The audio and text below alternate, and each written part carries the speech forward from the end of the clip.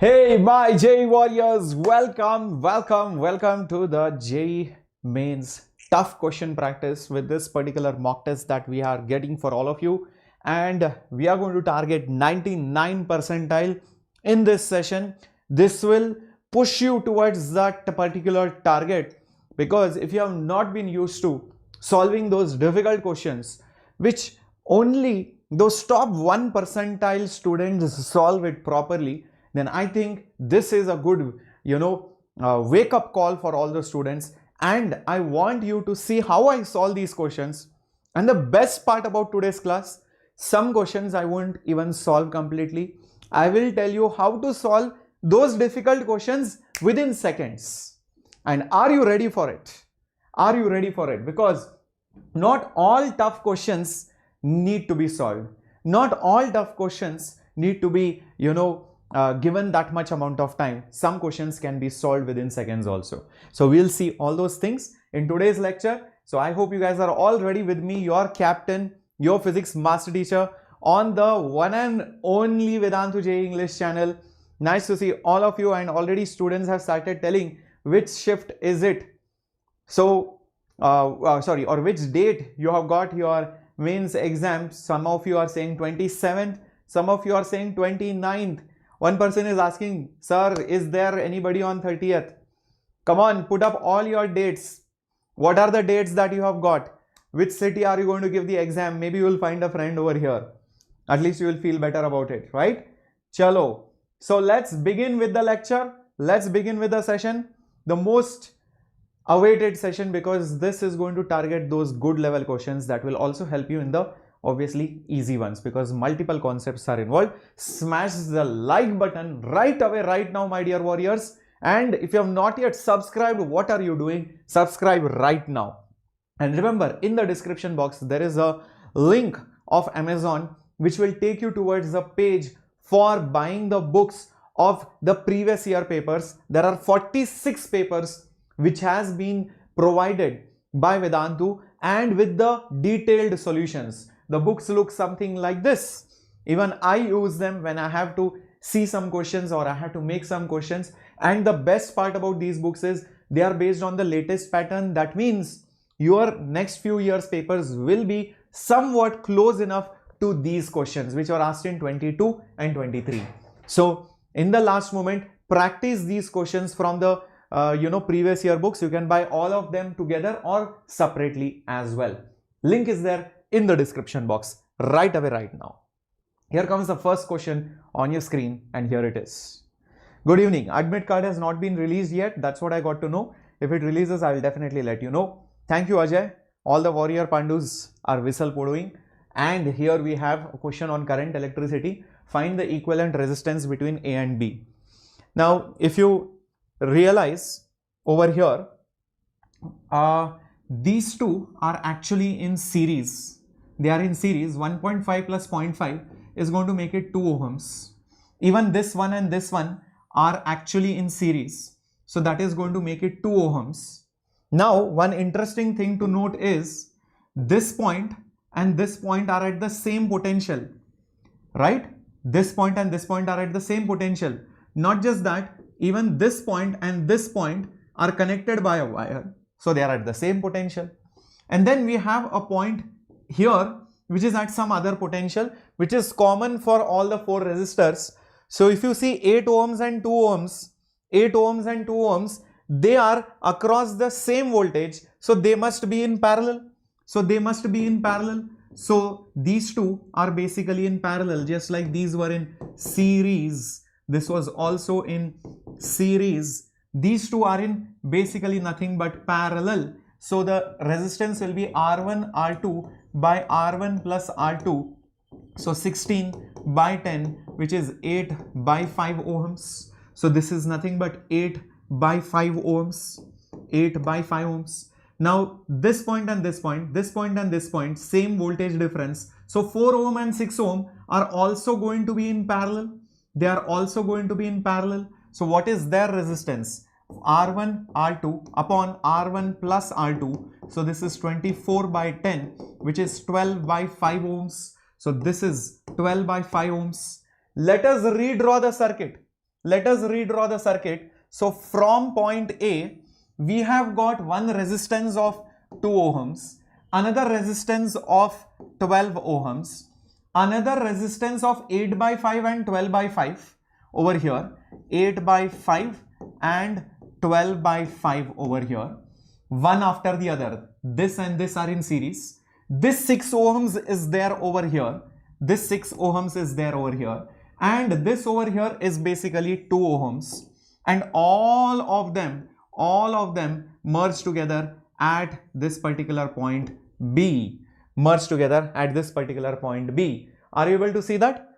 This resistance, this one, these two together, this one and this one, all of them are actually sideways in parallel.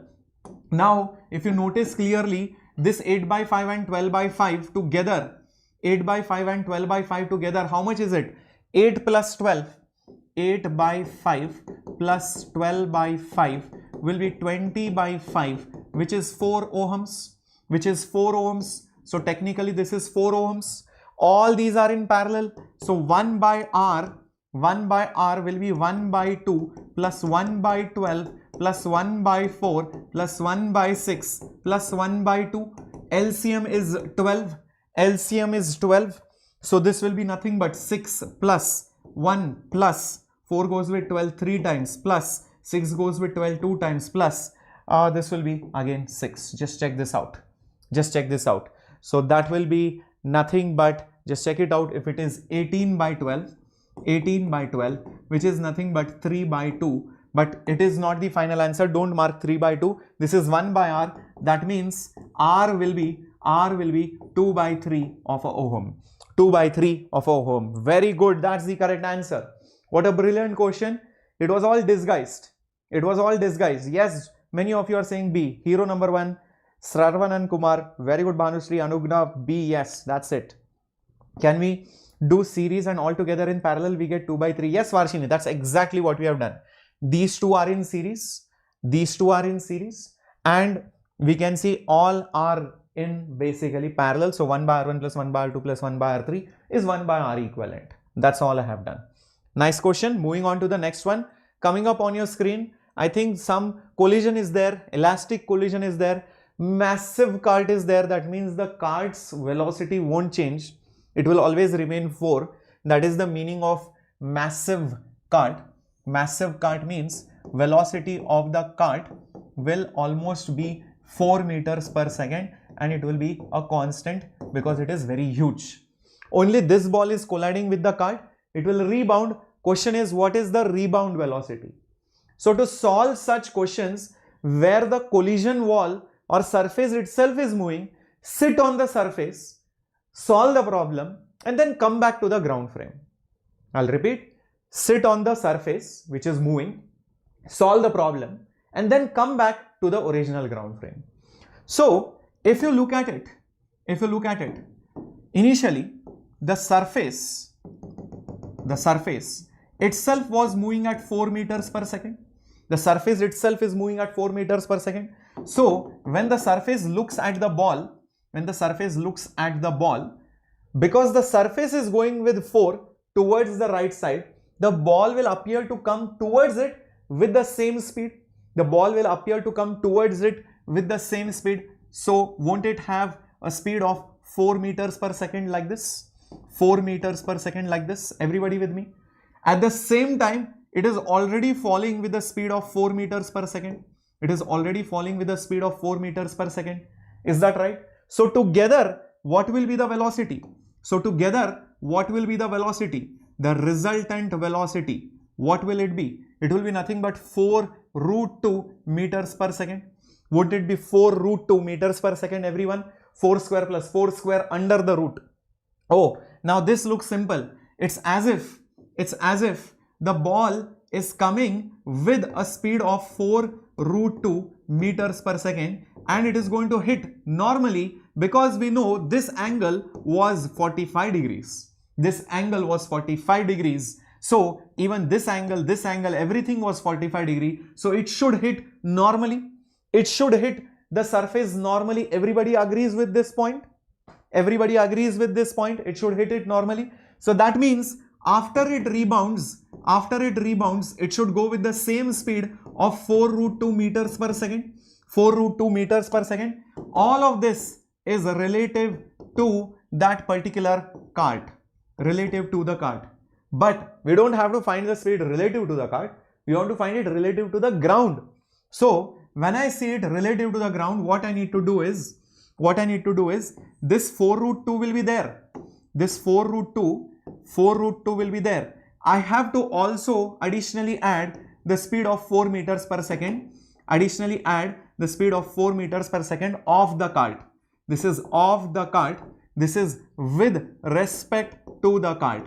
That's when I will get the net velocity. That's when I will get the net velocity. And I know this angle was 45 degrees. This was nothing but 45 degrees. So using the vector addition formula, a square plus b square plus 2ab cos theta, I will get this as 4 square plus 4√2 square plus 2 into 4 into 4√2 cos 45. That's what it will be. So this will be nothing but root of 16 plus 16 into 2, 32 plus √2 and √2 cancels, 16 into 2, 32. So that will be root of, this is 48, 32, 80. So root 80 means 16 into 5. So 4√5 meters per second. That's the answer. 4√5 is option number B. Many students forget to bring it back to the ground frame. Many students forget to find it with respect to the ground frame. You have to get it back, else you will get a wrong answer if you write 4√2, which is option A. That is wrong. Understood? Many of you said option B. Proud of all of you. Very good. Congratulations. Moving to the next question coming up on your screen. This was a JEE Mains 2015 question, and there is a long way to solve this. Let's have a look. Both stones are thrown from the same cliff with different speeds. Which is the best graph representing their relative motion between the two? Okay, neglect air resistance, G is 10, stones don't rebound after hitting and all of that. So let's first draw the diagram so that we get an idea. Okay, let's just draw a diagram. This is our cliff. This is our cliff. This is the ground. This is the ground. So this is basically 240 meters. And there are two stones thrown with different speeds, but at the same time from the same height. One is thrown at 10 meters per second and the other one is thrown at a slightly higher speed of basically 40 meters per second. This will go up and it will come down like this. It will hit after some time, and this will also go up, but not that much. It will hit the ground quickly. So there are two aspects of this. One is, as long as both are in air, till that time there is no relative acceleration. I'll repeat, till both are in air, the relative acceleration will be 0, because both are having same G, so relative G is 0. So that means their relative velocity will be constant, which will be nothing but 40 minus 10, which is 30 meters per second. This will be constant. If this is constant, that means their relative distance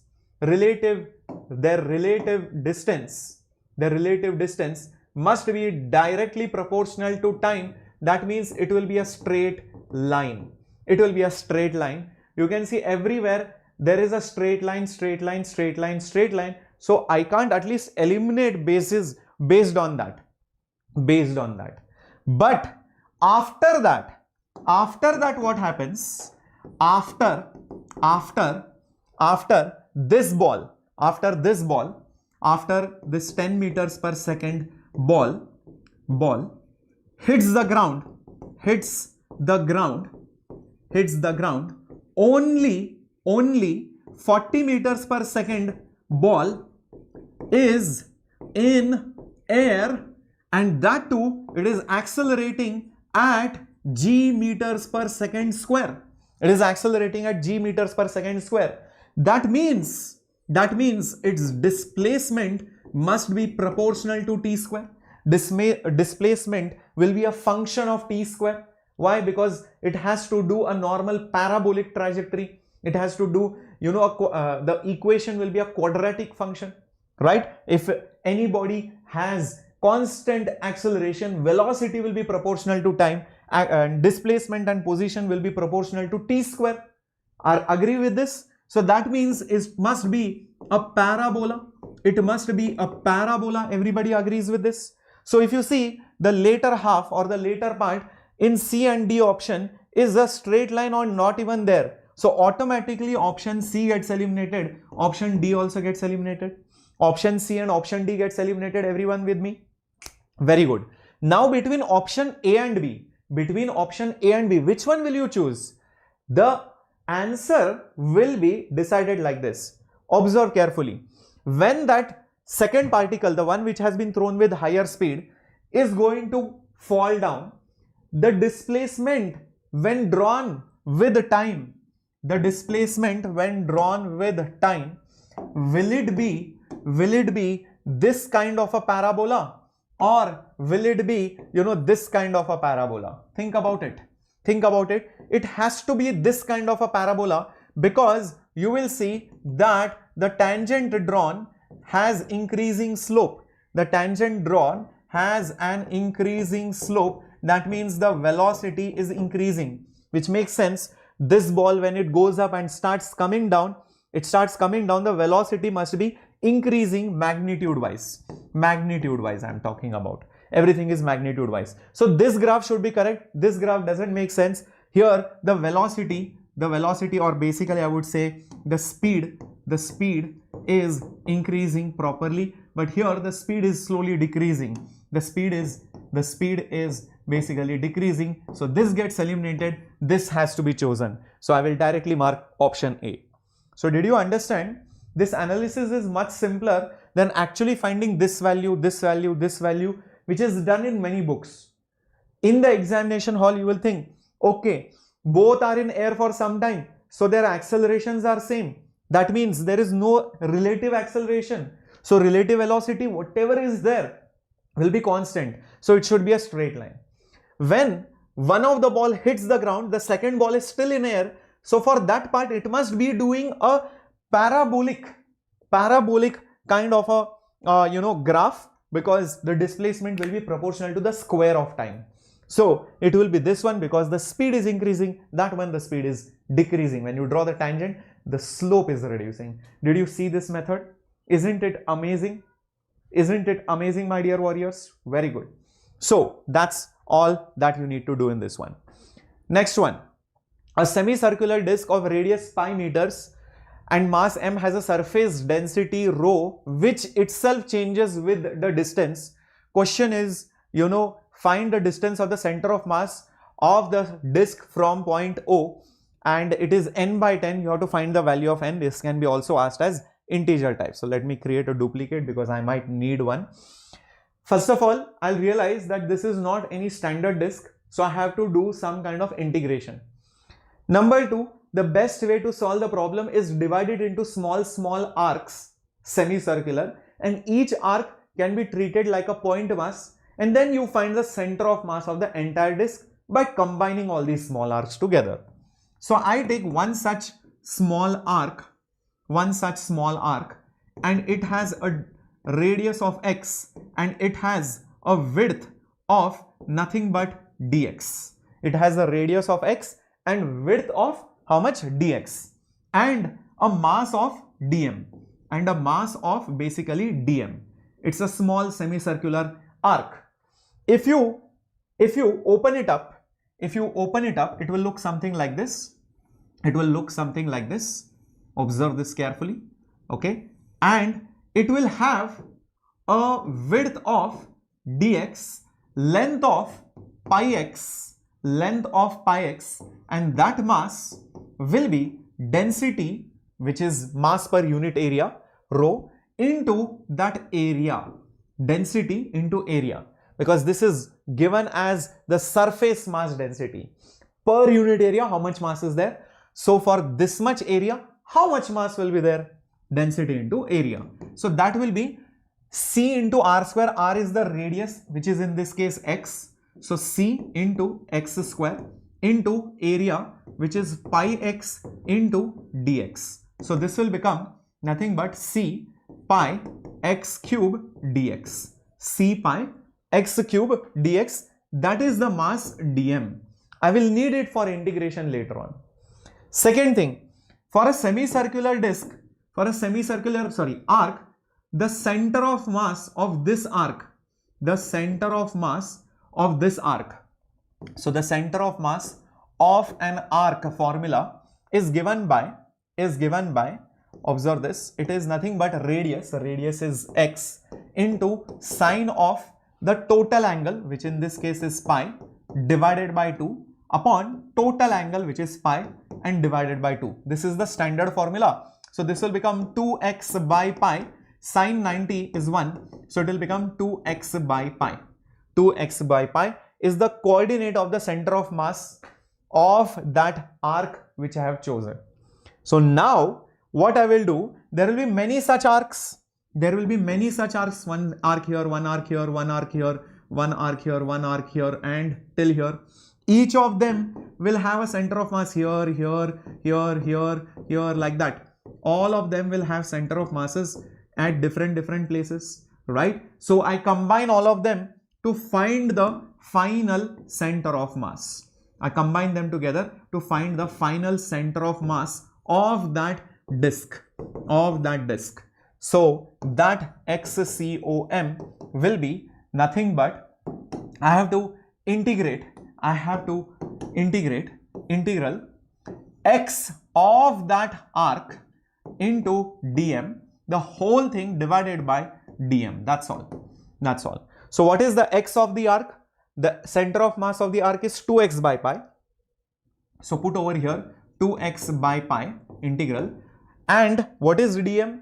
dm is c pi x cube dx. c pi x cube dx. Whole thing divided by, again, c pi x cube dx. That's all. Now just cancel out c from here, pi from here, pi from here. Okay, and see what do you get. You will get 2 by pi outside. Just check this out. Yes, 2 by pi outside, and inside you will have x raised to 4 dx, and below you will have x cube dx. Everything from 0 to radius is pi. 0 to radius is pi. So this will become 2 by pi into x raised to 4's integral is x raised to 5 by 5. So it will be pi raised to 5 divided by 5 upon x cube's integral is x raised to 4 by 4. So after limits it will be pi raised to 4 by 4. Correct? Everybody with me? So pi raised to 5 will cancel. So I'll be left with 2 by 5. This 4 goes on the top. So it will become 8 by 5, which is 1.6 meters. So 1.6 meters, that means it will be 16. Yes, that's the correct one. Because this is n by 10. So if this is n by 10, this is basically your n by 10. Naturally, your n will be 16. 10 into 1.6 is 16. Got it, my dear students? What a brilliant one. Yes. What is that 2x pi over here? This one, pi x. This pi x will be the circumference of a semicircle. 2 pi r is circle, pi r is semicircle. So when I open this up, it will be pi x into dx will be the length into height, which will be the area, into density will give me the mass. So that's what the mass is. Then I will put it over here. This is the center of mass of an arc formula. The center of mass of an arc formula is given by r times sine theta by 2 upon theta by 2. This is general. If it is semicircle, theta will be pi. If it is a quarter circle, theta will be pi by 2. You can use it in general. So this is a standard formula which I had given even in the formula session. You can watch that. Okay, so that's a very good level question. Going to the next one coming up on your screen.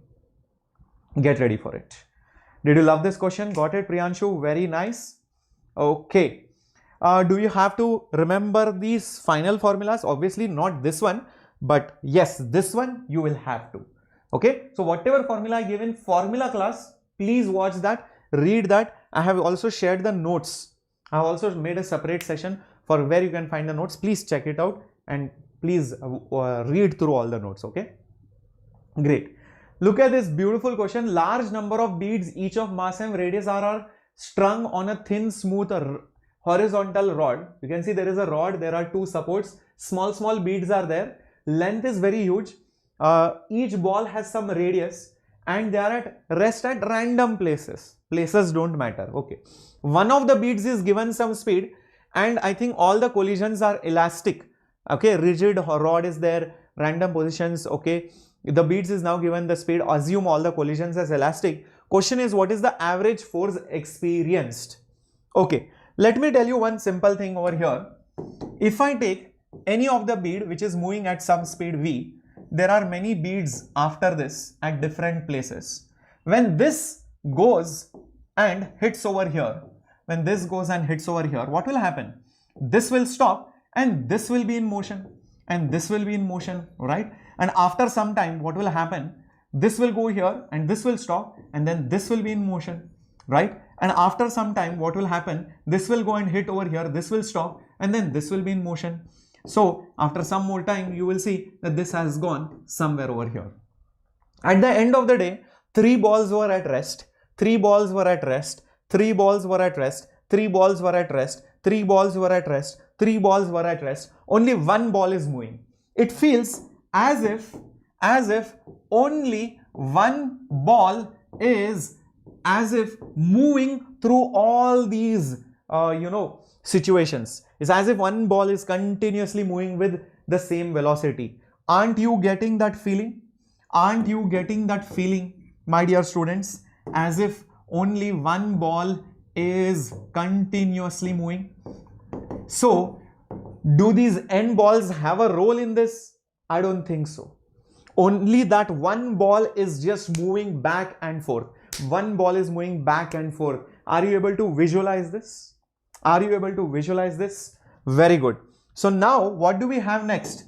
Is that you have 2 rigid walls and you have that ball which goes like this, hits and comes back. It keeps on hitting between these surfaces. It keeps on hitting between these surfaces. So because of which there is an impulse over here,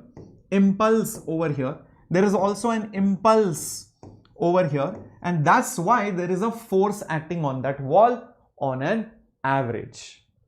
Okay, so how do I find that impulse? To find the impulse, I need to know the change in the momentum, and I also need to know how frequently they keep hitting. Okay, change in the momentum is very straightforward if you look at it. The impulse, which is nothing but the change in the momentum, will be nothing but mv minus mv, minus mv, because once the momentum is here, next the momentum is like that. So won't it be 2 times of mv? Won't it be 2 times of mv? That is the change in the momentum. Okay. Now what about the force? What about the force? What about the force? We know the force is change in the momentum upon the time. Change in the momentum is 2 mv. The problem is how much time does it take from one collision to back to the same collision on the same wall. If once it collides here, it has to go till here and come back here.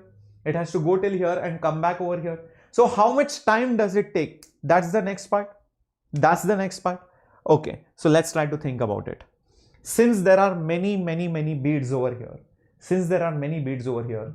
I feel that the ball which we were focusing on, is not actually traveling L distance. See, if there are no beads, then yes, this bead will go from here to here and then again come back from here to here. But understand, once the ball touches the next ball or the bead, then there is some distance which is lost because these two balls when they collide, there is some radius of these balls. There is some radius of these balls. So the next ball will start from a position slightly ahead. This ball is starting from a position slightly ahead. This ball stops well before reaching the center of this ball. It's not like it's taking this guy's position. So there is some distance which is lost. I hope you can see that. So out of that entire length that we have, all the diameters must be just taken out, because those diameters are the space occupied by the balls or the beads. So the free space which is there, free movement which will happen in, so the free movement will happen, the free movement distance will be the total length of the rod minus the total diameter, which is basically the space occupied by the beads. What is the length of the rod? L. What is the space occupied by the beads or the total diameter? Each diameter is 2r into n. So that is the free distance which is available. Is that clear? Mukesh, this is an English channel. There are many Hindi channels, but many South Indian students and many students who understand English better or who do not have the privilege of understanding Hindi, this is a channel for them. So let's not make it into a Hindi or Hindi-English channel, alright? So this will always remain a English channel. Please understand that. Okay. Now having said that, the free movement distance is L minus 2Rn. Understand it is only one-way motion. But remember, when we calculate the time over here, from one collision to back to the same wall for the next collision, from one collision back to the same wall for the next collision, the total distance traveled will be 2 times of L minus 2Rn, right?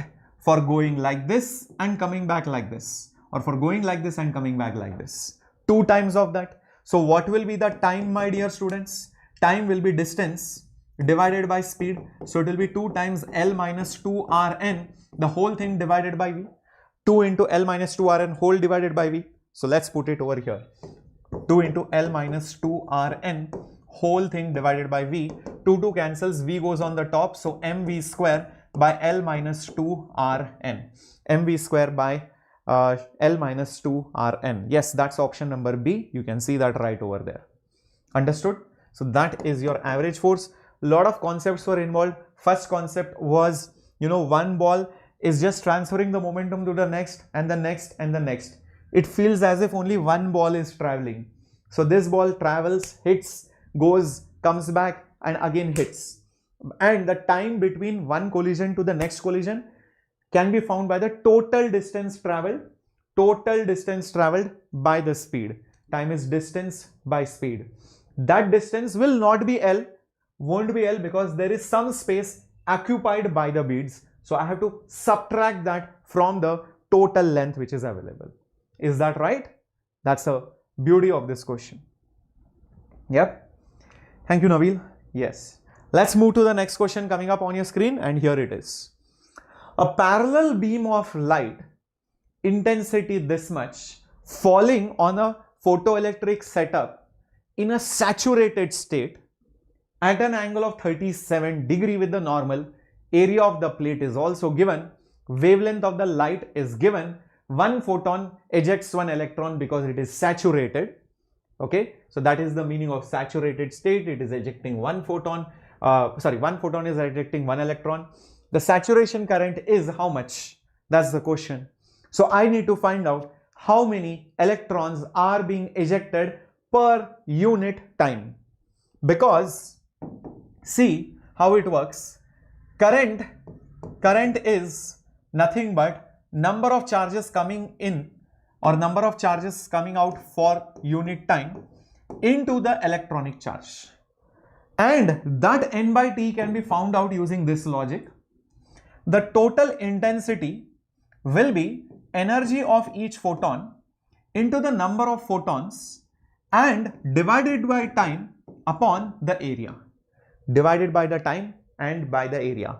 So intensity is total energy per unit time per unit area. That's the definition of intensity. You can also check by units. Joules per second per meter square. So this is joules per second per meter square. This is the total joules.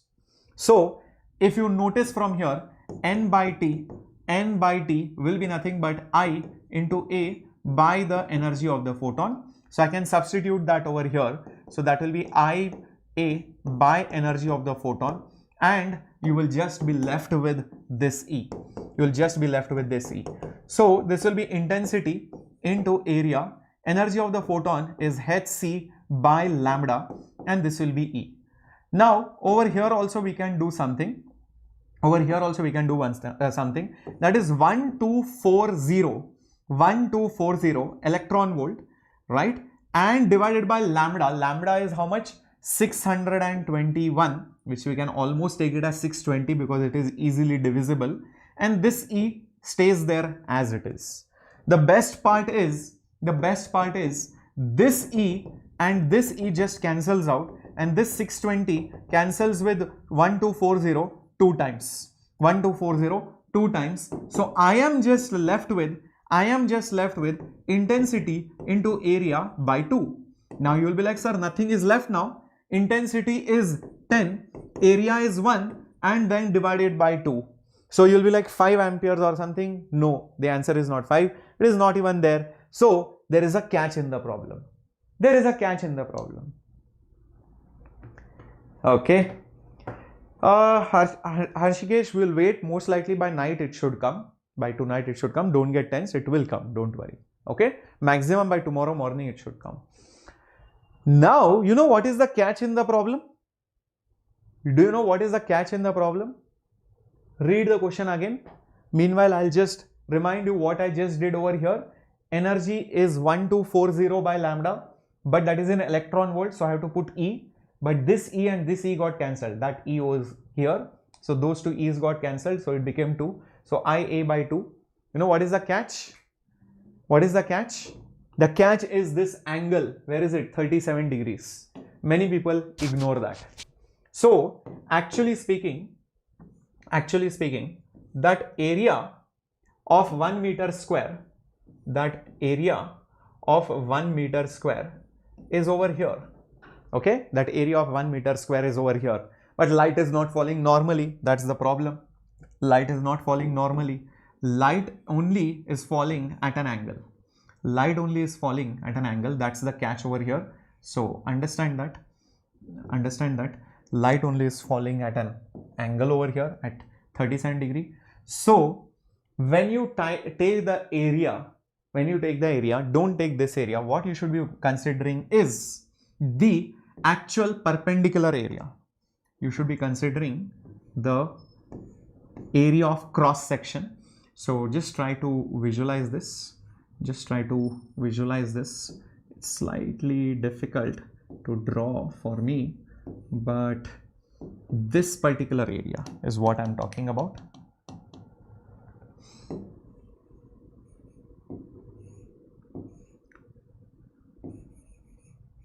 This particular area which I'm talking about, which is perpendicular. If you look at it sideways, it will be very clear.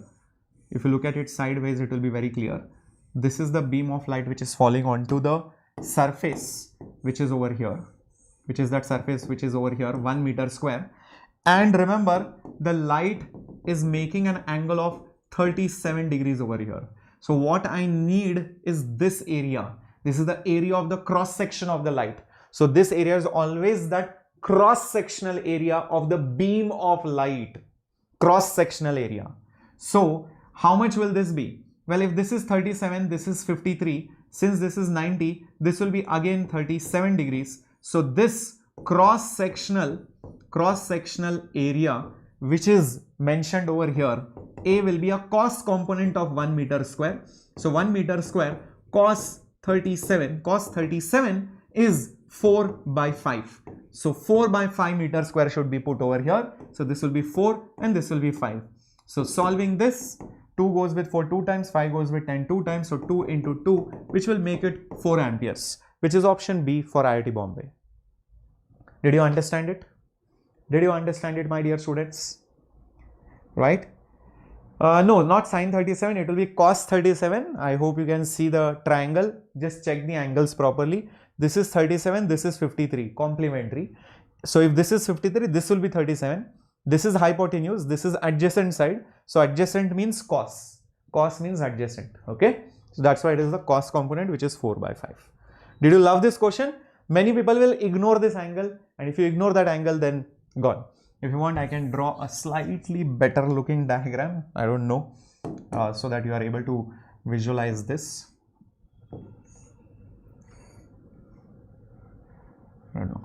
I'll have to probably put it over here or something.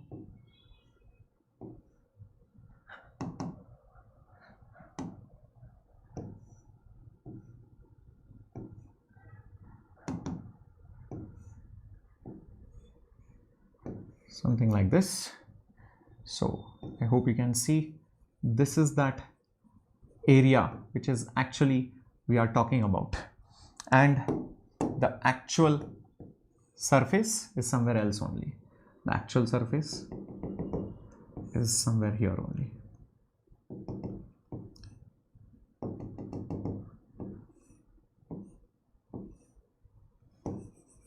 So this is over here. Okay, so understand, these are two different things. These are two different things. Cool?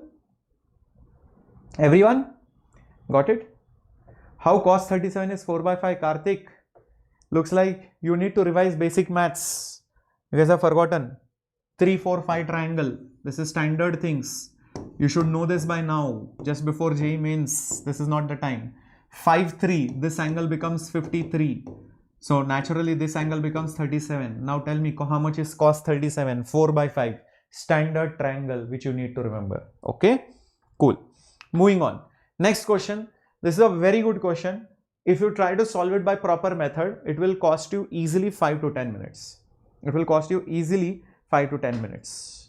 Okay? But with my technique, you will solve this within no time.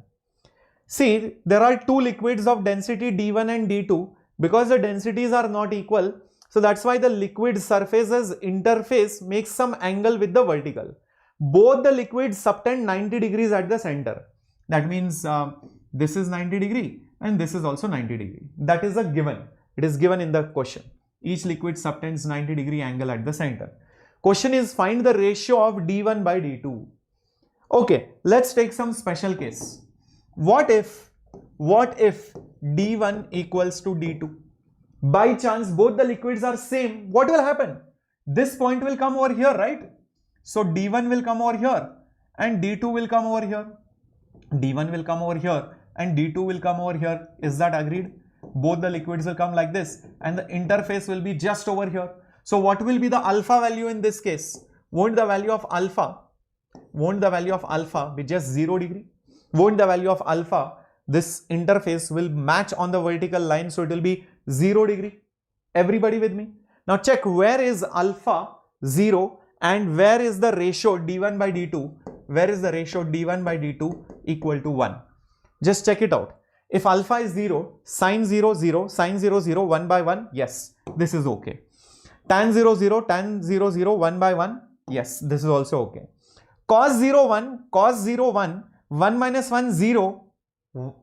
So 2 by 0, not defined. So obviously this gets eliminated. Everybody agrees. Next, 1 plus 0, 1 minus 1, 1 minus 1, 0, 1 by 0 form, not defined number. So this option also gets eliminated. Did you understand? The ratio should be 1. Here I am getting it as 1. Here also I am getting it as 1. So either it is A or it is C, but it can't be C or D. Okay. Now, what do you do next? I have got an idea in my mind.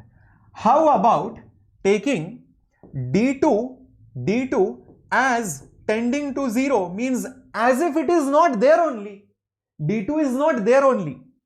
So what will be the ratio D1 by D2? That will be infinite. It's as if only D1 is present, D2 is absent. D1 is present, D2 is absent. So if D2 is not there, this liquid will symmetrically distribute itself. This liquid will symmetrically distribute itself. And what will you see? Because D2 has almost gone, the value of alpha, won't it be 45 degrees? Won't it be 45 degrees? Only D1 liquid is there. D2 liquid is almost not there only. Oh, so that interface would have reached here, and total angle is 90. So 45, 45 on both sides. 45, 45 here also and here also. So think about it. Think about it. Where will I get the ratio as infinity? In this or this? If I put sine 45 and sine 45, I will get some number. I will get some number over here. So obviously this will be eliminated. But over here, tan 45, 1, tan 45, 1 minus 1, 0. So denominator tends to 0. So the entire ratio tends to infinity, which is exactly what I want. So hence the answer must be C, and I will mark it and move ahead. So this is a special case substitution. You have to always, think about some extreme situations. One is 0, one is infinity, one is infinity, one is 0. Both are equal. One is more, one is less. See which options get eliminated. In fact, if you have watched my yesterday's video, this is exactly what I told. Try to eliminate options not just by dimensions or by guesswork, but sometimes by some extreme value substitution. These are extreme value substitutions. Got it? Yes? So Reshma, I think after this you should be confident about it. Yes. Alright. Mahalakshmi Senthil, in fact, yesterday I have given a paper solving strategy. Please check that session out. I have told how to solve a paper in the actual JEE exam. Please watch it. It's a recorded video which I posted yesterday. It's hardly 14 minutes. 1-4. Next question on your screen now. Ready for it? Ready for it, my dear students? Beautiful question. There is a insulated container of gas which has two chambers, and there is a partition. One has volume V1, temperature T1, pressure P1, other V2, P2, T2. The partition is removed. No work done on the gas. The final equilibrium temperature of the gas is, well. Here, because no work is done and it's an insulated container, that means if work done is 0, heat absorbed is 0, so the internal energy must stay constant. The internal energy must stay constant. This is according to the first law of thermodynamics. First law of thermodynamics. Ragul, if you just eliminate two options, still you might still get it wrong. So better to eliminate three options. And that's why I proceeded till I narrowed down till one option. So that is why you should watch these sessions. See how I think. I just don't give up at two options. I will think if I can still further eliminate. Okay? Okay. Now, energy is constant. So what is the initial energy? What is the final energy? Because both of them will be equal. Initial energy totally will be equal to the final energy after they basically mix with each other. Is the same kind of gas? Is the same kind of gas? Both of them, it's an ideal gas. Let's see. So I can say N1 CV T1 plus N2 CV T2 will be, total moles will be N1 plus N2 CV T final. CV gets cancelled. So what is N1? N1 is P1 V1 by PV by nRT. So N is gone, so it is just RT1 into T1 plus N2 is nothing but P2 V2 by RT2. CV has cancelled, so T2 is equal to N1 plus N2. I'll just keep it as it is maybe as of now, and T over here. Please understand, I've just cancelled CV and CV from all the three sides, and N is PV by RT. I have not done anything over here because I don't know the final pressure and final temperature, because in the options I do not see final pressure. Now this T1, this T1, this T2, this T2 just got cancelled. Okay, so I am just left with P1 V1 by R plus P2 V2 by R is equal to N1 plus N2 into T. Now somehow I need to get rid of this N1 plus N2. Somehow I need to get rid of this N1 plus N2. Is there a way to do that? I just created a duplicate. Oops, my bad. Is there a way to do that? I think there is a way. And maybe, what about this? N1 plus N2 is basically your total moles. And how about writing N1 as P1 V1 by RT1 and N2 as P2 V2 by RT2. Oh, perfect. So I can just write that. So why not write this as P1 V1 by RT1 and this is P2 V2 by RT2. Okay, and just put T over here. Perfect. I can see now even R gets cancelled. R here, R here, R here, R here. Perfect. I just have to take LCMs and solve this now. There is nothing much left over here.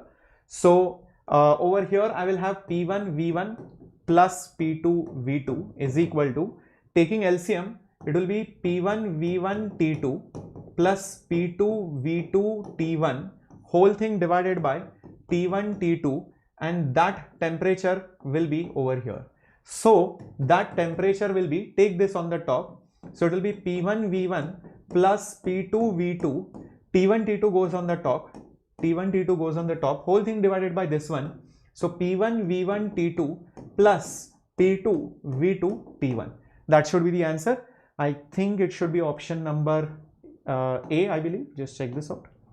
Yes, it should be option number A. I can see P1 V1 T2. Yes, there you go. Yes, P1 V1 T2 I can see, P2 V2 T1 I can see, T1 T2 is also there, P1 V1 P2 V2 is also there. Yes, that's option number A. Is that right? How many of you got it as option number A? Let me see. Very good, Alekhya, Prasant. Awesome. Yep, very good. Just solve PYQs right now. Now is the time only to solve PYQs, my dear warriors.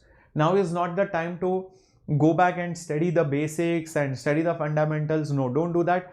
Solve PYQs. If you are not able to solve any PYQs, then go back to that concept, see what is there, and again come back. That is assuming you have studied the chapter. If you don't know anything about the chapter, then don't study that new chapter now. Only attempt those PYQs which you are confident about from those chapters. This question is also very good. It says that the spring is compressed by x0, but it also has some velocity, and the velocity is such that the spring is expanding. The spring starts increasing, okay, whatever, and the block begins its SHM motion. Question is, what is the equation of motion of the block? Take an origin as the equilibrium position, take positive direction of x-axis towards the right, and all these things. Okay, perfect. Now in these kind of questions, start with the fundamental equation of SHM, because I can see sine is there, some phase constant is there, some amplitude is there. So x will be a sine omega t plus phi. This is the standard. This is how the standard equation will look like. Few things which are very obvious. Spring mass system. So for a spring mass system, obviously omega will be root of k by m. Omega is root k by m, root k by m, root k by m, root k by m. So I cannot eliminate it like that. Okay. So omega is fixed. A and phi are not known. So I will start using one piece of information. It is given that it is compressed by distance x0 initially, meaning at t is equal to 0, x will be x0. At t is equal to 0, x will be x0. So how about writing it as, observe this carefully now. Okay, x is going to be x0, a is unknown, sine of omega is root of k by m, time is 0 plus phi. 0 into anything is 0. So therefore x0 will be a sine phi. I'll just label it as equation number 1. I'll just label it as equation number 1. Everybody with me? Everybody with me? Next thing, the spring has a velocity of this much.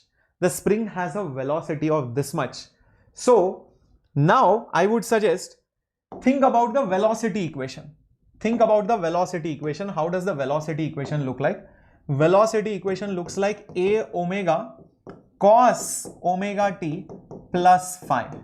A omega cos omega t plus phi, and concentrate on this term. Concentrate on this term. So initially that means that t is equal to 0, velocity will be root of 3k by m into x naught. Take this and substitute over here. Root of 3k by m into x naught is the velocity. Amplitude I don't know. Omega I know from the previous slide. It is root k by m. So just put omega value as root k by m. And this will be cos of 0 plus phi. Root k by m will cancel. So root 3 times of x naught is a into cos of phi.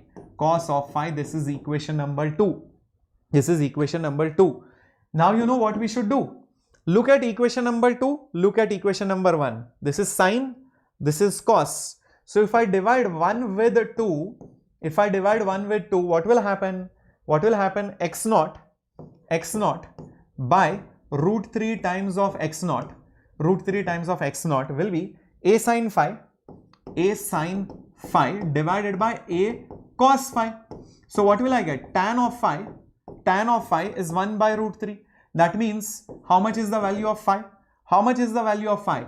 It will be pi by 6. So how much will it be? Pi by 6. So pi by 6 is there over here also, is there over there also. Either it is B or C.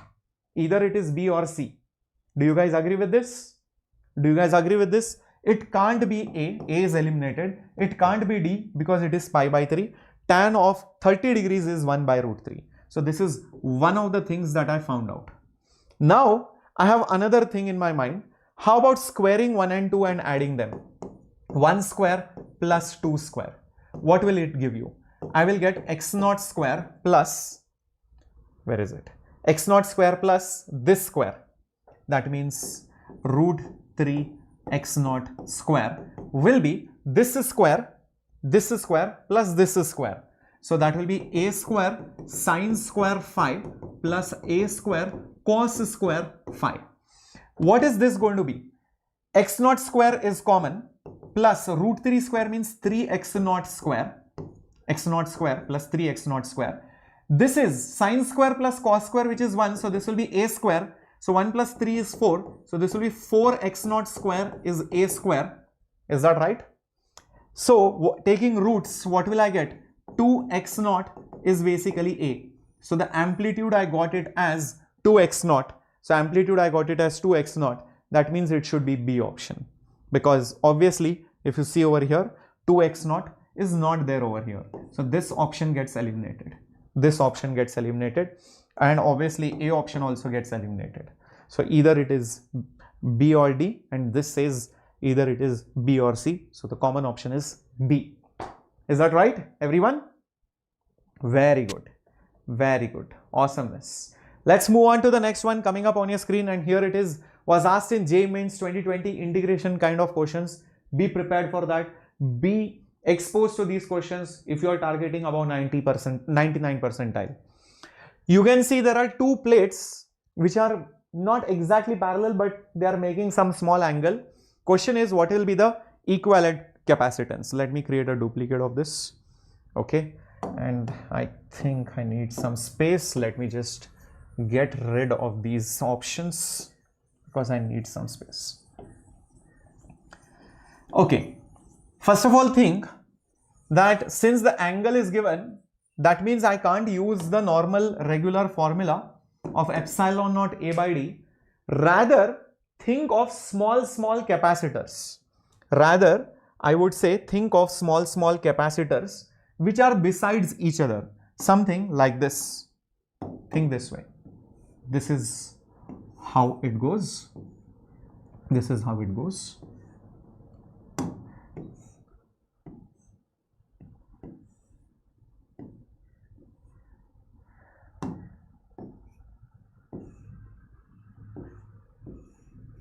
This is how it goes. This is how it looks. See if you are able to visualize it now. And then think of any one such capacitor over here, like this,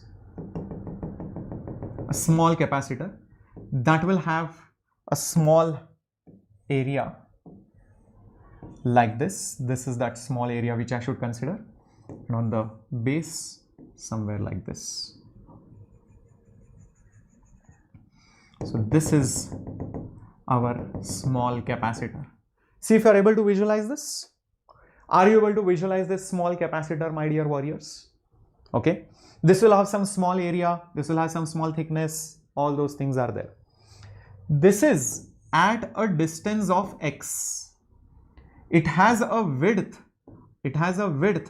of dx, and it has some height which we will find out in a bit. That's not difficult to find, because if you go anywhere, this particular length I can find it by the idea that if this much is y and this much is x, then tan of alpha opposite by adjacent, so y will be x tan alpha, but alpha is very small, alpha is very small, so this is approximately x into alpha, because tan alpha will be alpha.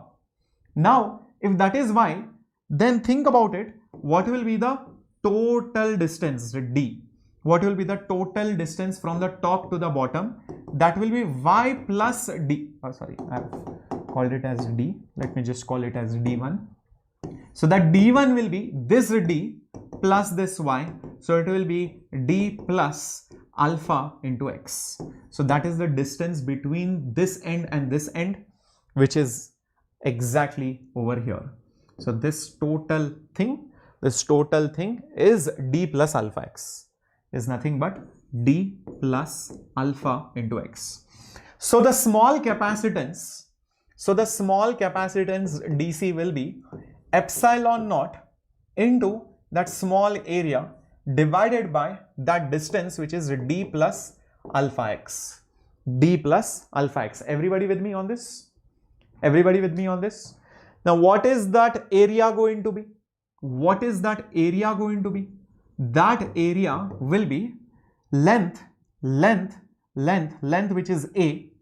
Length which is A. This is A, remember that? It's basically square plates.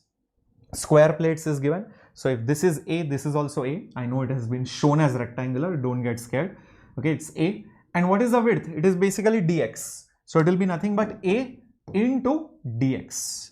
So this will be epsilon naught A into dx divided by d plus alpha x.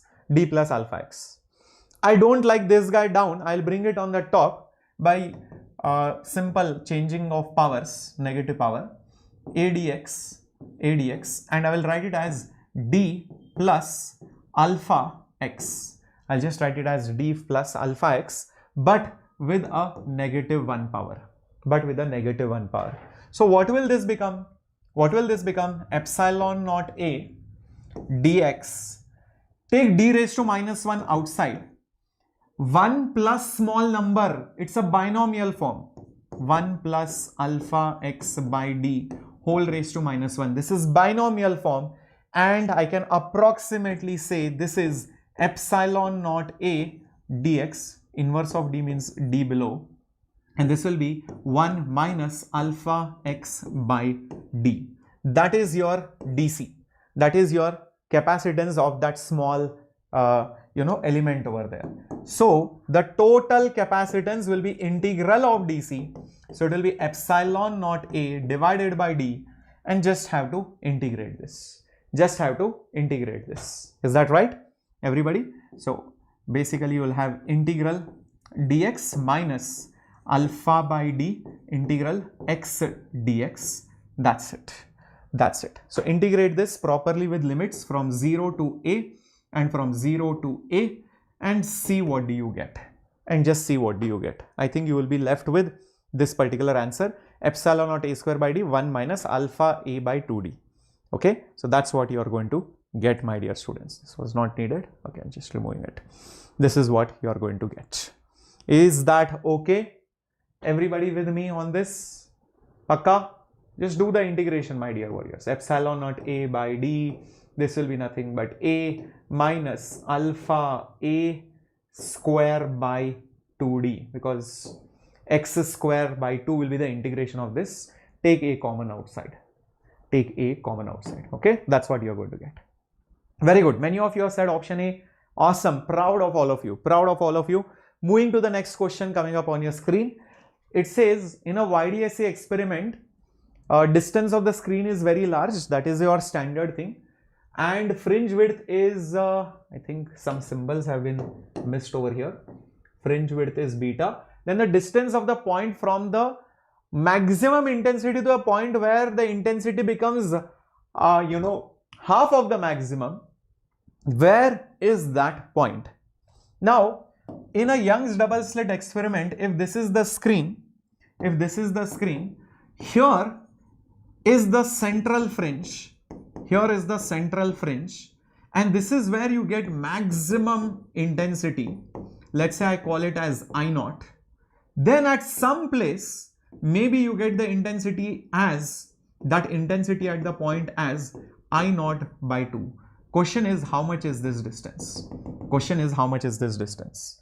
Well, one thing is for sure, that if the slits are over here, then whatever this particular angle would be, that theta, this is y, this is d, right? These are where the two slits are going to be, S1 and S2. So from the center of the slits, I draw a line to the point, and I draw a line to the maximum intensity, which is the central maxima. I get an angle theta, and this d is the distance between slits and the screen. This is the basic geometry which you should be aware of. Now let's proceed with the problem. First of all, the formula is intensity at any point is maximum intensity cos square delta phi by 2. Cos square delta phi by 2. Now the intensity at the point is given to be maximum by 2. So this is I naught. This is cos square delta phi by 2. I naught cancels. So cos del phi by 2 will be 1 by root 2 by taking root on both sides.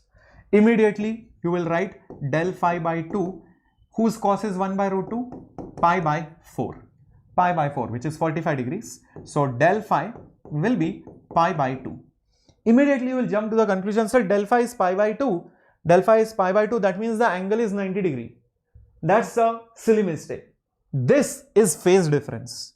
This is theta. This is phi. Phi is phase. This is actual angular position. Don't get confused between the two. Don't get confused between the two. Understood? In fact, this del phi,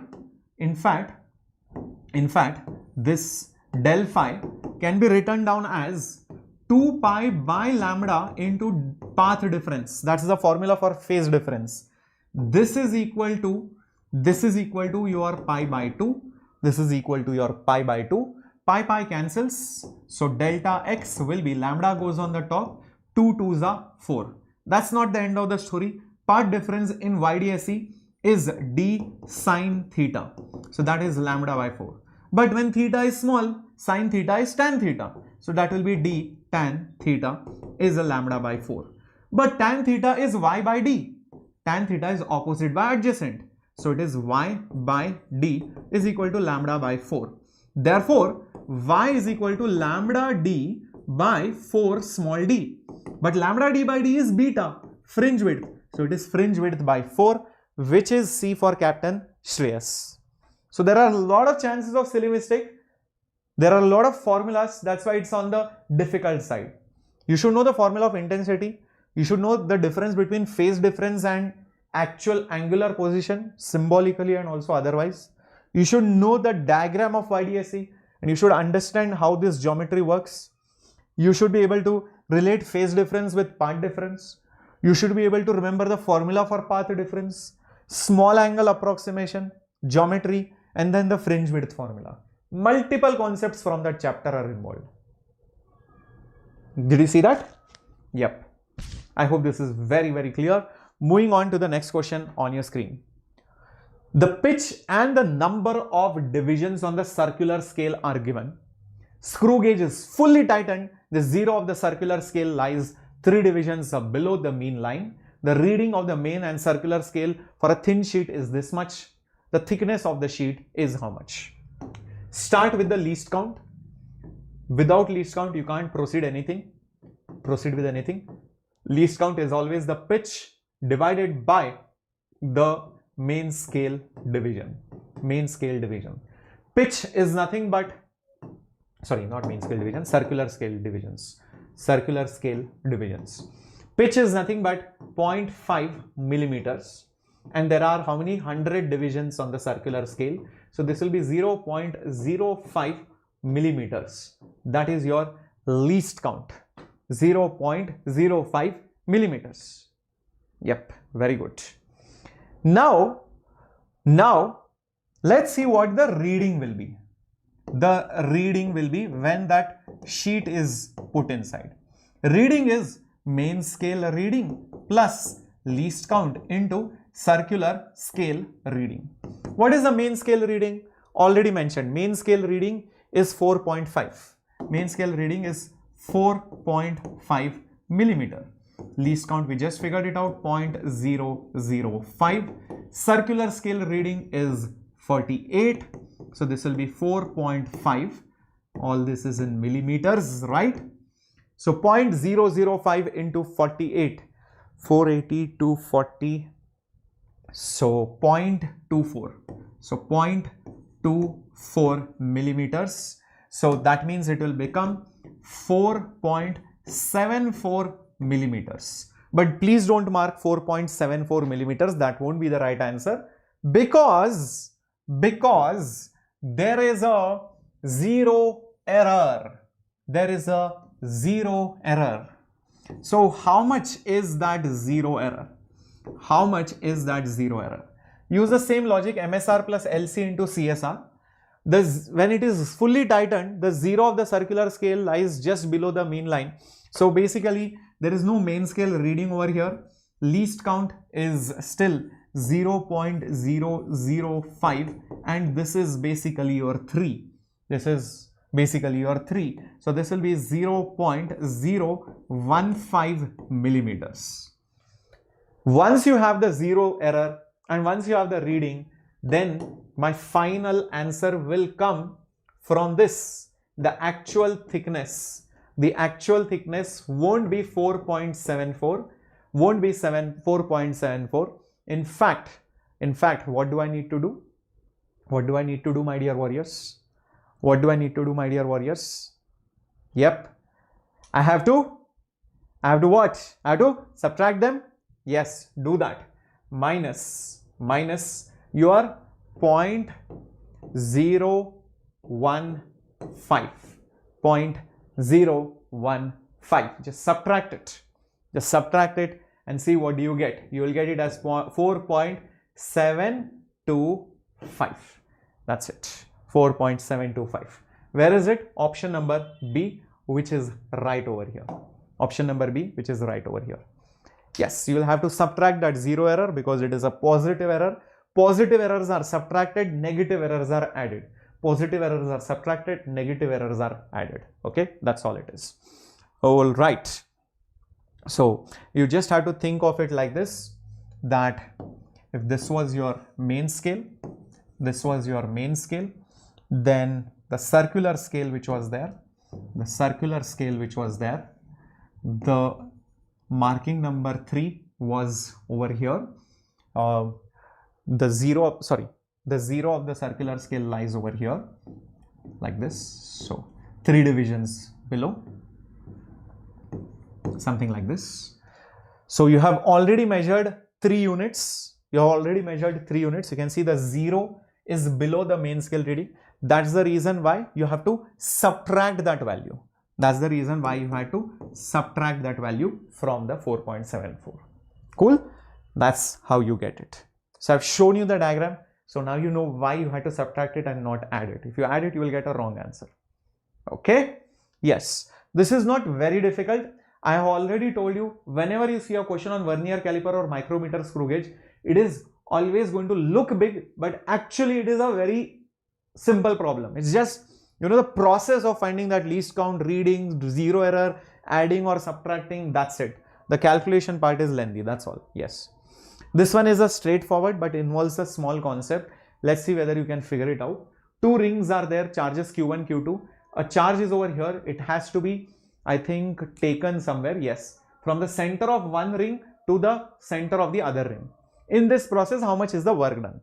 Work done is always the change in the potential energy. Question is on work done. Question is the work done, right? So, basically, you just have to find the change in the potential energy. So, let's try to figure it out. When you are here, what is the potential energy going to be?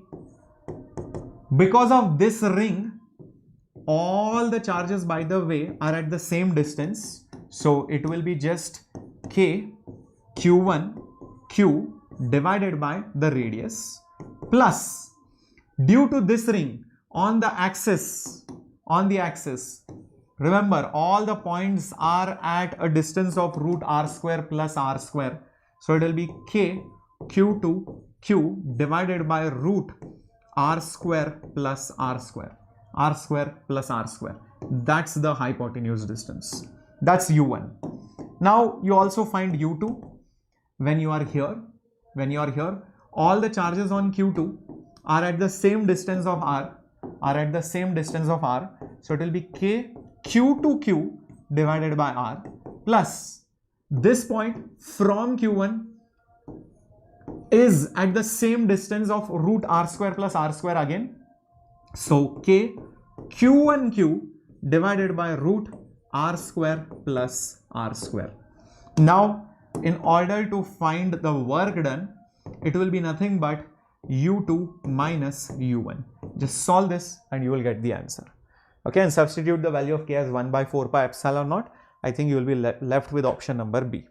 Okay, that calculation part you do, but the important point over here was many students only take the potential energy of one ring, they forget to take the potential due to the other ring. If you forget that, gone, you will get a completely different answer. And when you are at the other point or the other center, again take the energy due to both the rings. Don't ignore the other. Okay, and work done is always the change in the potential energy. That's how it works, right? Cool. Let's move ahead to the next one coming up on your screen. Energy of a particle is given by this expression. Now the particle is made to move from 3,3 to 1,1. How much is the new kinetic energy? It begins to move. That means initial speed is 0 or kinetic is also 0. So let's use energy conservation. Initial potential energy plus initial kinetic energy is final potential energy plus final kinetic energy. Initially, alpha x y, so 3 3. So alpha into 3 square plus 3 square, substituting the coordinates. It begins to move. That means initial energy is 0. Final energy will be alpha. It reaches 1 1. So 1 square plus 1 square. In this expression, I am substituting 1 over here, 1 over here, plus your final kinetic energy. 3 square 9, 9 plus 9, 18. So 18 alpha is equal to, this is 2 alpha plus final kinetic energy. So final kinetic energy is 16 times of alpha. Alright. So many people get scared looking at this expression, thinking we have to do some integration or derivatives. But actually it is very laddu problem or lallu problem. Right? So it's straightforward. You have to just use energy conservation to get this option as C. Cool. Shall we go ahead to the next one? Moving on. Okay. So this was a JEE Mains 2019 question of a pendulum which is oscillating in air, has time period T. When it is put inside a liquid, then the time period will change because of the buoyant force, and the liquid's density is 1/16th of the material. In such questions, what you do is always try to solve it by apparent gravity. Find the new gravity. And you know, time period depends on the gravity which is there at that place or gravity which it is experiencing. So when it is immersed in a liquid, the apparent weight is given by the actual weight minus the buoyant force. Minus the buoyant force. The actual weight will be the total volume into the density into G. Volume into density is mass into G. This is the density of the solid. Minus volume into density of the liquid into G. V rho G. But wait a minute, it is already mentioned clearly that the density of the liquid is 1/16 of the solid or the bob. So this is sigma by 16 into G. That means this will become 15 by 16 V sigma G. If you want, you can just write it like this. V sigma into 15 G by 16. The apparent weight is coming out to be V sigma 15 G by 16. That means this quantity over here, this is your new gravity. This is your new gravity. It has become slightly less because of the buoyant force, making it feel slightly lighter. So now what we will do is, time period formula is 2 pi root of length by G. So time period is inversely proportional to root of G. Time period is inversely proportional to root of G. So the new time period by the old time period will be root of new G below and old G on the top. So this will become G by new G is 15G by 16. 15G by 16. G cancels, 16's root is 4. So 4 by root of 15. So what do I get next? Shift time on the top. So I will get the new time period. The new time period. When I shift it on the top, I will get it as 4T divided by 15 will be there over here below. So that is C for Captain Shreyas. Yep, that is C for Captain Shreyas. Understood the trick? Did you all understand the trick? Straightforward. Shall we move ahead to the next one coming up on your screen? Gear up. Gear up. Wow, we have reached some integer type of questions also. Get ready, my dear students, and if you have forgotten to smash the like button, please do that right away, right now. I need your help, I need your support, I need your motivation too. Just like I keep motivating you, I also need to show, see that likes coming in from you. I need to see that massive support from your side, because this is a channel for you. This is a channel for all the students who are deprived of English medium.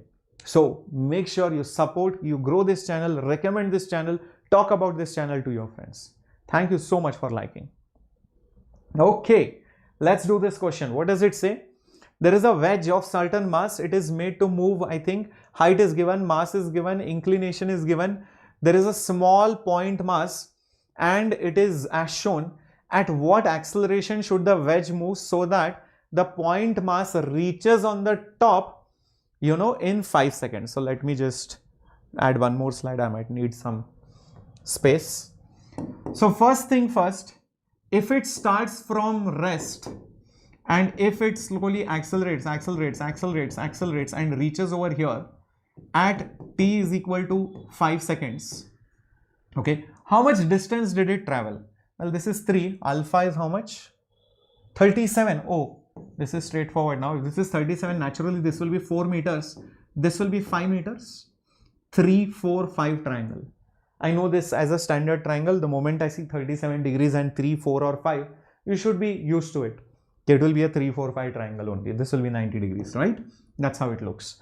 So now how about looking at this acceleration as A, and maybe I find that acceleration, from that I can find small a. Realize this A is different, this capital A is different. This capital A is, understand, this capital A is the acceleration of the small m relative to the wedge. Relative to the wedge. Because it's traveling like this on the wedge's incline. So everything is with relative to the wedge. So maybe let's use S is ut plus half at square. So S is nothing but 5, u is 0, acceleration is a, time is 5. So 5 cancels, so 1 will be a into 5 by 2. So acceleration will be 2 by 5 meters per second square. Acceleration is 2 by 5 meters per second square. Great. Now what I will do, I'll use this in the second part. How? Think of it like this. If I am making this as my non-inertial frame of reference, in that non-inertial frame, 100% this mass will experience a pseudo force. This mass will experience a pseudo force. There will be a component of the pseudo force here. There will be a component of the pseudo force here also. Correct? Two components will be there. Apart from that, there will be a normal acting like this. There will be a normal acting like this. mg will also have two components. One component will be like this and the other component will be like this. Now, because of these components along the incline, that is the reason why you will see that there is some acceleration up the incline. There is some acceleration up the incline. So let's see how much these components are first. This will be nothing but mg sine 37. Sine 37. I'm just writing it over here. I hope you are able to see that. I hope you are able to see that. This will be mg cos 37. I'm not interested in the cos component. Similarly, this angle alpha is closer to this one. So this component will be pseudo force, which is mass into acceleration. So it will be ma cos 37, just like this will be ma sine 37. Now along the incline, this is all along the incline in that non-inertial frame, can I say ma cos 37 minus, because it's opposite, mg sine 37 will be mass into that acceleration. Gets cancelled everywhere. Oh, but wait a minute, I used a wrong symbol over here. One sec. Over here, this is not m capital A, it's supposed to be m small a, or else it will be a big blunder. So this is m small a, this is also m small a, this is also m small a. So here also I should put m small a, okay, or else that capital A and this small a I should not get confused, right? So m gets cancelled. Small a is what I don't know. Cos 37 standard value is 4 by 5 minus g, which is 10. Sine 37 is 4 by 5. M has got cancelled. A from before I got it as 2 by 5. A have got it as 2 by 5. 5 gets cancelled. So 4a minus 40. Sorry, sine 37 is not 4 by 5. It is 3 by 5. 3 by 5. So this will be not 40. This will be 30 is equal to 2. 5 I have cancelled. So 4a is basically 32. So a is basically 32 by 4, which is 8 meters per second square. Let's check this out. Yes, the answer is 8. The answer is 8. So it involved Newton's laws with non-inertial frame. It also involved kinematic equation. I sat on the wedge. I saw it went the hypotenuse length. So I used this equation to find the acceleration relative to the wedge. Then to find that acceleration, I drew the free body diagram. I saw a component of pseudo force and a component of mg. They were acting along the incline, and the subtraction of these two forces gave the mass into acceleration. But I was careful now that this acceleration here is different. It's the pseudo force which I am talking about. Pseudo force is mass into the wedge's acceleration, which is small a, not capital A. Pseudo force always acts opposite to the frame's acceleration. That's why I have shown it here, and then I have split it up. Solving it, I got the answer as 8. Cool? Everyone with me? Yes, it is not approximate. We'll get the exact value only. We'll get the exact value. Moving to the next one. In the circuit, K is open, then it is closed. Q1 by Q2 is 6 by n. Find the value of n. Okay. So closed, and then again, first it was open, then it is closed. Find the ratio of the charges. When it is open, that means this circuit, then don't even worry about this guy. This is not even there. So when it reaches the steady state, you will see the voltage across the capacitor. Voltage across the capacitor will be E only. Voltage across the capacitor will be E only. So the charge will be capacitance into voltage across the capacitor. So it is C into E. That is your Q1. That is your Q1. Simple. But when it is closed, then things will change, and see how it will look. When it is closed after a long time, understand what will happen. This is R, this is 2R. There will be some voltage across the capacitor, and the capacitor will block the current. It will not allow only any current, remember that. Now in this situation, this resistance R and 2R will divide the voltage. This E will be divided between these two resistors proportional to their resistances. And how do I know that? If I take this as V1, if I take this as V2, V1 will be IR, V1 will be IR, same current will flow, V2 will be I into 2R, so V1 by V2 will be 1 by 2, but V1 plus V2 is E, V1 plus V2 is total E, so therefore V1 will be R by 3 and V2 will be 2E by 3, 2E by 3, correct? You divide it into 1:2 ratio, that means 3 parts. One part is here, remaining 2 parts are here. Once I get V2, understand whatever voltage is there across 2R, that same voltage V2 is there across the capacitor. Voltage across the capacitor is V2, so it is also 2E by 3. So the charge 2 will be CV. CV is 2E by 3. Now take the ratio. Q1 by Q2.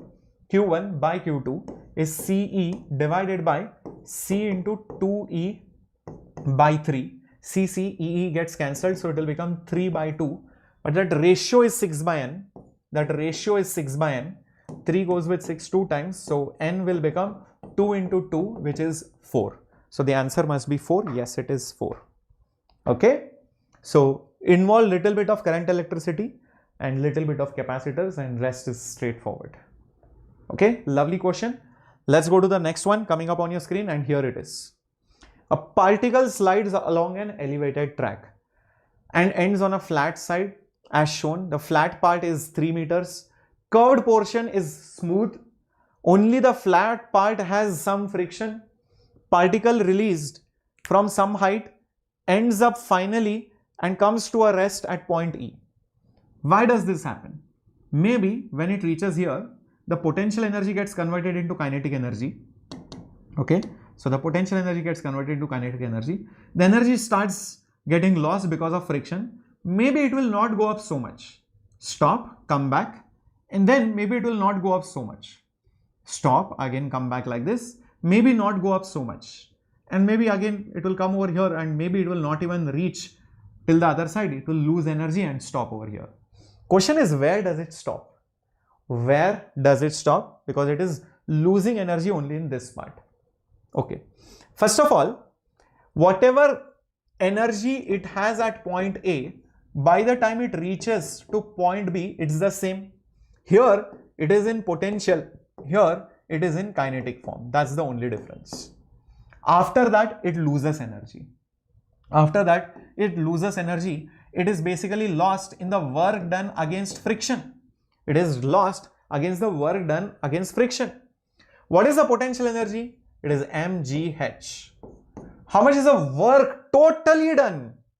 Total work done, because nowhere else will it lose energy. It will keep going on this surface again and again, and it loses energy slowly. Total work done is the frictional force into x.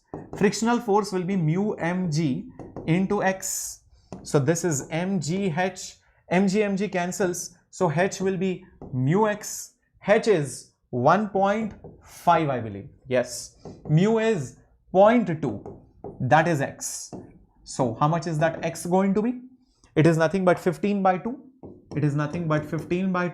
Therefore x is 7.5 meters. This is the total length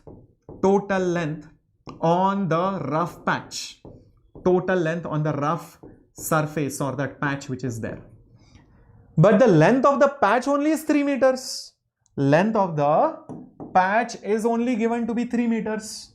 So how does it cover 7.5 meters on that rough surface which I have calculated? Part by part. First time it travels 3 meters like this. Still it has some energy left. Okay. Again while coming back, it will still travel more 3 meters. 3 plus 3 is 6. Still less than 7.5. No problem. Now while coming, it can't travel 3 because it can totally travel only 7.5 meters till it stops. So it will travel how much? Only more 1.5 meters. 3 meters, 3 meters and 1.5 meters before it stops. So that distance BE, is K. So that K is nothing but 1.5. So 2K will be basically 3. 2K will be basically 3. That is the answer. You can see that. It's a beautiful question. A lot of people, what they do is they find the speed here, they find the work done by friction, they find the speed here. Again, they see that, okay, it goes up and comes back. Again, find the speed after here. Okay, if it's still there, they again find how much more distance will it travel. They keep doing it in multiple parts. Instead, what I did is, okay, I know this part and this part never loses energy. Only this much part loses the energy. How much will be the total work done on the flat surface by friction? I use that and I use the initial energy. I saw it will eventually travel total of 7.5 meters on that rough patch, either this side or that side. So I saw 3 meters, okay, 3 meters, okay. Again 1.5 meters is the distance that it can move till it totally travels 7.5 meters. So from that I got the answer. Isn't it amazing? I'm very good, Kirti. Thank you so much. I hope you two are doing great. There is one question which I want you to do as homework. Please comment the answer below in the comment section after the session is over. Okay, the answer I have kept it on the next slide. And also remember, there is Vedantu test series available still for all of you. Make sure that you use these test series for your benefit.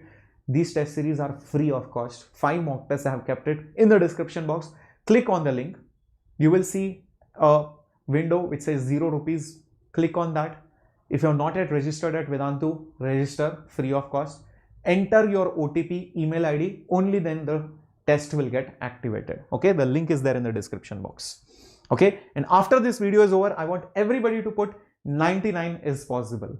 99 is possible, and I'm pretty sure you will be feeling much more confident after this session. Right now, it's the time for chemistry and mathematics to begin. So I think either Namrata ma'am or Nabamita ma'am will be up on the screen in a bit. Okay, so let me just see if they are also ready. Just give me a moment.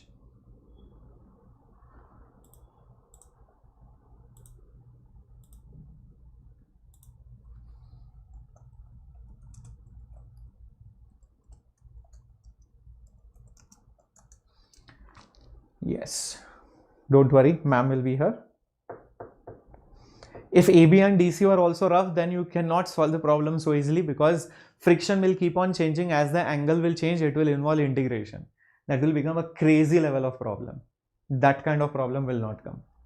Okay, so Navamita ma'am is ready, my dear students. So I'll be ending the class over here. All the best. Attend the chemistry and then after that mathematics. Okay, all the best. I'll be seeing you tomorrow for the sure shot 60, and I'll be also uploading a video on what are the guidelines to follow before entering the hall, what you should carry, what you should not carry. Okay, bye bye, take care.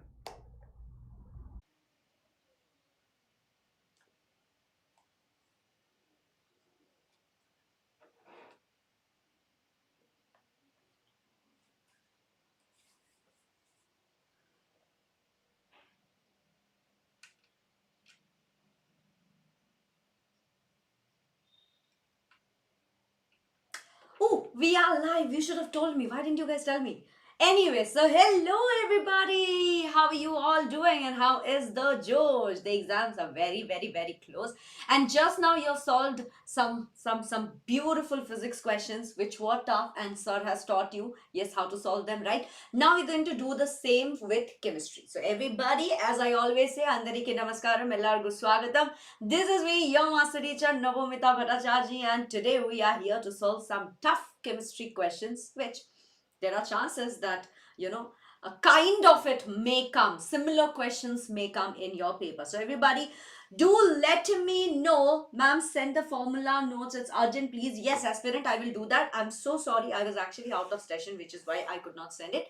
But I will do that. I have already shared the P block and the periodic properties notes with our channel manager. I will also do the formula notes, the chemistry exceptions. All of it will come today. Pakka promise it will come today. Do not worry about it. All right. Yes. Now, everybody quickly go and call up your friends. Let us start with today's session. We are going to solve some tough questions. So, how many of you are ready for some tough questions, everybody? Yes. Shall we start? Shall we start? Shall we start, everybody? What do you all say? Quickly say hi, hi, hi to me. Yes. Don't say hi, hi, hi. Just say hi. Hello, everybody.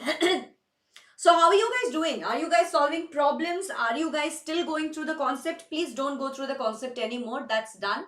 The ship has sailed already. What you need to do is you just need to solve as many problems as you can. All right. And now once we are done with solving each question, yes, I'm going to teach you how to solve it. What are you going to write? You're going to write hashtag EPBT. Shall we do that, everybody? Let's go. What do you all say? Let's go. Okay. So the first question, everybody, is on your screen, and the first question, everybody, is 1 mole of an ideal monoatomic gas is subjected to changes as shown in the graph. Now this one is a PYQ. Okay. The magnitude of the work done by the system or on the system is dash joules. You have to write the nearest integer. All right. What is given to you? Log 2 value is given to you. Yes. And ln 10 value is given to you. Now look at the graph, everybody. Okay, look at the graph. Once you look at the graph, let me move this side. When you look at the graph, what is it that you can understand from the graph? Now, do you see that in this graph, when we are traveling from this one position to second position, what is this happening? What is this process? Do you see that pressure is constant here? If it is constant, can I write this as isobaric process? I can write it as isobaric, right? Now, when we come from 2 to 3, okay, when we come from 2 to 3, what happens from 2 to 3? Let me tell you, or I will let you guys tell me what is happening in 2 to 3. In 2 to 3, you can see that what is happening, guys, come on. Yes, volume is constant. That means that this is right here from 2 to 3, this is isochoric process. Am I right, everybody? Great, yes. And now when you are going from 3 to 1, okay, from 3 to 1, when you are going, this part right here, what is this going to be? What is this going to be? This is going to be isothermal, isn't it? This part, my dear students, is going to be your isothermal process. Very good, Saravana, Lilisha, everybody. Well done. Super amazing. Who said adiabatic? Hey, this is not adiabatic. This is isobaric, isochoric, and isothermal. No, Akshaya, no, it's not adiabatic. Anirudh, no. Harshad, no, it's not adiabatic. This is okay. Chalo, theek hai. Isothermal. Okay. All right. So now, what is going to be our work done? I can write. Okay, I'm going to cover the this thing now. Cover the graph now. But understand that W. Okay, that means my work done. Yes. The magnitude of the work done. That is what they are asking in the question. That means that my work done is equal to, first of all, W from 1 to 2, right? Yes, what is the work done from 1 to 2? That plus I will be adding work done from 2 to 3, plus I will be adding work done from 3 to 1. Am I right? Yes, absolutely. Great. Okay. Now, my work done from 1 to 2, everybody, okay? The work done from 1 to 2 will be minus P multiplied with V2 minus V1. Why? Because this is isobaric. Correct? Yes. Now, for isochoric process, the work done is going to be equal to 0. Am I right, everybody? Absolutely. Okay, great. Now, for isothermal, my work done from 3 to 1, it is going to be, everybody, minus P1 V1 ln of V2 divided by V1. Make sense, everybody? Does this all make sense? Yes? Yes, absolutely. Correct. Now, what do you have to do? All you have to do is just multiply and just substitute the values and you will get it. Yes, substitute the values and you will be getting it. Okay. So now see, right here minus P is what? 1 multiplied, okay, 1. And then your volume, V2 volume is 40, V1 volume is 20. Everybody have a look. V2 is 40, V1 is 20 from the graph. From the graph, I will be taking these values, okay? I will be taking these values, this V2, pressure, everything I'll be taking it from the graph, everyone. Have a look, have a look, have a look. Please focus up, everybody. No talking right now, okay? All right, so that means that here I can write 40 minus 20 plus 0 plus, what is my P1? P1 as we have just mentioned, it is going to be minus 1 multiplied with V1. V1 is 20, and then what am I going to take? Ln of 20 divided by 40, isn't it? Yes, can I do that? Or I can also write here, I can write it as, let's say, V1 divided by V2 if I write. Yeah. So 20 divided by 40 if I write. I can solve it. Will you all be able to solve it now? Come on, solve it everybody. Solve it. So minus 1 multiplied with 40 minus 20. That means that this will be minus 20 plus. This is what? Minus 1 plus 20. So it will be 20 ln, okay? 20 divided by 40. So ln of 2. Correct? Can I write this? I can write this, okay? Now from here, if I solve it, what will I get? Minus 20, yes, plus 20 multiplied with, see, ln of 2 value is given, no, ln 10 value is given. Ln of 10 value is given. But admit card will come. Admit card will come. Okay, don't worry. Admit card will come. Yes. Yeah, so this will be, I think in the question it is wrong here. This should be ln of 2 value only. I think this should be ln of 2 value only. All right. Yeah. So let's consider this to be 2.3. Okay. 2.3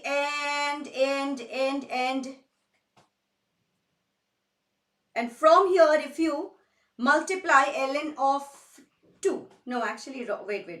There is some mistake here. There is some mistake here. So 20 multiplied with ln of 20 divided by 40. So 0, 0, 2 divided by 4 here, 1 by 2. This will be ln of 2. So 2.3. 2.3 multiplied with 0.3. We can write it like this. Okay. Now when we calculate, so can you guys calculate and tell me the answer? What is going to be the answer, everybody? What is going to be the answer? Ln of 10 is 2.3. All right. 1 second then. There must be some mistake. Okay, ln of 10. If that is the case, then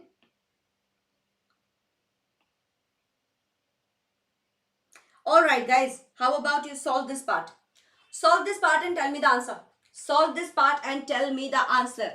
Avinash software solution, please study, focus up in your exam.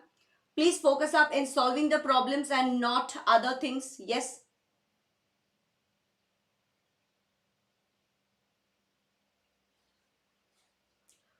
Oh, organic. It's already decided. Don't worry, it will come. Don't worry, it will come. Don't worry, Dharani. Yes, Dharani, it will come, it will come, it will come.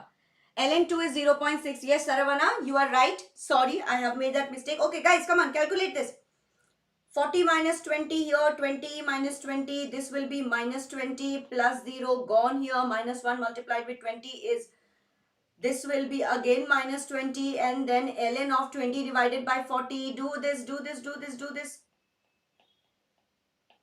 Calculate this and tell me what is the answer. Anybody? 6. People are saying 6. Is it 6, everybody? Is it 6? Hey, it is 6 now. Only 6. It will come as, see, it will come as around 6.2 bar. Yes, 2 bar liter, which you can convert it and write it as 620 joules. So your correct answer here will be 620 joule. That is the correct answer. Guys, start calculating a little faster, okay? Please start calculating this a little faster, okay? All right, everybody. Now, shall we move on to the... Chalo, have a look at it one more time. Have a look at it one more time. I'll just move out from the graph. Understand which part is isobaric, which part is isochoric, and check it out. The formulas that we have used when we have an isobaric process, the formula that we have used when we have an isochoric process, and the formula that we have used when we have an isothermal process, everybody. Yes? Okay? Cool? Very good. Yes, Akhilan, well done, bacha. Chalo, now let us move on towards the next question. The next question is, at 30 degrees Celsius, the half-life for the decomposition of AB2 is 200 seconds.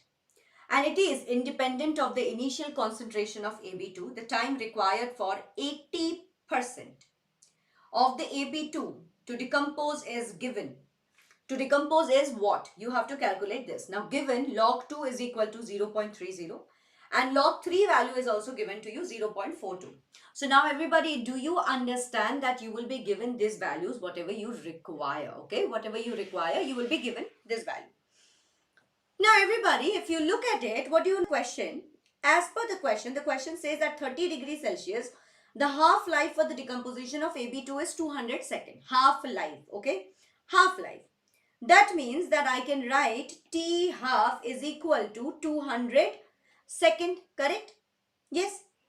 And it is independent of the initial concentration. Given data, everybody see, AB2 is equal to half-life time for AB2 is 200 seconds. Now it also says that it is independent of the initial concentration of AB2. That means so everybody, from this line it is independent of the initial concentration of AB2. From this line we understand that this is a first order reaction. What is this? This is a first order reaction. Correct? Very good. So that means that we have a first order reaction. Great. Now that means that for a first order reaction, we know that T half is equal to 0.693 divided by K, isn't it? Yes, that is the formula that we know, correct? Here T half is the half-life time and K is what? K is your rate constant. Yes, K is your rate constant. So that means that I can also write it as K is equal to 0.693 divided by 200. I mean, what I have done is just cross multiply, right? K went there and T half has come down, correct? Yes. What is also given to you? Is there anything else that is given to you? So from here, can you calculate K, everybody? Please quickly calculate K and tell me what is the answer. If you calculate K from this 0.693 divided by 200, how much will you be getting? Come on. Quickly answer. Quickly answer, everybody. K is equal to 0.693 divided by 200. 0.693 divided by 200. Everybody, can I quickly get the answer?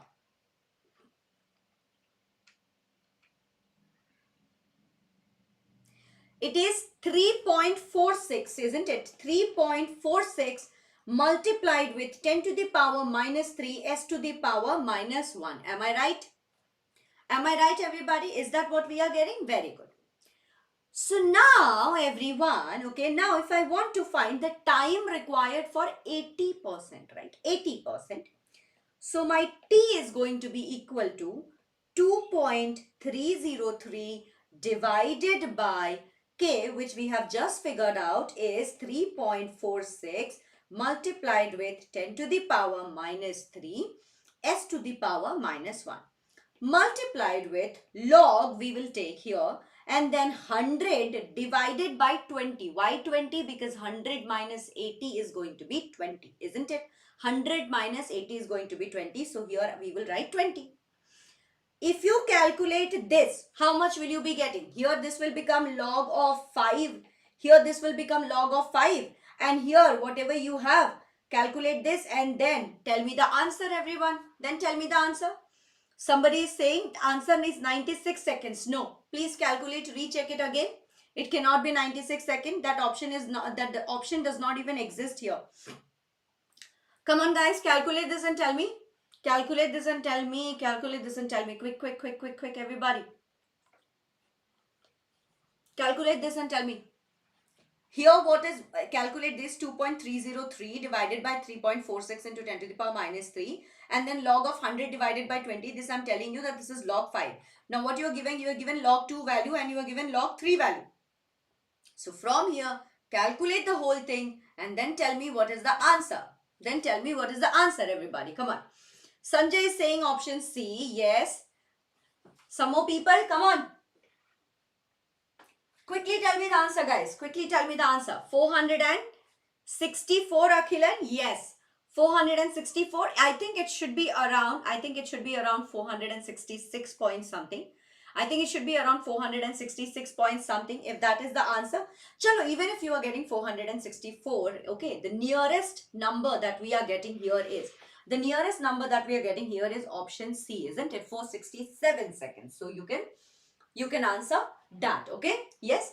Log 5 value, are baba, that is given to you na. Log 2 value is given, log 3 value is given. From there you calculate. Sanjay yaar. Come on, bacha. Come on. Do not do this. You need to know the properties of log. Log 2 value and log 3 value are already given to you. Yes. 467. Very good. That is our correct answer. So shall we move on, everybody? Shall we move on to the next question? Are we done with this? Shall we move on to the next question, guys? Yes? I think we can. This is crystal clear, right? This is crystal clear. Although the question seems like it is difficult, when you're solving it, it is not that difficult. It actually follows just the formula, and that's it. Okay? Yes? Biomolecules, yes, it will be important. Yes, whatever chapters that you have already right now, those are very important. You know that this year many of the chapters have been deducted from JEE. So do not ask anymore that, ma'am, which chapter is important and which chapter is no, which chapter is not. Whatever chapters you have, all of them are very important. Already syllabus has been deducted. You cannot ask for even more deduction and ask the teachers which one is important, ma'am, which one is important. Nothing. That's it. These are the ones that you have to do it.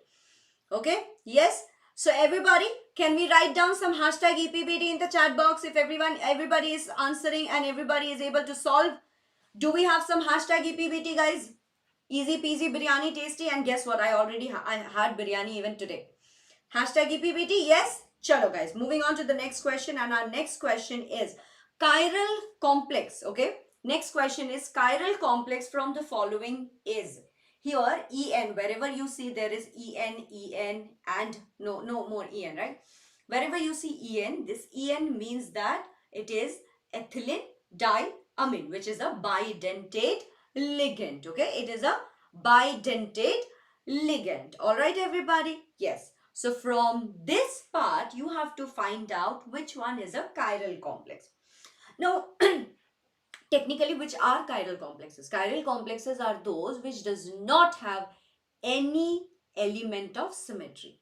They are not supposed to have plane of symmetry. They are not supposed to have axis of symmetry. They are not supposed to have center of symmetry, everybody. Right? Now, if I draw the structure, okay, if I draw the structure, everybody, let's say I am drawing the structure for the first one, okay, this is cis, right? So that means I will write it as PT, here Cl, here Cl, then I will have this, here En, yes, and here En, am I right? Yes, everybody. Now have a look at it, and tell me, everybody, does this have any symmetry here? Will this have any symmetry here? Does this have a plane of symmetry? Does this have a plane of symmetry? No. No. No. Will this be superimposable? Will this be superimposable? No. But for trans, okay, for B, this is for A, everybody. Now for B, if I make it, have a look. This is my PT here. This will be my Cl. This will be my Cl. And now En can be drawn here and En can be drawn here. Now look at this. Look at this and tell me. Look at this and tell me, everybody. Yes? What will happen to this? Is this chiral? Is this a chiral complex or not? Is this a chiral complex or not? Okay, let me draw the structure for option C as well. Okay, let me draw the structure for option C as well. You have PT here, NH3, 2 and Cl2 and cis, right? So Cl, NH3 here and NH3 here. Look at this and tell me. Look at this and tell me. Right? Look at this and tell me, everybody. What is happening to C? And finally, let me also draw it for D so that you have a crystal clear picture, everybody. So you have trans, right? So Cl here, NH3, NH3 here and NH3. Now I have drawn all the structures, everybody. Now you tell me which one is the correct answer here. Since I have drawn all the structures, can you guys tell me which one is chiral and which one is not chiral here? Yes. I can clearly see that option B, C and D are not chiral, but option A is chiral, isn't it? Option A is chiral, isn't it, everybody? Very good. Yes, who was it? Who was it? Yes, Akshaya Rahman is correct. Sharavana is absolutely correct. Very good. Option A, cis PtCl2En2 2 plus is a chiral complex, everybody. Yes. Now, Uchuk Puchuk is asking, how can we say, ma'am, explain it again? Yes. Uchuk Puchuk, are you appearing for this JEE exam? Are you appearing for this JEE attempt? Yes. Are you appearing for this attempt? Are you appearing for this attempt or not? Tell me that first. First, quickly tell me that are you appearing for this attempt or not? See, he's continuously asking, how ma'am, how ma'am, how ma'am, how ma'am, how ma'am.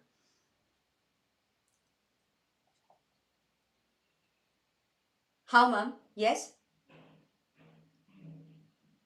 Okay, now tell me that what is a chiral complex? I will ask you. You will tell me the answer. Yes. Now you tell me, what do you mean by a chiral complex? You tell me. What is the meaning of a chiral complex? What is the meaning of a chiral complex? Anybody, guys? What is the meaning of a chiral complex? I'm gonna wait. You know that in organic, then how can you not know here? Then how can you not know here?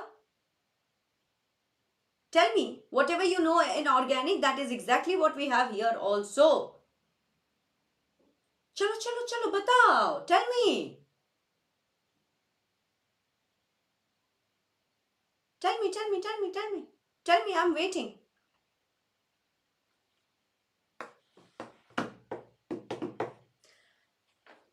Very good. Sanjay is saying no POS, no COS, no mirror images. Okay, great. Yes. Now, if I try to draw the mirror image here, if I try to draw the mirror image here, let's say like this, okay, what will I get, bacha?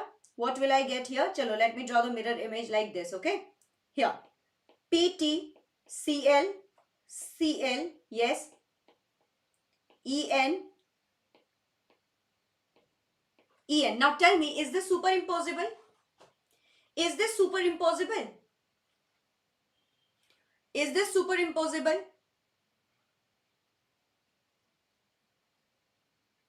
Yes. Is this superimposable? No. Now do the same for all the option B, C and D and then tell me what is the correct answer. You know it in organic chemistry. You do not know it in are you seriously telling me this? You do not know it in coordination compound? This is why many students find coordination compound easy, because whatever you learn in organic chemistry, you tend to do the same in organic chemistry. The IUPAC nomenclature is quite similar. This chiral achiral product, that is also very similar. So now everybody, are you understanding what the explanation is? Yes, are you finding the answer? Uchuk puchuk.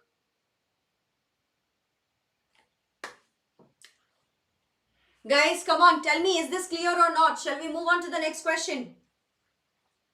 Shall we move on to the next question? I have drawn the structure. After that, if you're still asking me to explain it, guys, you will need to brush up your basics from the beginning then, okay? Yes? Done? Option A is the correct answer. All right? Shall we move on? Shall we move on or not? Akshaya, done? See, Uchuk Puchuk is turning it 180 degree. It is, ma'am. Babu, I've just explained, baby. Are you not understanding at all? What is this language that I'm telling you? Latin or Greek that you are not understanding? Huh? Latin or Greek? Chalo guys, let us move on to the next question. Okay, this is an integer. This is an integer. Bro, I think you need to go and brush up your basics again, okay? Go and read the coordination compound chapter once again. Looks like you are a little weak in the concept. Go and do that and then come back and ask all the questions that you are asking, okay? Yes, chalo. Last bit of your, last lap of your revision is left. I do not know how you are finding this difficult. Anyway, an athlete is given 100 gram of glucose, okay, for energy. This is equivalent to 1800 kilojoule of energy. The 50% of this energy gained is utilized by the athlete for sports activities at the event. In order to avoid storage of energy, the weight of extra water he would need to perspire, that means sweat it out, is dash gram. Nearest integer you have to find, okay? And assume that there is no other way of consuming stored energy. Also, what is given to you is the enthalpy of evaporation of water is 45 kilojoule per mole, and molar mass of carbon, hydrogen and oxygen is 12, 1 and 16 gram. Okay. All right, everybody, let us go and solve this. Now, according to this question, what is going to be our equation? Our equation, my dear students, becomes C6H12O6, okay, plus this will go through combustion, and what will it form? It will form CO2, yes, carbon dioxide, plus it will form H2O. Now if we try to balance it, 6 CO2, 6 H2O here, 6 O2 here, and C6H12O6, right? And it says that the 50% of this energy is blah blah blah, okay, for sports activities at the event. In order to avoid storage of energy, the weight of extra water he would need to perspire. So the extra energy that he will be required, okay, the extra energy that he will require, it is used to, first what will happen is the water that you are drinking, that will be converted to sweat. That means H2O liquid to H2O liquid. This liquid, then it will evaporate. So H2O liquid to then H2O gas, right? That is what is going to happen. Are you guys understanding, everybody? What am I trying to tell you? What am I trying to tell you? I am telling you that, yes, no, Lilisha, don't do that. Don't do that. Understand this. See, it's very easy, okay? The question says that the weight of extra water he would need to perspire. And also in the given question, the enthalpy of evaporation of water is given. So what happens to the sweat? The sweat, you drink water, the water comes out of your skin first, right? So that is liquid. This liquid now has to get converted to vapor, right? So what are you doing? H2O liquid to H2O liquid to H2O gaseous, correct? Right? Am I right, everybody? Great. So that means now I can write it as, see, 1800 kilojoule is given to us. 1800 kilojoule is given to us. This divided by 2 I will do by 50% is written here. The 50% of this energy gained is utilized by the athletes of 1800 divided by 2. Calculate this, I will get 900 kilojoule, right? I will get 900 kilojoule. Now, my dear bachus, what I can do is 900 is equal to NH2O. I want to find out the number of moles, okay? How many moles of water I require. So number of moles of water multiplied with, see, 45 kilojoule per mole. This is the enthalpy of evaporation of water. That is also given to you. So multiplied with 45 if we do, everybody, then what will I get? I will get NH2O is equal to 900 divided by 45. Now 900 divided by 45 means 45 multiplied with 2 is 90. So that means 20 mole, isn't it? Okay, we have calculated this. Now from here, everybody, we need to calculate the weight of the water. Hence, what will we do? 20 multiplied with 18. 20 multiplied with 18, because weight of one water molecule H2O is 16 plus 2, 80. So 18, that means that 20 multiplied with 18 will give you 360 gram, and that is your answer. Now please have a look at the question and please look at the solution, everybody, quickly. I'll give you some time.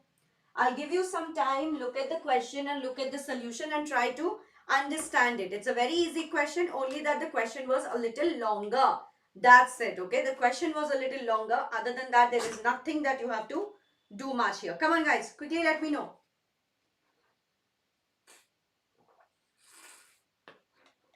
Till then, I'm going to drink some water.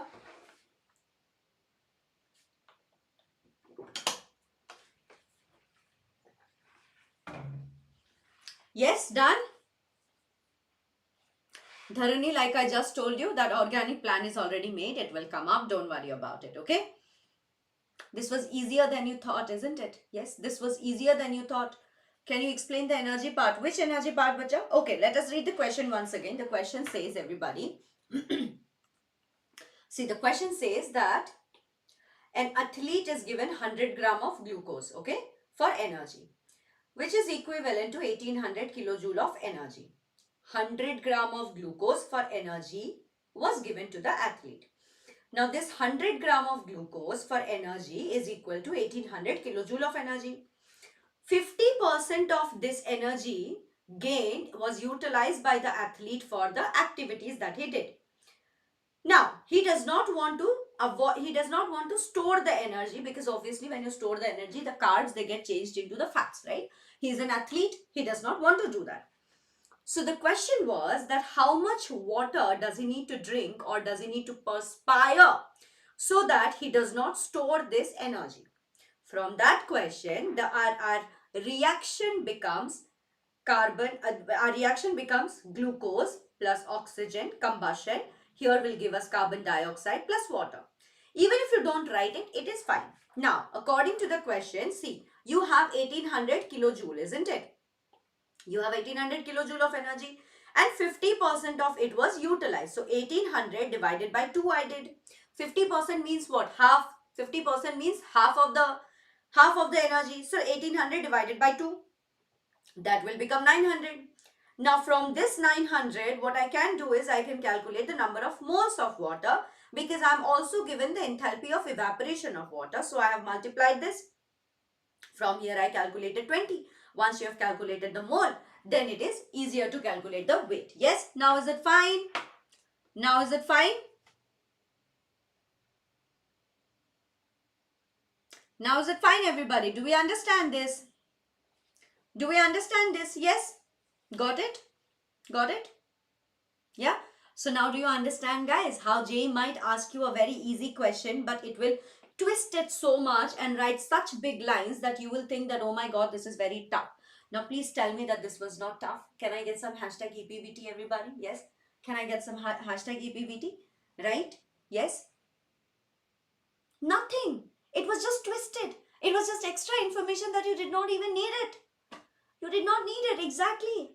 This is the work of NTA. NTA does this only to confuse you. All they wanted was for you to get deviated from your thought process, actual thought process, so that you can think of it, what to do with the weight, what to do with the weight. But you actually did not even have to do anything. That's it. This was so easy. So simple. Right? Okay? Chalo. See, we calculated the answer also. Why did you think that I got this question? I got this question, it's a PYQ, only because I wanted you to go through this and understand that there might be questions like this which sounds like it's very tough, but it is not tough. Chalo, next question, guys. Calculate the percent of hydrolysis in a 0.0100 molar solution of KCN. Now, this is just one line question, isn't it? This is just one line question. Let's see how to solve this. Let's see how to solve this. So according to this, guys, what is KCN? Bachus, what is KCN? KCN plus H2O if I do, that is hydrolysis, right? Hydrolysis they are asking. So hydrolysis means I have to add water to it. Yes, from here, what will I get?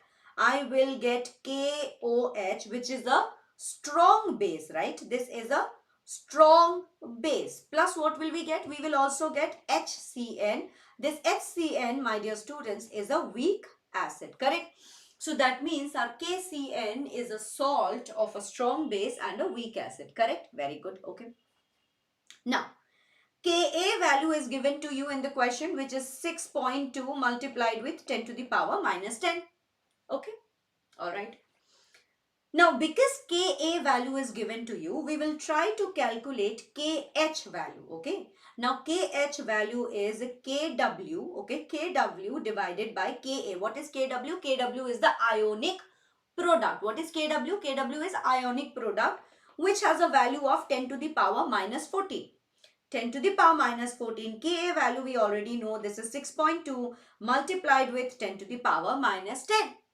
So that means that I can write it as 1 divided by 6.2 multiplied with 10 to the power minus 4, because minus 14 minus 10, right? We can do this, right? We can do this. Very good. Okay. Now we also know there is another formula, my dear student, that Kh is equal to capital C H square. Here H, what is H? Here H is not Planck's constant, bacha. Be very careful. This is not Planck's constant. Here H is the degree of hydrolysis. What is H?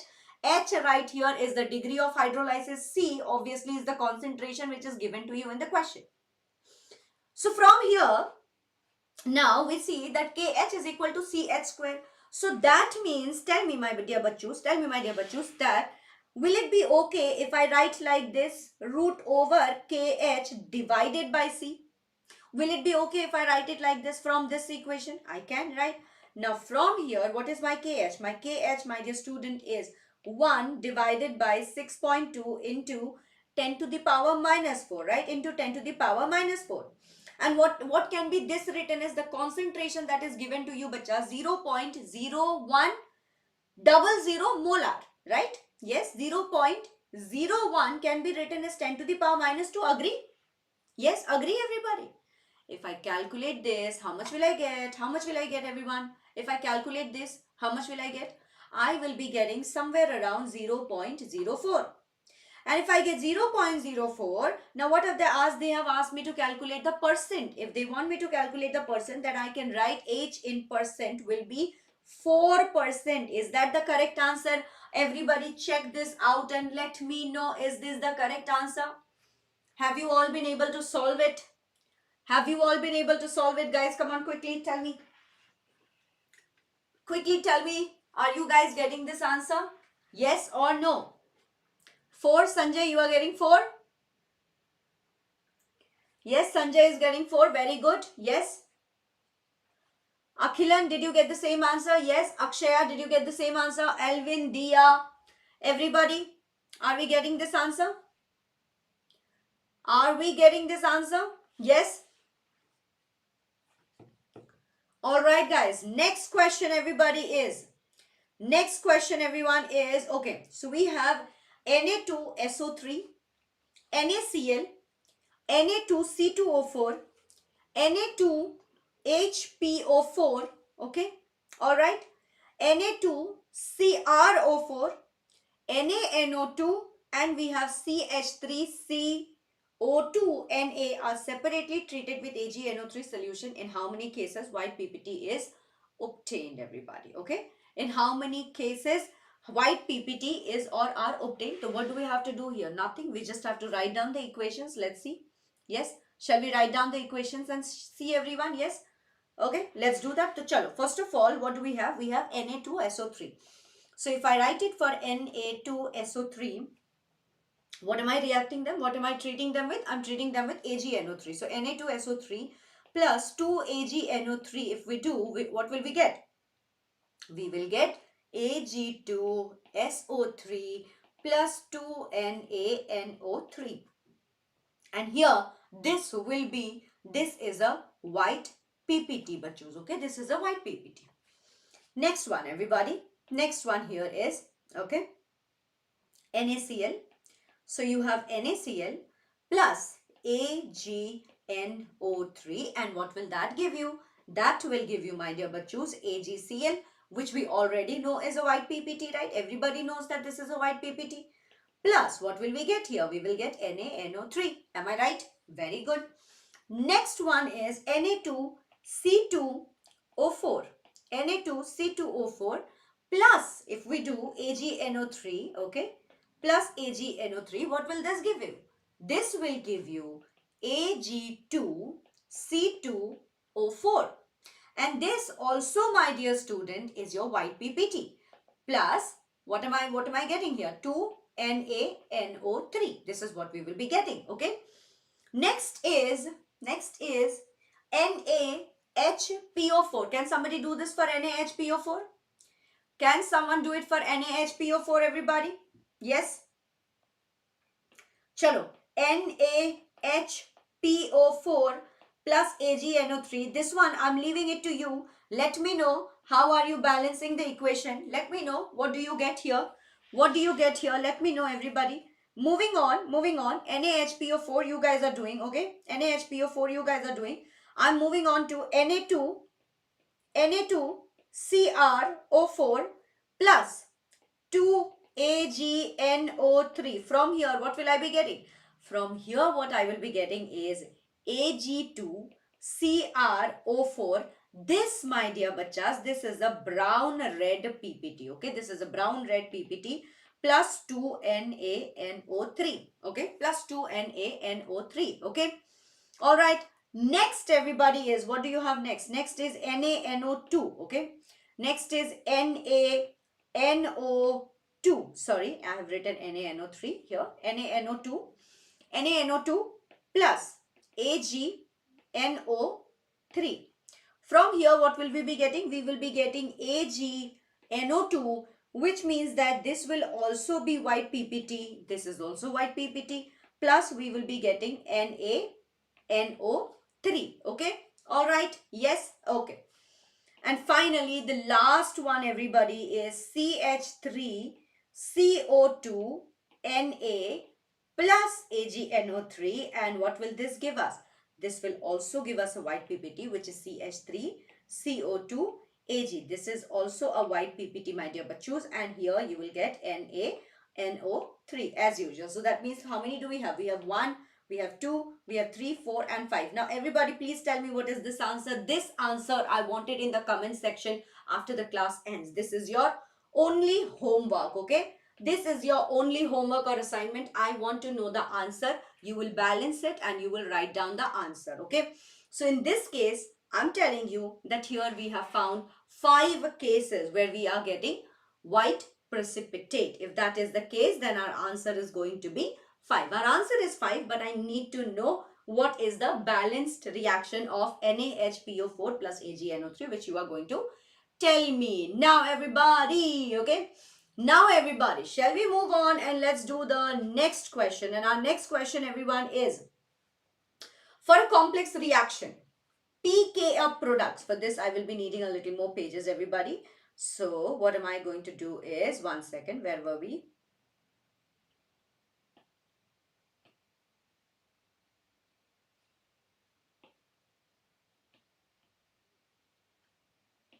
Okay, yeah.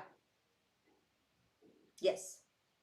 So the question is for complex reaction, P products, EA1 is 200 kilojoule per mole, EA2 is equal to 90 kilojoule per mole, EA3 is equal to 80 kilojoule per mole. Overall rate reaction K is related to individual rate constant by the equation, which is K is equal to K1 multiplied with K2 divided by K3, which is raised to the power 2 by 3. Now activation energy for the overall reaction is what? You are given the option. Your option A is 140 kilojoule per mole, option 2 is 240 kilojoule per mole, option C is 370 kilojoule per mole, and option D is 30 kilojoule per mole. Okay. Now everybody, as per the question, if we start writing down the given data, our given data is that EA1 is equal to 200 kilojoule per mole, isn't it? 200 kilojoule per mole, right? Our EA2 as per the question is 90 kilojoule per mole. Makes sense, everybody? I'm just writing the given data. Haven't even started doing the question. EA3, my dear bachus, is going to be 80 kilojoule per mole. Correct? As per the question. And what is given to you? You are given that the overall rate of reaction is, okay, overall rate, one second, are you all able to see it? Yes. So here, overall rate of reaction is given to you as K is equal to K1 multiplied with K2 divided by K3, and here it is raised to the power 2 by 3. Right, everybody? Yes? Okay. Now what do we know? What is the formula? The formula, everyone, we know that K is equal to A e to the power minus EA divided by RT. Right? A to the power minus EA divided by RT. Correct? Very good. Okay. So if K is equal to AE to the power, K is equal to AE to the power minus EA divided by RT, that means, my dear bachus, that means that what is going to be K1? K1 is equal to A e to the power minus EA1 divided by RT. Correct? That means that K2 is equal to A e to the power minus EA2 divided by RT. Isn't it? Yes. That means that K3 can be written as everybody A e to the power minus EA3 divided by RT. Am I right? Very good. Very good. Absolutely correct. Yes. And once again, I know that K is equal to here K1 multiplied with K2 divided by K3 raised to the power 2 by 3. Yes. So from here, now everyone, from here, what I can do is, okay, from here, what I can do is, I can write it as A e to the power minus EA divided by RT, yes, is equal to A e to the power minus EA1 divided by RT multiplied with A e to the power minus EA2 divided by RT. Yep, yes, divided by A e to the power minus EA3 divided by RT. This whole thing raised to the power 2 by 3. If we simplify the above equation, what will we get? We can cancel A from everywhere. Okay, we can cancel A from everywhere.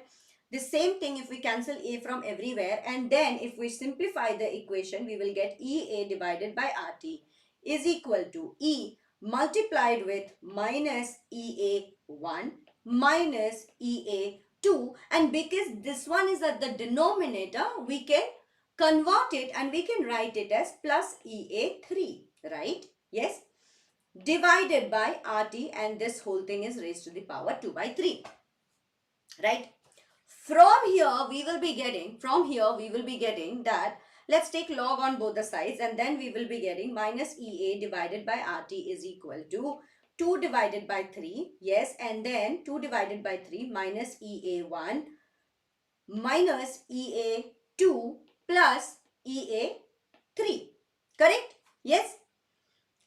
If we substitute the values now, let's substitute the values. What will you be getting? You will be getting minus EA is equal to 2 by 3 minus 200 minus 90 plus 80. Cancel minus from both the sides. You will be getting EA is equal to 2 by 3, 200 plus 90 plus 80.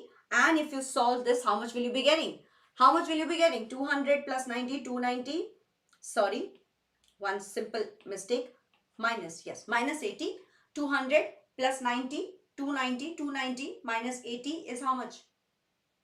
210. 210 multiplied with 2 divided by 3. I think you will all be getting 140 kilojoule per mole, which means that option A is our correct answer. Okay. Option A is our correct answer. Yes. Okay. All right, everybody. Alright guys, is this clear? Is this understood, everybody? Is this understood? 140 kilojoule per mole? Yes, 140 kilojoule per mole? Yes, chalo. Next question, everyone, is, okay, this is another graph. Guys, graph, okay, graph, we have seen that in the last year, there were plenty of graphical questions. So what I will suggest is that please go through the graph once, okay? Please go through the graph once. They are important. I don't know if you think that it will come or if it will not come, okay? Sanjay, that depends, okay? See, I have always told my students that what you should do is, does not matter what you are starting first, what you are starting next. First of all, you should start with chemistry, because chemistry is easier, and the inorganic questions especially, you can just tick, tick, tick, tick, tick, okay? Then come to physics and then come to mathematics. Because mathematics, any which ways, 50% of the paper can get you 99 percentile in mathematics, right? Okay? Alright? Yes. Secondly, now what will happen is, always spend very minimum amount of time in each and every question. Whenever you see that you are getting stuck in a question, and you're not able to do it, what you should do is move on to the next question. So if this kind of question comes, let's say if it comes, and if you are not able to solve it, then move on. If it does come, then you will be able to, and if it does come and you are able to solve it, then you solve it first, okay? All right, that completely depends on you when you want to solve it. You want to solve it in the beginning, you want to solve it at the end. If you think that you can do it, then do it, okay? All right, everybody? Yes? Chalo. Now guys, the question is, following figure shows dependence of molar conductance of two electrolytes on concentration. Yes? Lambda m naught is the molar conductivity. Here what they have written is, they have written lambda m naught, okay? Lambda m naught is the molar conductivity. The number of incorrect statement from the following is, which ones are incorrect statement from here? So you can clearly see that B is a strong electrolyte, isn't it? This is a strong electrolyte and A is a weak electrolyte. Now, The option 1 says that lambda m naught for electrolyte A is obtained by extrapolation. How? See, you have A. So if I continue to extrapolate it, this will be parallel to the y-axis, isn't it? Yes, this will be parallel to the y-axis. So will I be able to get lambda m naught even if I extrapolate it? If I extrapolate it, my dear bachos, see, if I extrapolate it from here, this will continue to be parallel like this. This will continue to be parallel to the y-axis. So even if I extrapolate, I will not be able to get the lambda m naught, which is my molar conductivity, which is my limiting molar conductivity. Will I be able to get it? No. But if I extrapolate this strong electrolyte, then yes, I will be able to get it. So that means that for strong electrolyte, if you extrapolate, you get the limiting molar conductivity. For a weak electrolyte, if you extrapolate, you do not get it. Okay. For a weak electrolyte, you will not be able to get the limiting molar conductivity if you extrapolate. Got it? Yes. So that means, everybody, that means right here, everyone, please have a look, everybody, that our option A right here is false. Correct? Now, for electrolyte B, lambda m versus C graph is a straight line with intercept equal to lambda m naught. Yes, yes, absolutely. So if I extrapolate it right here, that means this part becomes my lambda m, right? So this is my intercept. This is my intercept, isn't it? So the intercept is equal to lambda m naught. Yes, that is true. So B is true. B is true. Now they're saying that at infinite dilution, the value of degree of dissociation approach 0 for electrolyte B. No. This is a strong electrolyte. B is a strong electrolyte. It cannot happen for B. For A electrolyte, which is a weak electrolyte, it still can happen. So that means that option C is also false. Okay. Now lambda m naught for any electrolyte A or B can be calculated using lambda naught for individual ions. Yes, that is our Colruyt law, isn't it? So using Colruyt law, we will be able to solve it. Yes, that means that what is the correct answer? The number of incorrect statement is 1 false and 2 false. That means that our correct answer is 2. Yes, you had to write it. This was an integer type question. So you have to read the options, then calculate which one, and then figure out which one is false, which one is true, and then write an integer. And your integer right here is 2. 2 of the statements are false. So you are going to write 2 is the correct answer. Got it, everybody? Now, shall we do it for the next one? Shall we do it for the next one, everybody? Yes, guys? Yes or no? I do need a little empty space. Do I have it anywhere?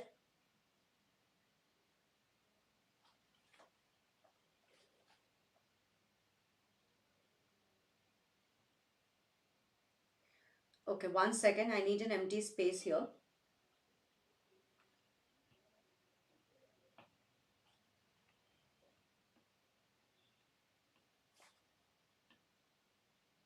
Just a second, guys.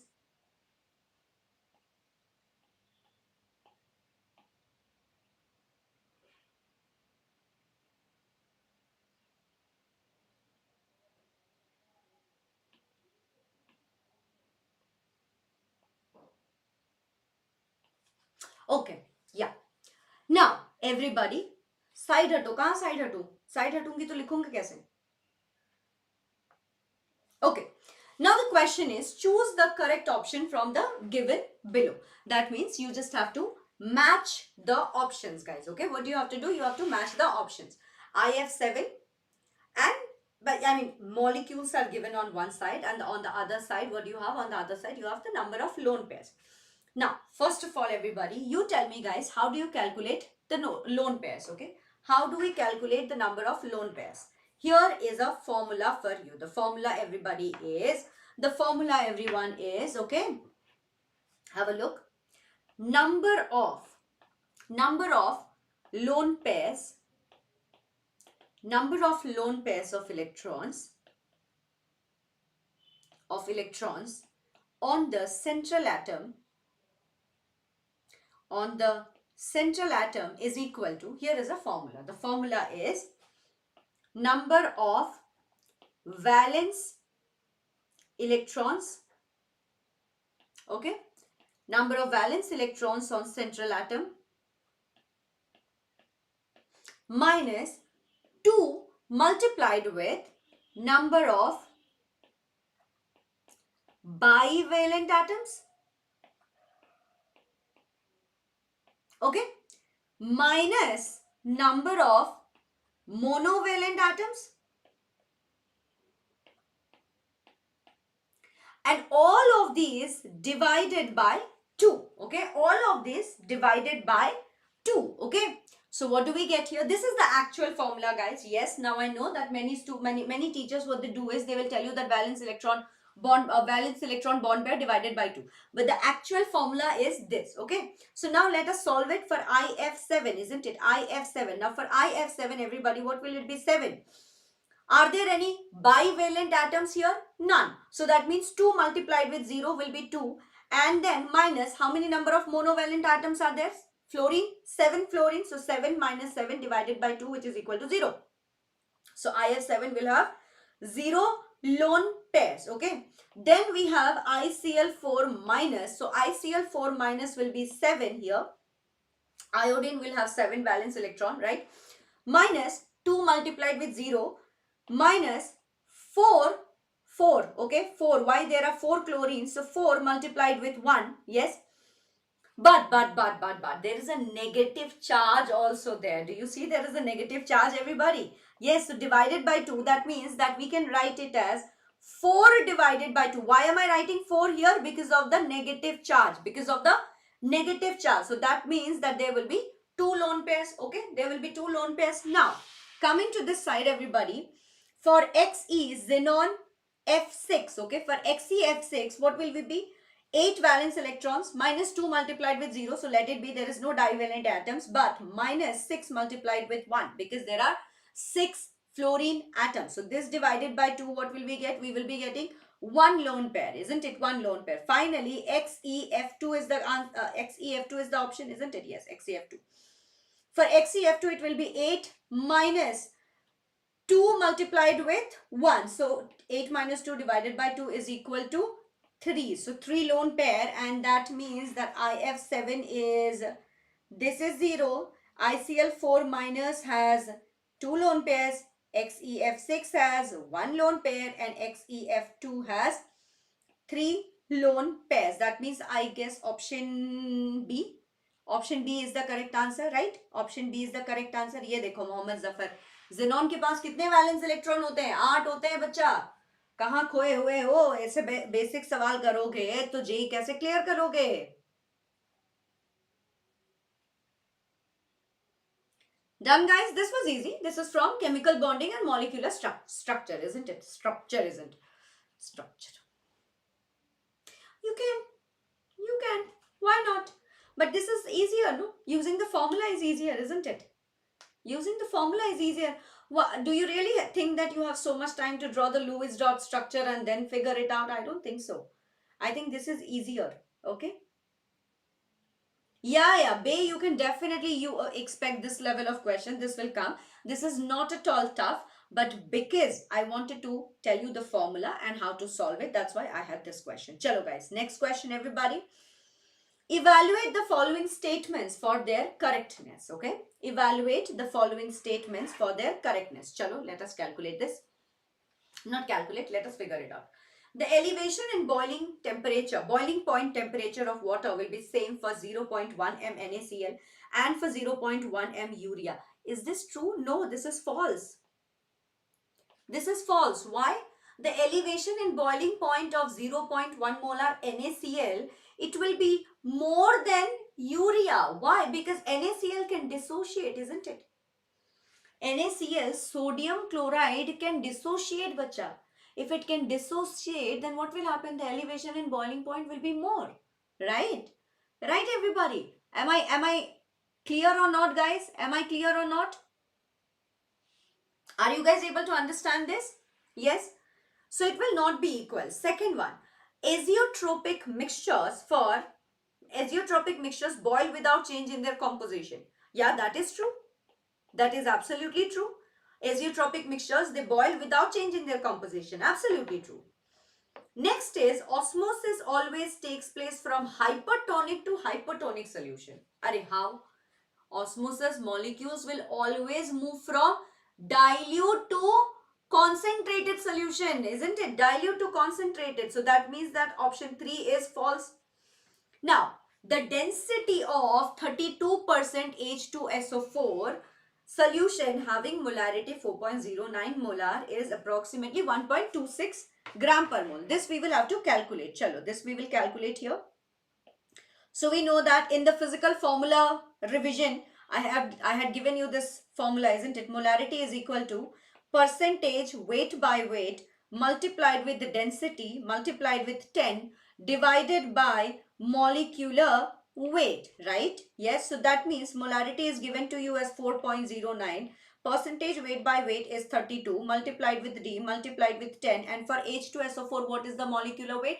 For H2SO4 the molecular weight, my dear bachos, it is 98. So 4.09 multiplied with 98 divided by 32 multiplied with 10. This is equal to density. Calculate this. How much will you be getting? You will be getting 1.2525, which is almost equal to 1.26. We can write it. I mean, of course, we can't round it off.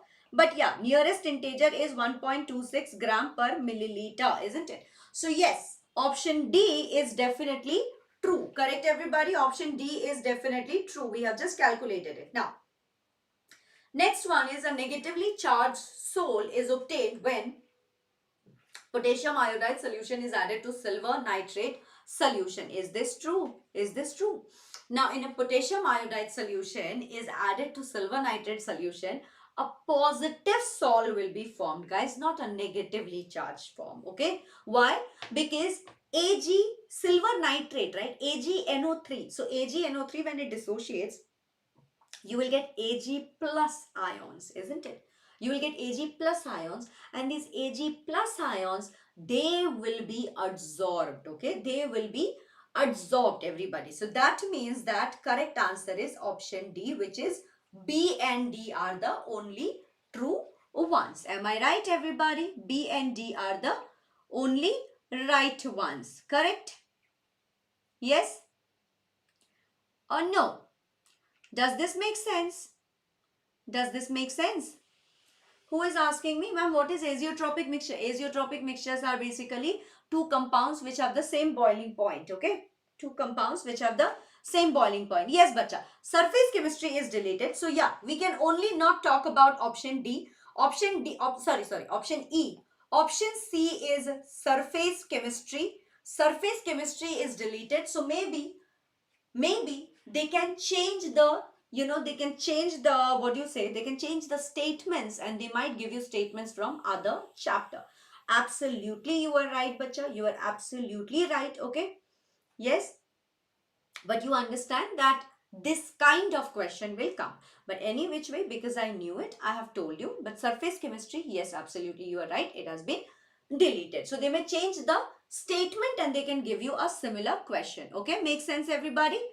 Make sense or nonsense, guys? Hashtag EPVT. Yes. Till now, even this big paragraph sized questions, they are looking like you will be able to solve it. Yes. Until now, we have also covered many formulas. So I think that the confidence level is slightly increasing. Is it? Or it's not increasing at all? You don't think that this question is, I mean, this session is absolutely, Akshay, I don't think that whatever chapters are deleted, I don't think that they will be asking you any question. But if you want to, maybe you will be, maybe you can, okay? Okay? Maybe you can. Okay? Chalo guys, let's move on to the next question. The next question is, the wave function psi of 2s is given by psi 2s is equal to 1 by 2 root over 2 pi 1 by a naught raised to the power half multiplied with 2 minus r divided by a naught multiplied with e to the power minus x divided by 2a naught. Here r is equal to r naught, that is radial node is formed. So r naught in terms of a naught you have to find. A naught, what is a naught, guys? A naught, we all know that a naught is your Bohr radius. What is R naught? R naught is the radial node, which is given in the question. Psi is the wave function. So this is your Schrodinger wave equation for your 2s. Now when the wave function, when it passes through 0, okay, when it passes through 0, what will happen? You will get a node. A node will occur, correct? And what is a node, bacha? A node is that place where the probability of finding an electron, of locating an electron is 0, right? So if the probability of an electron at a particular point, is given by the square value of the wave function, then what can we write? We can write this, okay, psi 2s here square is equal to 0. Can I write that? Yes. Now if you look at the given equation, what will we get? You can observe that if the square value of wave function is equal to 0, then that means that the value of 2 minus r divided by a naught, or 2 minus, we can write that 2 minus r divided by a naught, or 2 minus a naught by r naught, 2 minus a naught by r naught, that will also be equal to 0. Am I right? That should also be equal to 0, correct? That should also be equal to 0. A naught by r naught is equal to 0, correct? But now in this case, everybody have a look. This part is a constant, right? This part is a constant. 1 by 2 root over 2 pi, it's a constant. Can this be equal to 0? This cannot be equal to 0, right? Yes, everybody, correct?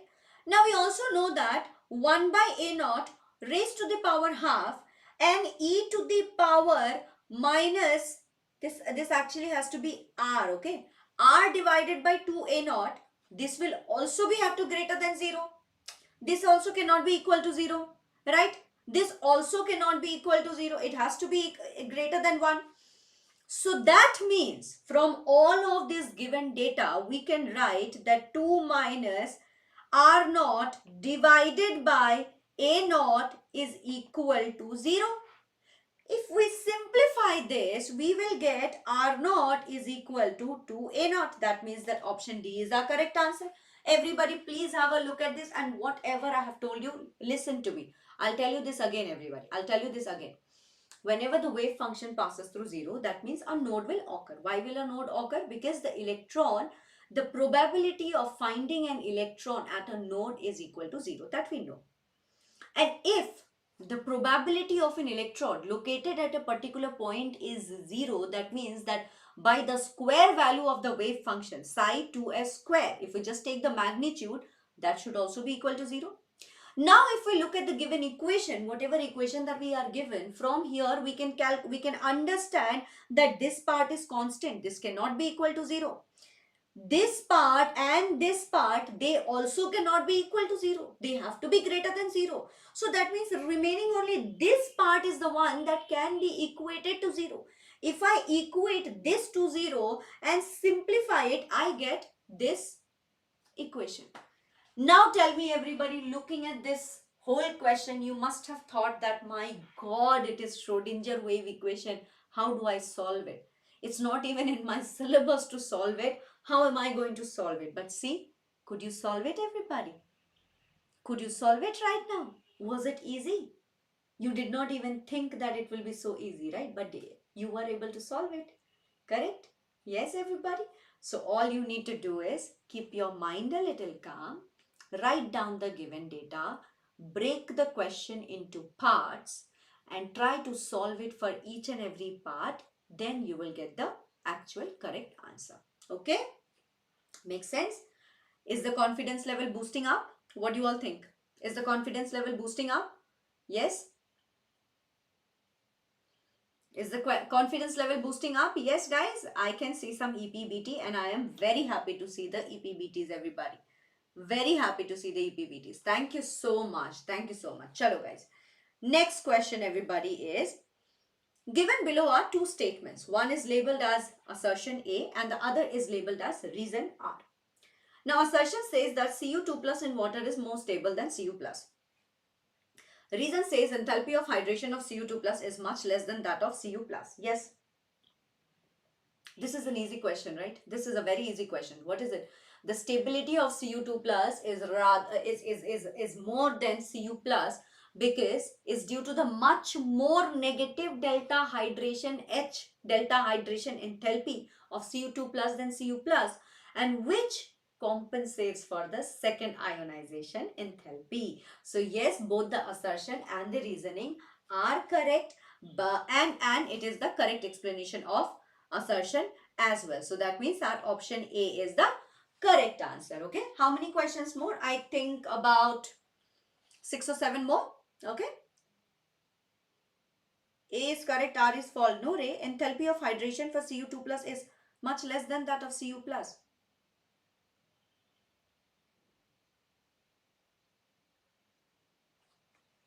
एक second. Enthalpy of hydration for Cu2 plus is much less than that of Cu plus. Delta H, enthalpy of hydration of Cu2 plus due to the much more negative enthalpy of hydration of Cu2 plus. No, it's right. Much more negative. I said much more negative. That means that it is much less than that of Cu plus, isn't it? Right. See, understand this. Minus 20 and much more negative is minus 50. So this will be lesser than minus 20, isn't it? This will be lesser than minus 20, isn't it? So yeah, option A is the correct answer. That assertion and reasoning both are correct, and it is the correct explanation also. It is the correct explanation also. It is correct, bacha. You guys understanding, everybody? Correct, no? Correct only. Hey, don't confuse me like this. Mark khaoge tum. What do you get here? Virtual punch like this. Okay? Not understanding this question. Okay, bacha, one more time. Cu2 plus in water is more stable than Cu plus. Let's say that if you have, okay, what do you have here? Let's say that you have copper. You have copper. This copper will do what? It will give away 2 electrons, okay? If you give away 2 electrons, then it will form Cu2 plus, isn't it? So what we see is this is more stable, but when we have, let's say, 2 Cu plus, we have only 1 electron. If copper has lost only 1 electron, we see that it gets converted to Cu2 plus and solid copper. Why? The answer is that what happens is Cu2 plus has much more negative delta hydration enthalpy. Obviously, na baba, if it has lost 2 electrons, the atom will be smaller. If the atom is smaller, hydration enthalpy will increase, isn't it? That means it will be much more negative. It will be much more negative. Yes, if the hydration enthalpy is much more negative, then what happens is when you have taken away 2 electrons, you had to give ionization energy to the electron. So this ionization energy now gets compensated by the hydration enthalpy, and that is why Cu plus is stable, not stable. Cu2 plus is stable. Got it? Yes. Are they asking magnitude only? Ha baba, I will move. Wait, I am wrong. Funny devil. Guys, am I wrong? I don't think so. I think it is the correct answer. I will move, but this is the correct answer, bhai. Who says I am wrong? I guess you are not understanding. Somebody please tell me that is this wrong?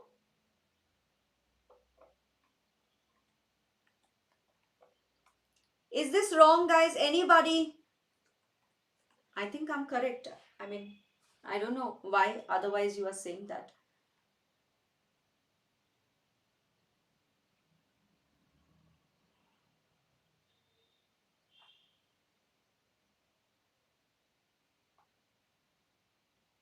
Much less than that of Cu plus.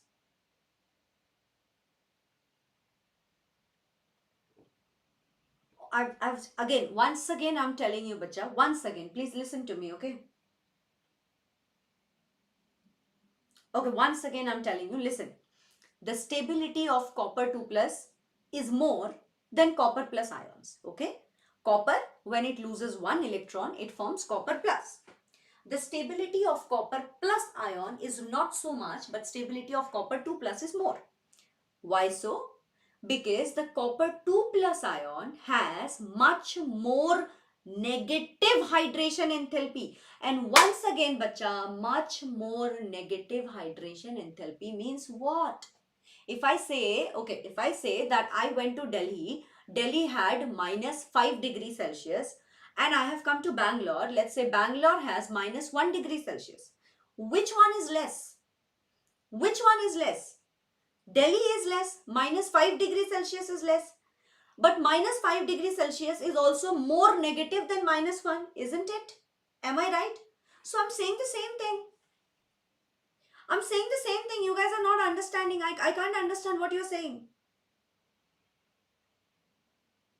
I mean, why are you even asking for the signs? Why are you even asking for the signs, Baba? Why?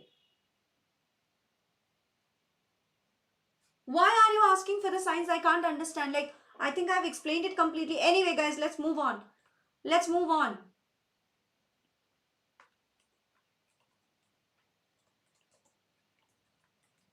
Wait, I will tell you the hydration energy numbers also. Wait. I will tell you the hydration energy numbers also. Must have written it somewhere. Ha! Look at this. Look at this what I was telling you. Cu2 plus has a hydration enthalpy of minus 2000 around. Okay. Minus 2000 kilojoule. And Cu plus has a hydration enthalpy of minus 600 kilojoule around. Which one is more negative? Minus 2000 is more negative. According to the question, which is much less? Which is lesser? Minus 2000 is lesser or minus 600 is lesser? Ayyo, you guys. Are you serious? And then you are telling me that you are not understanding, ma'am. You are wrong.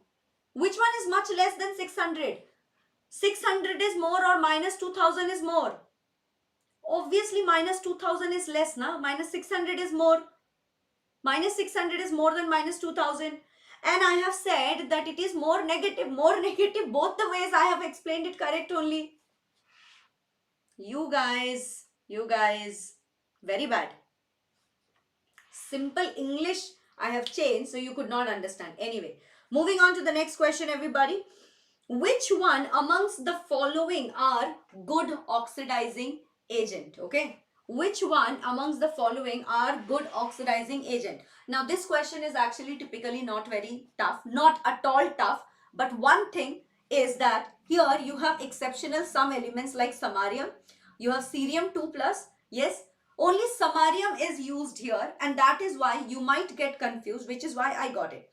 Now guys, everybody, you have to remember that for all the F block elements, the common oxidation state is, my dear student, is +3. Okay, alright. Now samarium has +2. That means what will happen is it will try to get converted to +3. Okay. Samarium will try to get converted to +3, but how will it do it? It will lose an electron. Okay. Cerium will also try to get to Ce +3, and it will obviously lose an electron. So here what is happening? Losing an electron is oxidation, isn't it? If oxidation is happening, that means that these two are reducing agents, correct? These two are reducing agent, absolutely. Yes. Yes, this is a PYQ. Now for cerium +4, if you look at cerium +4, everybody, I've just told you that the common oxidation state is +3. That means that cerium +4 will gain an electron and then it will form Ce +3. Terbium +4 will also gain an electron and it will form terbium +3. That means right here gain of electron is happening. So we can say that reduction is happening, and if reduction happens, oxidizing agents these guys are. So that means that our correct answer is option number C and D, which is our option D, everybody. Option D is our correct answer. Okay, option D is our correct answer, isn't it? Yeah. Easy peasy biryani tasty. Yes, easy peasy biryani tasty, isn't it? And this was a PYQ. This was where? PYQ of 2023. Last year this question has come. Chalo guys, next question everyone. Given below are two statements. The decrease in first ionization enthalpy from boron to aluminium is much larger than that from aluminium to gallium. The d orbital in gallium are completely filled. Okay. Acha. If we write down the electronic configuration of gallium, then we see that it is, what do we write? We write argon first. Okay. Argon. Then it is 3d10, 4s2 and 4p1. Okay. So here I can see that the d orbitals in gallium are completely filled. Yes. Here we can see that it is completely filled. That means that statement 2 is true. Very good. Okay. Now the decrease in first ionization enthalpy from boron to aluminium is much larger. Now according to NCERT, boron has a first ionization enthalpy of around 800. Okay. Please check it out in the NCERT. I had given you the table. Okay. I had given you the table. Please go through the table. Note down the ionization enthalpy, very important. Okay, it is around, for boron it is around 800 kilojoule per mole. For aluminium it is around, for aluminium how much was it? For aluminium it is 577. For gallium it increases slightly, which is 579. So yes, the decrease in first ionization enthalpy from boron to aluminium is much larger than that from aluminium to gallium. From aluminium to gallium it is increasing, but it is only increasing by 2. So that means that statement 1 is also correct, statement 2 is also correct. Both of them are correct. That means that option B is our correct answer, is what we can see. Everybody check it out, okay? Everybody please quickly check it out. Yeah. Do you guys understand this? Everybody quickly check it out, guys. This is clear. This table is there in your NCERT. Do not miss out on the inorganic table. Okay, inorganic chemistry, especially P block, especially periodic properties. Do not miss out on the tables. The tables are very important, and you have to dive deeper into NCERT. When people say that NCERT is very important for JEE Mains, this is exactly what they mean. They mean to say that you have to dive so deep into NCERT that you can understand everything and anything, and you can answer anything and everything that is from NCERT. Cool. Chalega guys. Moving on to the next question then. Shall we move on to the next question? Yes. For OF2 molecule, consider the following. Number of lone pairs. Chalo, first let us draw the structure. OF2 structure can be drawn as F, here 2 lone pair, and here 1 lone pair. I mean 2 lone pair here, because 1, 2, 3, 4, 5 and 6. Oxygen has 6 valence electrons. 6 valence electron completed, right? It is deleted. What? Boron family is deleted or what? P block whole chapter is deleted or what? No. I don't know where you get to know all these rumors from, everybody. P block is not deleted completely. Some parts of P block has been deleted, and I have taken a session on P block which is there in the recorded video section. Okay, not in the live section. It is there in the recorded video section. It is up to the new syllabus. It is updated syllabus that I have taken. Please go and watch it. Okay. Now, number of lone pairs in oxygen is 2. Yes. FOF angle is less than 104.5 degree. Yes. This is actually 102 degree. So this is also correct. Yes. Oxidation state of oxygen is -2 from F -1, from F -1. So yes, oxidation state is -2. That is also correct. That is also correct. Molecule is bent V shape. Yes. Cover it. Cover the lone pairs, everybody, and see. Cover the lone pairs and see. It is V bent shape, isn't it?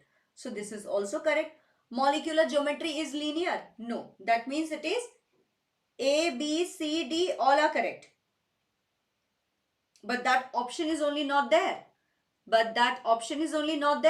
So I think we can write that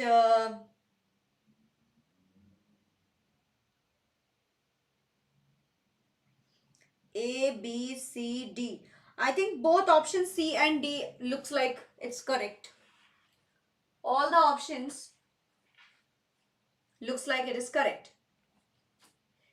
Thank you so much, Mithilesh. Yes, I have made this mistake. It's not -2, it is +2. My God, yes. I have just told you also that from this F minus 1, so it will be +2, guys. Oxidation state is +2. So, wait a second. So, this is wrong. This is wrong. That means that ABD, option D is the correct answer. ABD is the correct answer. ABD is the correct answer, guys. Oxidation, yes, +2. I said it right that from F minus 1, from F minus 2, but then I said from F, from F minus 1, from the other F minus 1, so it will be +2, but I said that it is -2. No, you guys are right. Yes, it will be +2. +2. Chalo guys, shall we move on to the next question? Let's move on to the next question. Yes. Arya, Vaishnavi, Subarma, everybody, you guys are right. You guys are absolutely right. Chalo, let's move on to the next question. Next question is, C4 epimers among the following pairs is. Epimers. What are epimers, guys? What are epimers? Just a second. I need a...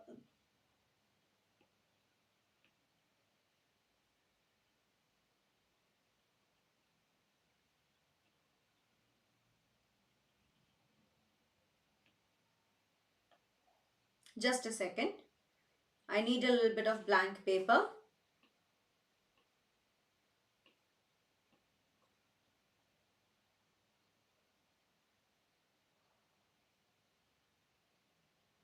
Where is this question from? This question is from biomolecules. Okay. So check it out, everybody. How do we draw epimers?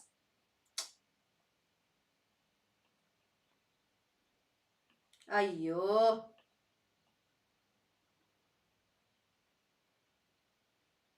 Just a second, guys. Just a second.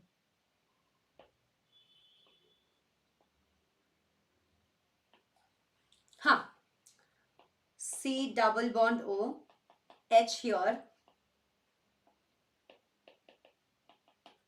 I'm making it for the first one, that is glucose, okay? For glucose and galactose, I'll make it. The remaining ones, you can try and do it on your own, alright? Will you be able to do it, guys? Will you be able to do it? CH2OH, okay? This is your D-glucose. Alright. Now, if I do it for galactose, yes, you are right. Akhilan, you are absolutely right. But let me just draw the structure and explain it to you. Here you will have C double bond O. Here you will have H. Here like this it goes. So you will have here OH. You will have here H. You will have here H. You will have here OH. This will change here. You will have an OH here. You will have an H here. And you will have an OH here. You will have an H here. And finally here you will have CH2OH. Now, if you clearly see at C4, these are the only two ones which has a chiral center. That is different configuration, right? And because of that, we are going to say that option A, that is glucose and galactose are C4 epimers. Okay, glucose and galactose are C4 epimers. Now, if I give you a homework and if I ask you that please draw the structure for glucose and sucrose, glucose and fructose, and glucose, lactose and maltose, do that and find out if these are C4 epimers, if these are C2 epimers, what are these, or are they even epimers at all? You find that out, okay? Will you all be able to find this out? Yes, will you all be able to find this out? What do you guys think? Will you guys be able to find this out or not, guys? Yeah, I think you will be, isn't it? Chalo, moving on to the next question, everybody. What is the molar solubility of AlOH3 in 0.1 molar NaOH solution, given that solubility of AlOH3 is 2.4 multiplied with 10 to the power minus 24. Chalo, let's solve this, okay? So according to the question, what do we have? We have AlOH3. What will it form? it will form, my dear bachos, Al plus 3 OH minus. So according to the question, here we will get S here and here it will be 3S, correct? This will be the solubility, right? Now you also have NaOH, correct? According to the question. So you write here NaOH. NaOH will dissociate and form Na plus and it will also form OH minus. Now the concentration is given to you as 0.1 molar, right? The concentration is given to you as 1 molar. So here, this is 0.1 molar, that means that here you will also be getting 0.1 molar, correct? Now what we can do is, now everybody, what we can do is, I can write it like this, okay? For Al3 plus, the solubility is S. And for OH minus, the solubility is going to be 3S plus 0.1, because OH you will also be getting it from Na plus NaOH, right? Yes, you will be also getting OH minus from NaOH, so 0.1 I'm mentioning. Now I want to find out the solubility product, which is KSP, and which is given to us as 2.4. So 2.4 multiplied with 10 to the power minus 24. This is equal to Al3 plus, yes, multiplied with OH minus. Am I right? Yes. So I can write it as 2.4 multiplied with 10 to the power minus 24 is equal to S multiplied with 0.1 to the power 3. Correct? 0.1 to the power 3. And from here, if I want to calculate S, then I can write it as 2.4 multiplied with 10 to the power minus 24 divided by 0.1 to the power 3 can be written as 1 multiplied with 10 to the power minus 3. So from here, our answer will be 2.4 multiplied with 10 to the power minus 21, which is our option B. Guys, please calculate this and tell me. Please calculate and see if this is the correct answer you are getting. Yes. Calculate and see if this is the correct answer you are getting, guys. Everybody, are you guys getting this? Are you guys getting this? I believe that we are almost at the end. We have come to the last question. Yes. We have almost come to the last question. Whoa, very good. Yes, we have come to the last question. Chalo. Guys, read the question. Read the question here. Okay. Read the question.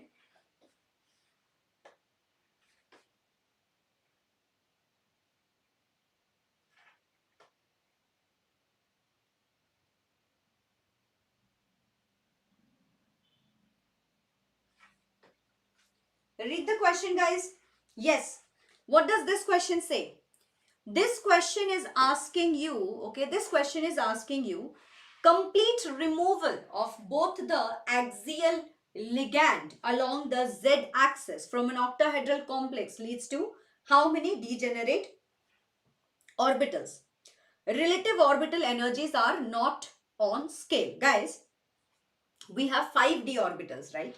We have 5d orbitals. Those are dxy, dyz, dzx, dx square minus y square, and you have dz square. Correct? Correct, everybody? Yes. Now, which ones of them are axial ligands? These two are your axial ligands. Okay, these are your axial ligands. Now, when you have octahedral complex, okay, when you have, last question also wrong, Acha Arya, please tell me how. Please tell me how. Explain it to me. How am I wrong? Yeah, Arya, tell me, how am I wrong? How am I wrong? How are you getting that?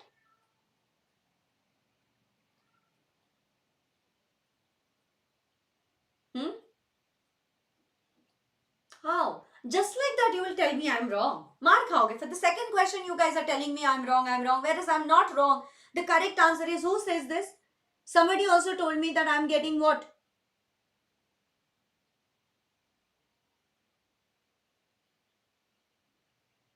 How are you getting 0.2? Where are you getting 0.2 from? The question says it is 0.1 molar here.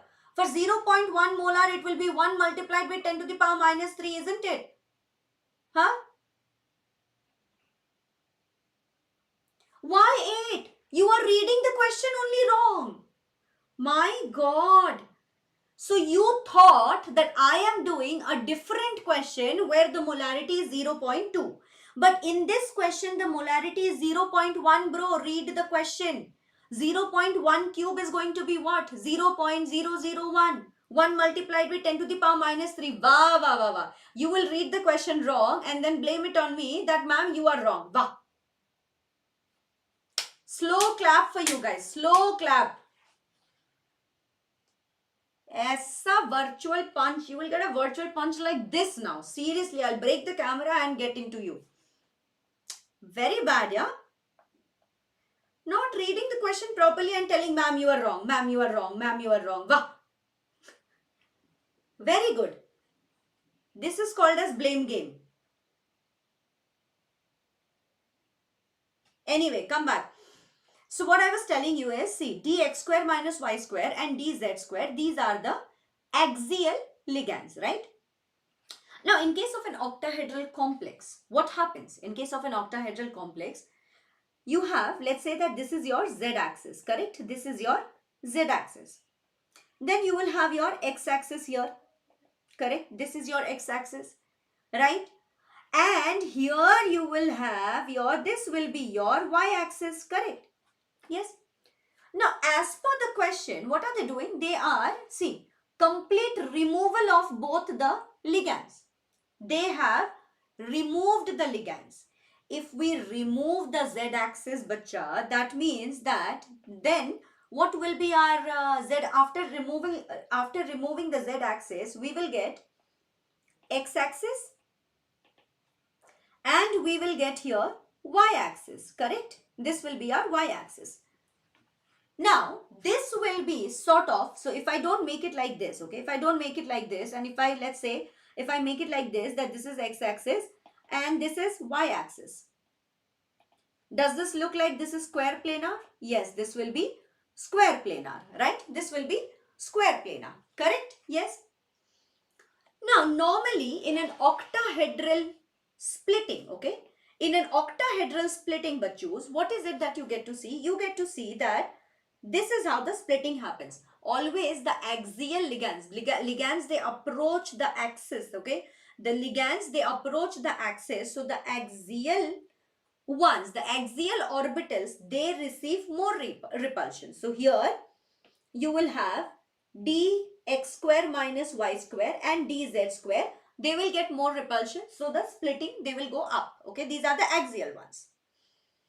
And here are your T2G, here you have 3, 1, 2, 3. Here you have the non-axial ones, which are dxy, dyz, and you have dzx. Correct? Yes? Correct, everybody? Absolutely right? Is that correct? Is that correct? Very good. Now we are saying that we are removing the axial ligand where? From the z-axis. So that means that everybody, chalo, one second.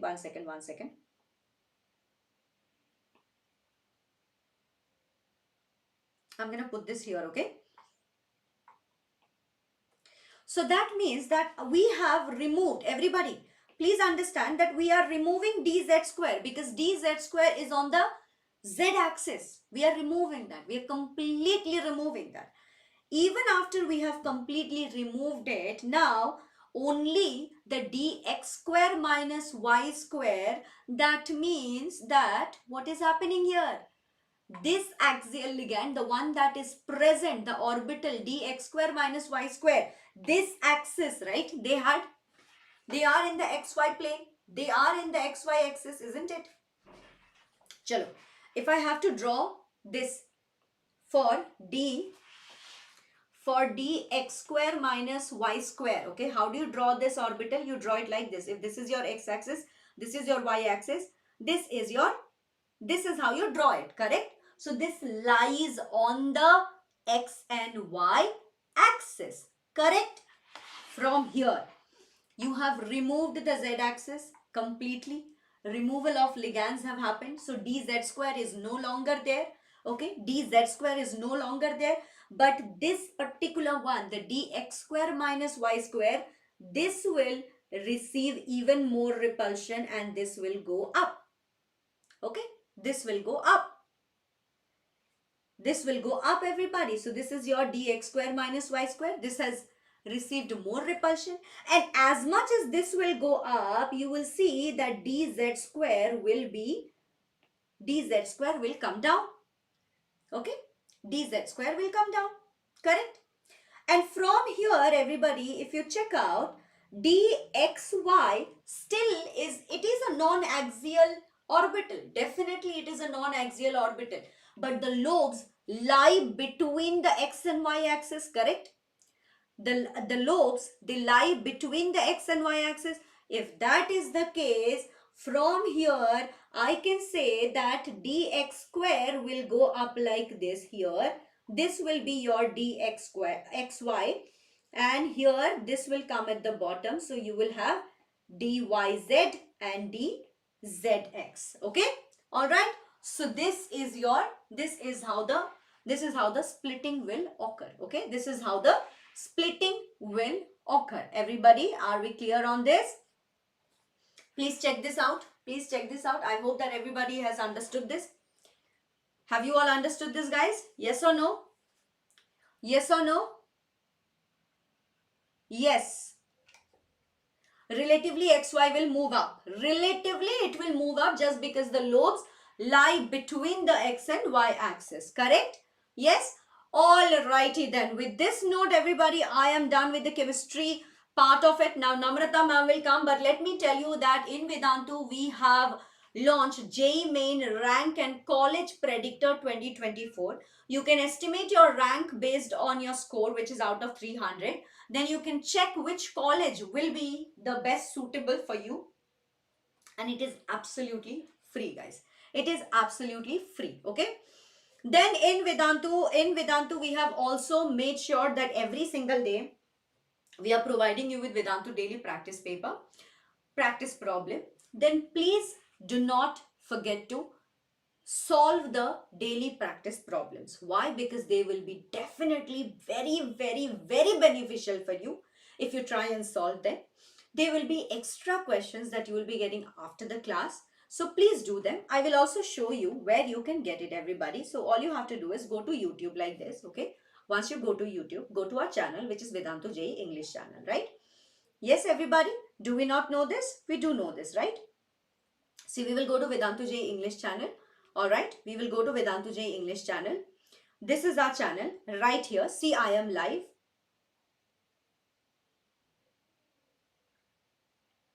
See, I'm live here, okay?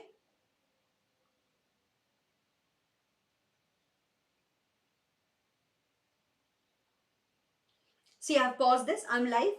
Now here, if you just click on this more, okay? There is a more here. Just click on this more. Once you click on this more, you will get to see that here you have, here you can fill up this Vedantu, you can fill up this form to get access to Vedantu's exclusive group, okay? And last minute tips and tricks you will be getting.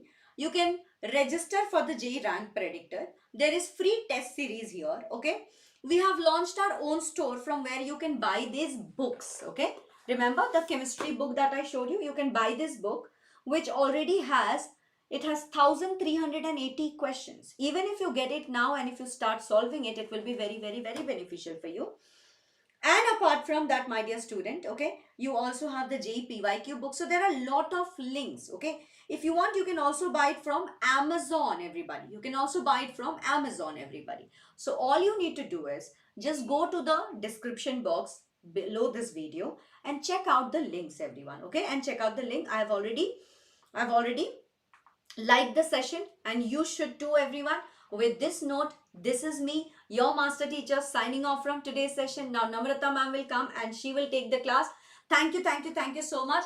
After Namrata ma'am's class, you will all be getting the notes. Either you will be getting it today or you will be getting it by tomorrow morning. Okay, tara, bye bye, lots of love and all the very best. Keep solving questions as much as you can, because that's the only thing that can help you. Okay, Only thing that can help you. Chalo, I will just call Namrata ma'am. I will just call Namrata ma'am. Namrata ma'am will come and she will start the questions. Okay. Bye bye everybody. See you all. Good night and have a nice day ahead. Bye.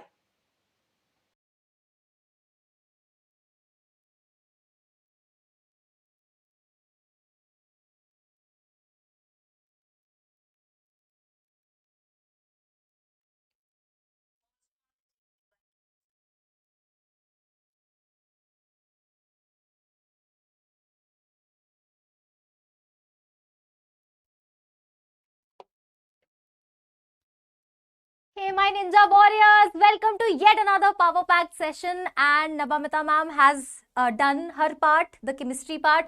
I'll be continuing mathematics part without any further ado. So please do let me know whether I'm perfectly audible and visible to you, so that without any further delay I can start today's session. All right, I can see comments pouring in. All right, I can see GL Black, welcome to the session. Okay, who is next? Who is going to confirm whether I am perfectly live or not? Audible, visible, clear. Please give me a big thumbs up so that we can proceed with today's session. And you know what? What is the agenda of today's session? So let me just, before I start, let me just tell you the agenda of today's session. So you know what? Whenever you see mathematics paper, or actually any paper, so you have 25 questions in your paper, right? You have to attempt 25. Out of these 25, now 6 to 7 questions are quite easier questions. But then there are some questions which are again 6 to 7 are moderate level question. Easier, moderate, and rest will be the difficult level question. We are here to target moderate to difficult level questions only, right? So yes, thumbs up. I can see you gave me a thumbs up. So let's just begin. I hope the agenda of today's session is clear to you. The very first question you can see on your screen, it has some correction. So this is nothing but 3 raised to power n. So the question is actually from binomial theorem, which says the largest natural number n such that 3 raised to power n divides 66 factorial. So this is one of the concepts from binomial theorem. Okay? So what does this thing says? So basically, let me just tell you one thing. So let me just show you a concept. Okay, let me just show you a concept. So what I'm trying to say is, suppose 2 raised to power n is divides 100 factorial, right? So 2 raised to power n divides 100 factorial. So what I'm trying to say is, so it is 100, then 99, then it has 98, and all the way up to 2 and then 1, right?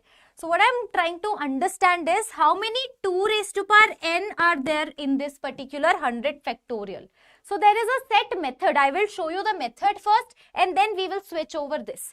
So there is a set method, set shortcut to tackle these kind of question. Yes, I can see Akshay Rahman definitely knows the shortcut. So the shortcut is, what we need to do is write 100 and write the prime number. This is the prime number. Write the prime number over here, take GIF of it. Plus, here we have 100 by 2 ka GIF. Then 2 square. Then we have 100 by 2 cube ka GIF. Then we have 100 by 2 raised to power 4 ka GIF. And then we have last 100 by 2 raised to power 5 ka GIF. Then we have 100 by 2 raised to power 6 ka GIF. Let's just start calculating the values. 100 by 2 will be 50, right? Then we have 100 by 4 is what? 25. Then we have 100 by 8 is what? It is something around, so 25 by 2 it is 12 point something. Let me just write it as 12 only. So this is 12 because we are taking GIF. Then again 12 divided by 2 it will be 6. Then 6 divided by 2 it would be 3. 3 divided by 2 it would be what? 3 divided by 1.5, so it would be 1. And then last, after this I'm gonna get 0 because GIF of any fractional quantity is 0. So basically 50 plus 25, 75. 75 plus 12, 87. 87 plus, what do we have? So it is what? 87 plus 10, so it is 97. So basically 100 factorial will contain how many 2? How many 2? So basically 100 only contain how many 2? So basically 4 into 25. So that means I will count as 2 square. Then 98 will contain again some more 2. So basically there are multiple 2's over here. So I am counting number of 2's in this particular expression, and that would be 97. That means 2 raised to power 97 I can take common from the 100 factorial. So basically this 100 factorial I can write it as 2 raised to power 97 into some odd number, because from this odd number, from this remaining terms, I cannot take any 2 common. Are you getting my point? I cannot take any 2 common. This is the whole concept. Now let me just solve this question. Let me just delete this and let me just solve. Let me focus on this concept, which is 3 raised to power n. Right? And remember, this shortcut is only applicable for prime numbers. Yes. So if 3 raised to power n divides by 66 factorial, that means 66 divided by 3 ka GIF. Now solve it. 66 divided by 3 square. Then we have 66 divided by 3 cube and so on. Let's check. So 3 and 2, 22 plus 22 divided by 3 would be 7 point something, right? If I divide 22 by 3, it would 7 point something, so plus 7. And you know what? 66 divided by 27, that would be what? 2 point something. So 2 point something ka GIF will be 2 and the rest terms will be 0, 0, 0. So very easy question. Just the concept is very interesting. So 22, 23, 24, so 31. So basically what I am trying to say is, this 66 factorial is containing how many? 31 threes, and rest of the, and it will contain some more terms, and that is not, this term is never multiple of 3. I cannot take single 3, one more 3 common. So this is 31. I can see Arya Kashyap, I can see Akshaya. Alright, are you getting it? Are you getting the concept? Okay, but one alert, or you can say one disclaimer I would like to give you. So if the question is asking, for example, the question is asking that, I will share another question with you. If you need to answer 10 raised to power n divides, let's say 100 factorial or 50 factorial for that matter. In that case, how will you apply? In this case, how will you apply? Because 10 is not a prime number. 3 was a prime number. I can apply this particular concept. But 10 is not a prime number. So what I can do is, I can split this in 2 raised to power n and 5 raised to power n. Are you getting my point? Yes. So I need to calculate how many 2's are there in 50 factorial and how many 5's are there in 50 factorial. Of course, number of 2's will be much greater in any factorial than number of 5's. Why? Because the moment you open any factorial, now open 50 factorial. So 1 into 2, then 3, then 4. You know what? Every another number is divisible by 2. But 5, how many 5 we are getting? So 1, 5, then 10, then 15, then 20. So there are lesser number of 5 I can see. So basically what I'll be doing is, just this question will be reduced to 5 raised to power n divides 50 factorial. So the answer would be 50 by 5 ka GIF plus 50 by 5 square ka GIF plus 50 by 5 cube ka GIF. And so on, right? So this would be 10, this would be what? 2, and rest would be 0, so 12. So basically 12 number of 5's will be there, hai na? And 2 would be obviously greater than 12, right? So basically 5 raised to power 12 and 2 raised to power, which is some number which is greater than 12. To make 110, I need exactly same number of 2 and 5. So 12 will be the correct answer. So basically 10 raised to power n divides 50 factorial. So there will be, how many 10's will be there? How many 10's will 12 10's will be present in this 50 factorial. Or we can say that 50 factorial will have how many zeros in the end? 12. 12 zero will be there in the end. So the question may come like this also, ki how many zeros are there at the end of 50 factorial or maybe 100 factorial. How are you going to count? Number of zeros is closely related to number of tens in that number.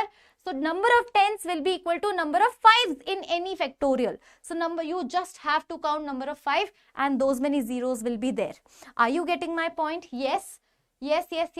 Formula notes, yes, I'll be sending formula notes. Don't worry about that. Let's just focus on this question, which is from what? Area under curve. Yes. area under curve. Yes, area under curve. So to figure out the area of this curve now, to figure out this area, what we need to do is we need to plot the curve very precisely. So the whole question, the USP of whole question is what? Curve plotting. If you're not serious while plotting the curve, you won't be able to get the correct answer. Okay, so just make an effort and draw the curve very precisely. Okay, let's just focus on area enclosed by the lines x plus y is equals to 2. So can you see this? X plus y is equals to 2. This is 1, this is 2. This is 1, this is 2. Can you see my effort? Can you see my effort? I have nicely drawn this x plus y is equals to 2. You have to put in the same effort, similar effort in plotting the graph, right? So this is x plus y is equals to 2. This is y is equals to 0. That is your x-axis. This is your y-axis. And one function is there. So I need to plot both the functions. This function is x square plus 3 by 4. So that means it is a parabola. 3 by 4 will be somewhere over here. So this is my parabola, right? And yes, this is my parabola. And this is what? 1 plus GIF of x. So this is your 1. GIF of x. The graph of GIF of x looks like what? So it looks like this, right? But 1 plus GIF of x, I need to shift the whole graph towards 1 unit above. So it will look like this. Okay.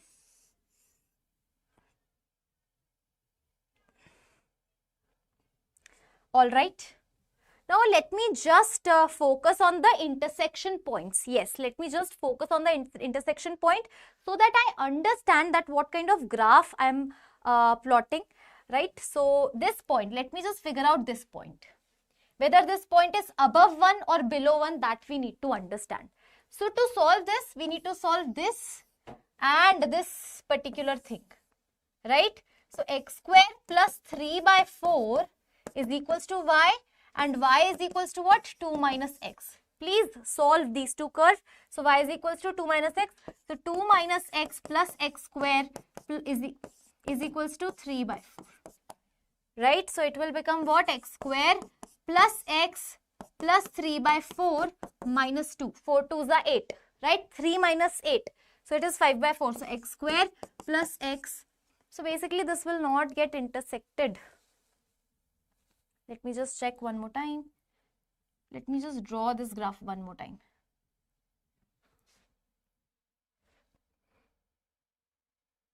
Yeah. So x plus y is equals to 2 will look like this. This is 1, this is 2, this is 1, this is 2. Right? And let me just draw this graph x square plus 3 by 4. So x square plus 3 by 4 will look like this. Right? Yes. Cool. And 1 plus GIF of x. So 1 plus GIF of x looks like this. Right? Yes. So basically, give me one more moment. Yeah. So it will actually look like this. This point is 1, 1. Can you see? This point is 1, 1 and this graph is like this only. Yeah. This will intersect over here. And yes, so this is all about it. So I have plotted every graph over here. We are looking for the minimum value. We are looking for what? The minimum value, minimum of these two graphs. So minimum of these two graphs will look like this. So basically this will be the graph and out of these two, this will be the graph, right? So which area I am looking for? So I am looking for area which is enclosed by this, this and this. So let me just shade the required area. So I'll be looking for this area first, right? This is my area. Along with that, I'll be looking for this area as well. So for that, what I need to know is this particular point, which is intersection point of 1 plus GIF. So this is y is equals to 1 line. So y is equals to 1 line and this is x square. Y is equals to x square plus 3 by 4. I am looking for intersection point of these two quantity. So x square plus 3 by 4 is equals to 1. X will be plus minus half. So that means this point is nothing but x is equals to half. So I need to integrate. I need to find the area of this curve. Can you see that? So integration 0 se leke half. This is your upper curve. which is x square plus 3 by 4 dx plus what is this? Who is going to tell me what is this? Who is going to tell me this figure? What is this figure? This is a trapezium, and the area of trapezium is what? There are many times, actually multiple times, wherein in this particular chapter, area under curve, area of trapezium will come into the picture. Okay, so area of trapezium is what? Half sum of parallel side into distance between them. So it would be half sum of parallel sides. Can you see these two are parallel lines? So this is half, this is 2, so this would be 3 by 2. Sum of parallel sides, this would be what? So this is 1. So this would be what? Half. So sum of parallel side is 3 by 2 plus 1 by 2 into distance between them. The distance between them is 1. Right? Yes? Okay. Clear? So this will be 2. This will be 2. 2 and 2 are getting cancelled out. So this is 1. So this is nothing but 1. Right? What about this? X square plus 3 by 4. So let me just integrate it. Let me just integrate it. So 0 say half x square plus 3 by 4 dx plus 1, right? So it would be x cube by 3 plus 3 by 4x, and it would be 0 se leke half. Plus 1 is already there. So it would be 1 by 24 plus, what would that be? 3 by 8. Right? Minus 0, and then this would be plus 1. This is your required area. What you need to figure out is 12 times your area. So 12A will be equal to, so this would be 2 plus, multiply 12 in this. So 12 upon 8. It is 3 by 4, right? 1 by 2. 3, x is 1 by 2. So 3 by 8.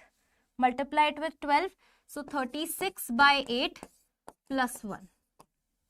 Right? Am I doing anything wrong? Back. 3 by 4x. So 3 by 4 into half. That would be 3 by 8. Right? Half sum of parallel side. Distance between them is 1. 3 plus 4. 4 by 2 is 2. 2 to cancel. So that would be 1. So plus 1. Right? And we have 12. Over here. So this is your 12A. Yes? 1 by 2, not 2. 1 by 2, not 2. Where I have written 1 by 2 somewhere. 1 by 2, not 2. 0 se half. 1 by 2. So this is 4 by 2. This is 2. 2 to cancel. This would be 1, right? 0 se half. So x cube by 3. 2 nahi hoga, half hoga. Ma'am, area of trapezium mistake. Okay. Okay, area of trapezium mistake. So basically half into sum of parallel sides. Sum of parallel sides is what? 3 by 2 plus half. So 3 by 2 plus 1 by 2 will be what? 3 plus 1, 4 by 2. Okay, 4 by 2. So 2 and 2 are cancelled. 1 will be the answer. What mistake I did? So distance between them is 1. This is what? 3 by 2. This is half. Half sum of parallel side into distance between them. So 3 plus 1, 4 by 2. Check 12A. So this would be 1. 1 plus this quantity. So 3 by 8. Okay, let's just solve it. Second last step. So 12 से multiply करेंगे ना. So let me just, okay, 3. Let me multiply इधर 3. So 10 by 24 plus 1 basically. So 34 by 24 is equals to A. Correct? So 12A would be what? 18 is equals to 12A. Yes. Absolutely right. Okay? Yes. Just erase this. Now it's fine, right? It's fine. 3 3s are 9, and here also 3 8 3s are 24. 9 plus 1, 10 by 24 plus 1. Now you can multiply. Okay? Clear? Now it's correct. Okay? Chalo. Let's move on to the next problem. Again, next problem is from the area under curve. Oh wow, nice, great. So basically the question is asking me, we have a parabola which is passing through 3 points, and it is given that area of this particular region and this region is A.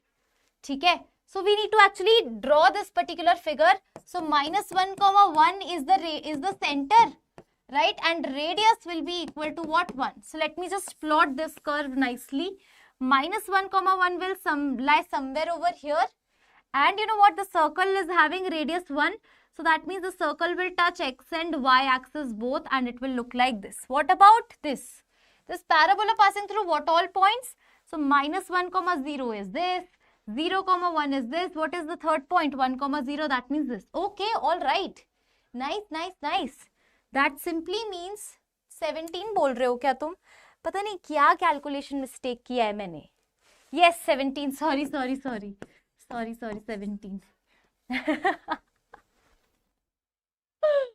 17. What am I doing? ठीक है. So this is your parabola which is passing through these 3 points. So the parabola actually will look like this. Right? And you know what? Yes, I will share the PDF right away. Do not worry about it. है ना? ठीक है. तो अभी this is the parabola and this is the circle we are looking for this particular area. For this, you know what? I need to, so this is minus 1 and this is 0. I need to integrate a curve from minus 1 to 0. Okay?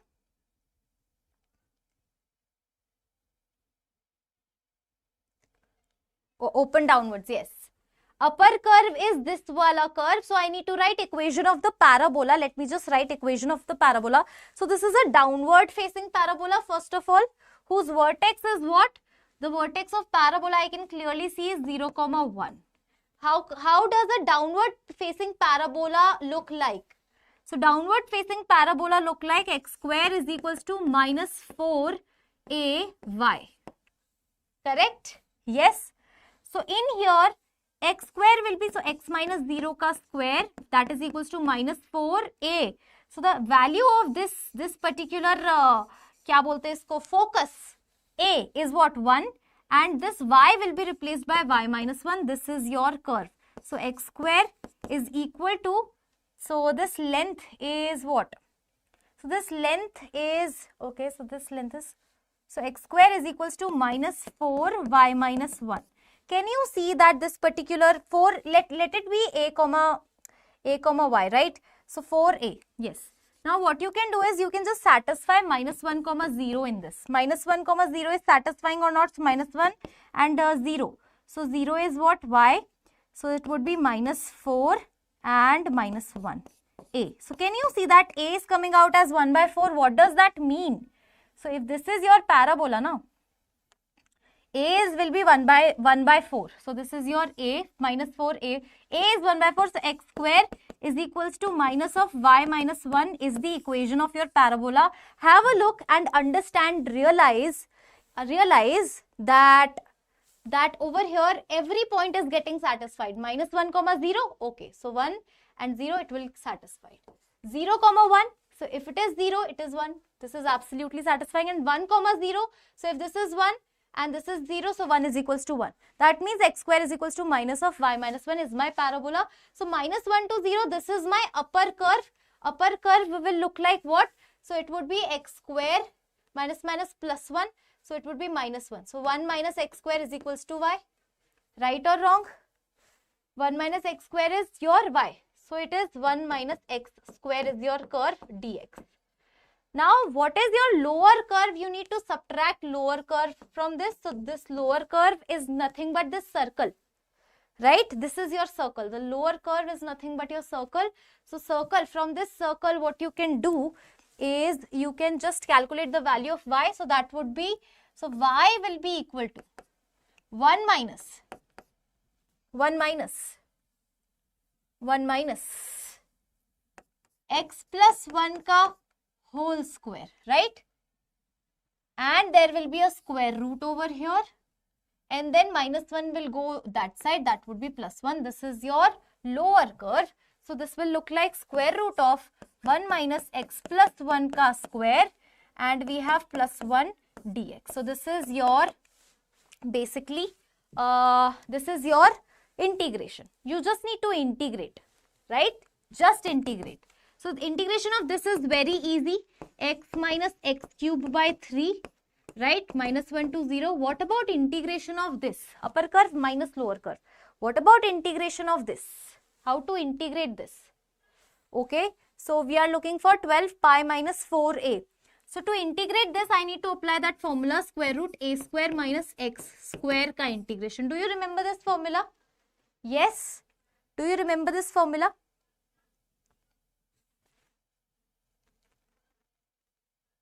Sabarna is saying, isn't the formula x right minus x left? Yes, that is also a formula if you are integrating with respect to y. But this time you are integrating with respect to x. So this is upper curve minus lower curve. Okay?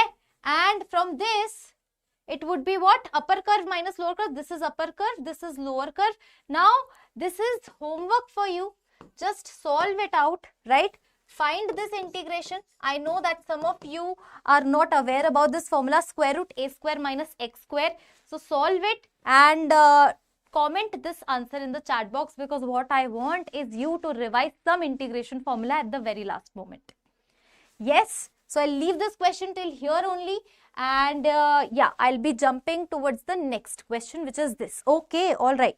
So this question is actually very beautiful question. Very beautiful question. Okay. So the question says that alpha A is the greatest term in the sequence this. Right. So this question is amalgamation of sequence and series plus area or application of derivatives. Very different. Very beautiful amalgamation. Okay? Alright, sequence and series and application of derivatives. So now what we need to do is we are here to figure out basically the value of n. What we are looking for is the value of n at which this term is becoming greatest. So let me write a function f of x, which is what? X cube upon x raised to power 4 plus 147. Okay? Now what I'll be doing is I'll be finding the value of x at which my function becomes maximum. So for that I will do f dash x is equals to 0. Right or wrong? So f dash x will be equal to 0. So for that I need to calculate f dash x by quotient rule. X raised to power 4 plus 147 ka square. Now x raised to power 4 plus 147 will stay like this. The derivative of this is 3x square minus sign will be applying, and this time x cube will be constant and x ki power 4 plus 147 will be what? 3x cube. Just quickly solve it. So it will become 3x raised to power 6. 3x raised to power 6. Sorry. So this is what? 4x ki power 4. No, this will be 4. Yes, 4x cube. Why? Because I am differentiating x raised to power 4 plus 147, right? So this will be 4x raised to power 6 and 3x raised to power 6. So your f dash x is coming what? Tell me. So it is coming 147 into 3x square. 3x square minus, can you see this? 3x raised to power 6 minus 4x raised to power 6. So that would be x raised to power 6 upon this ka square. Right? So can I take x square common? Can I take x square common? So my f dash x is what? X square is common. Okay. And we have 147 into 3. Okay. 147 into 3 minus x raised to power 4 upon x raised to power 4 plus 147 ka square. Now what I can do is I can just make it is equals to 0, right? This is my expression. So first thing I can see x is equals to 0 is repeated twice. And if I make this is equals to 0, so x raised to power 4 is equals to 147 is what? 21 into 7. 21 into 7, 7 3s are 21. So 21 into 21. So x square is coming out as plus minus 21. Minus 21 is anyway rejected. So x is coming out as plus minus root 21. So let me just figure out the nature of f dash x. If I figure out nature of f dash x, are you getting my point? If I figure out nature of f dash x, what will I get? If I figure out nature of f dash x, Arya Kashyap, incorrect. What are you saying? 44. 44, from where are you getting 44? Incorrect. Okay, so I am getting x is equals to 0. Then I am getting root 21. Then I am getting minus root 21. What I am here to figure out sign of f dash x. Sign of f dash x. The moment I put any number which is greater than root 21, suppose I put 5 over here, so this will be positive. And if I put 5 over here, what would I get? 5 raised to power 4 is 625, so I'll be getting a negative sign over here. Then root 21, so I'll be getting a positive sign. 0 before 0 and after 0, can you see a square over here? Remember method of intervals, after even power sign will get repeated. So it will be plus sign, right? And this will be minus sign. So we have this expression which says that my after root 21 my fx is decreasing. It is increasing since till here, right? And again it is decreasing. Now can you see my maximum value? If at all my maximum value exists. So this is my f dash x, right? Now can you see? Okay, let me just go back. This was all about f dash x. Can you just see that if I have taken fx is equals to this, my n actually, so I have replaced n by x. And you know what? My n starts with 1. That means I am not looking for negative values of x. Understand this. I am not looking for negative values of x. Okay?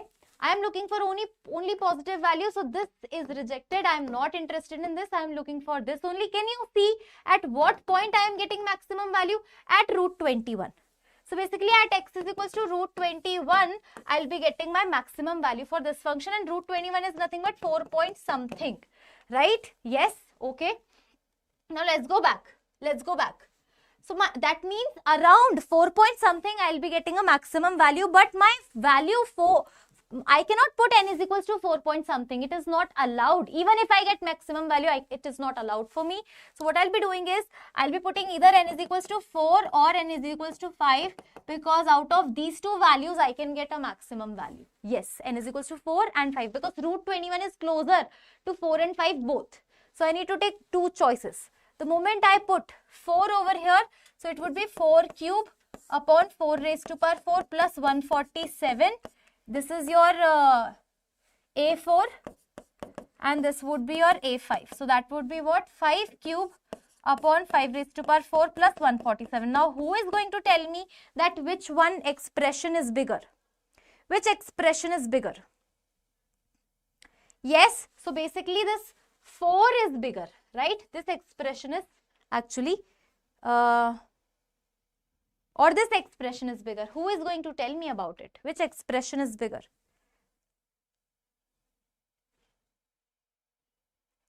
Arya Kashyap is saying A5 is bigger.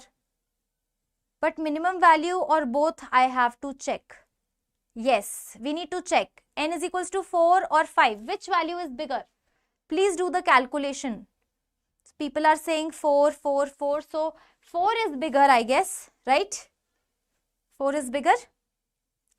So that means then alpha is, so this is the greatest term. What is the value of alpha? So basically fourth term is bigger. So 4 is the correct answer. Basically n is equals to 4. Perfect. Yes. Are you getting my point? Yes. 64 by 403, 125 by 772. So 4 is bigger.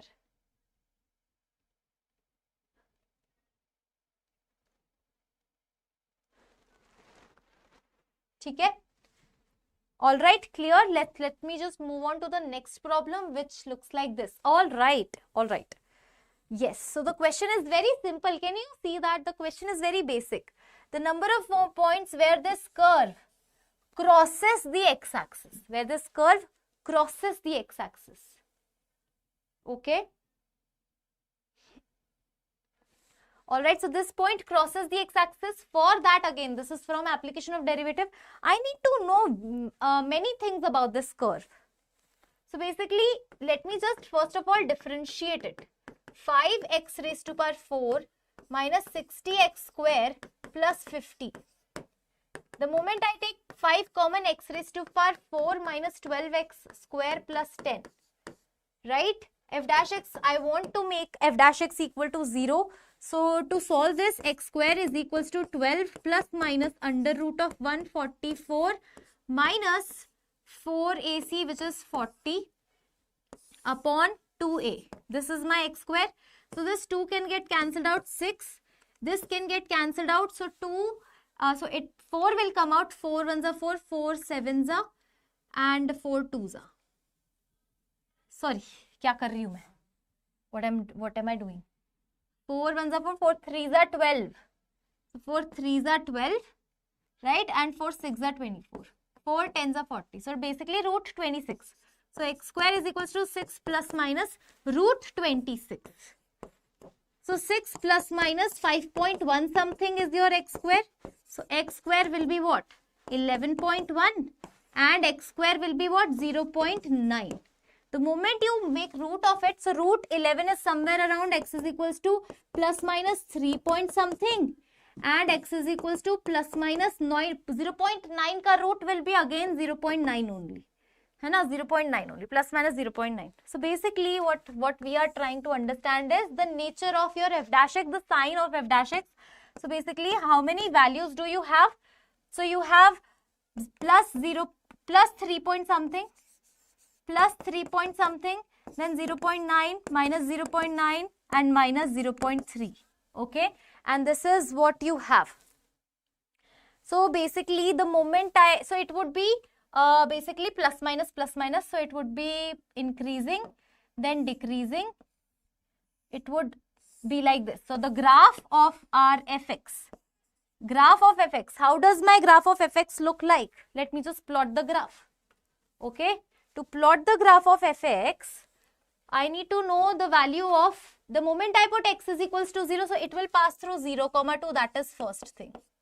The moment I put 1 in this, 1. The moment I put 1 in this, what do I get?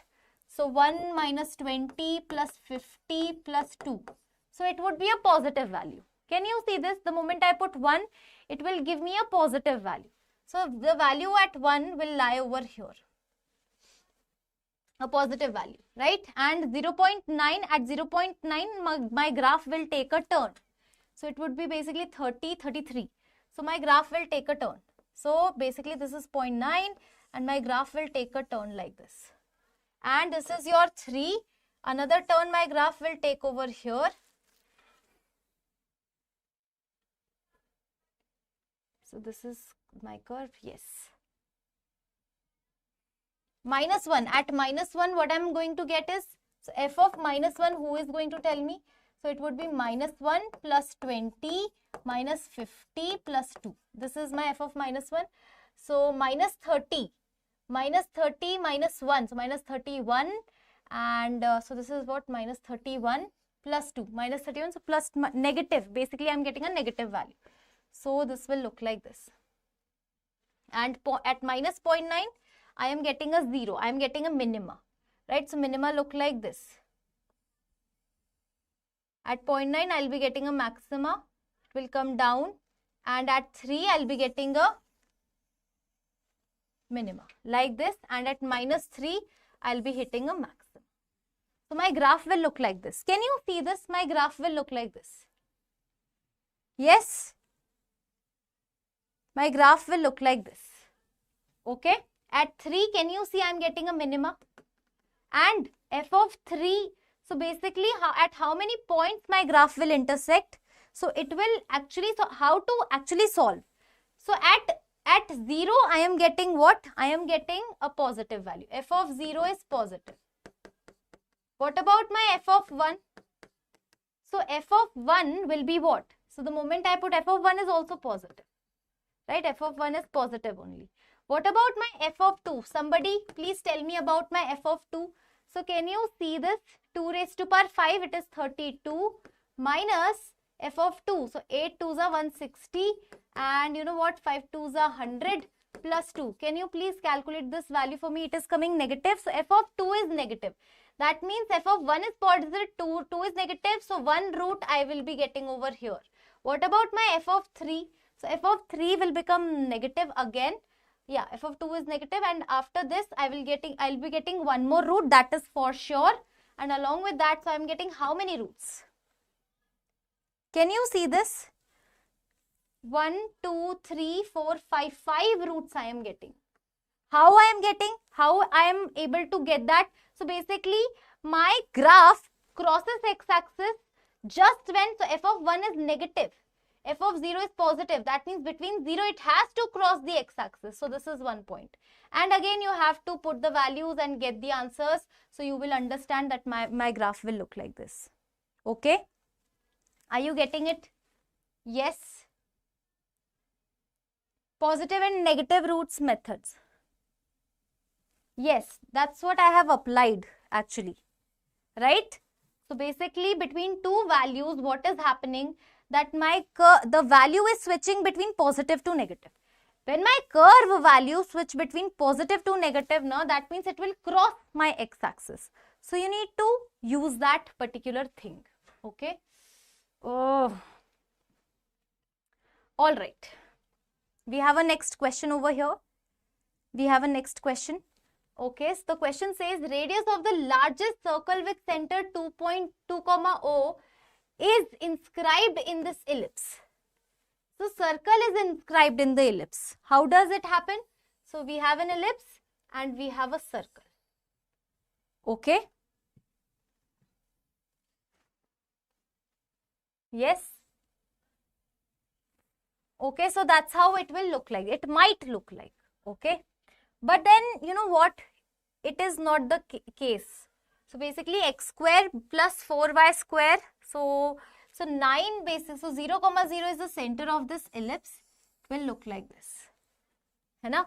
Or 2, 0. So 2, 0. So circle will look like this. ऐसा. This is the case. This is the case. ठीक है? So 2, 0. 2, 0 is lying over here, right? So yes,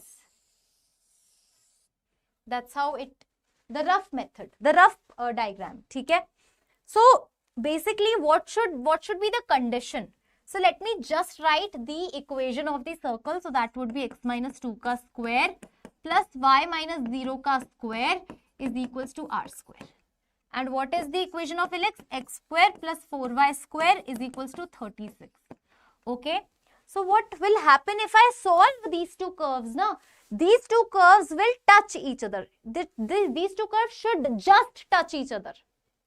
Right? If these two curves touch each other, that means that is the limiting condition. Our circle cannot be greater than that. The moment I make a bigger circle than that, now that my circle will intersect the ellipse at 2 points, that I don't want. What I want is my circle should be completely inside the circle, or it just touches it, right? That's what I want.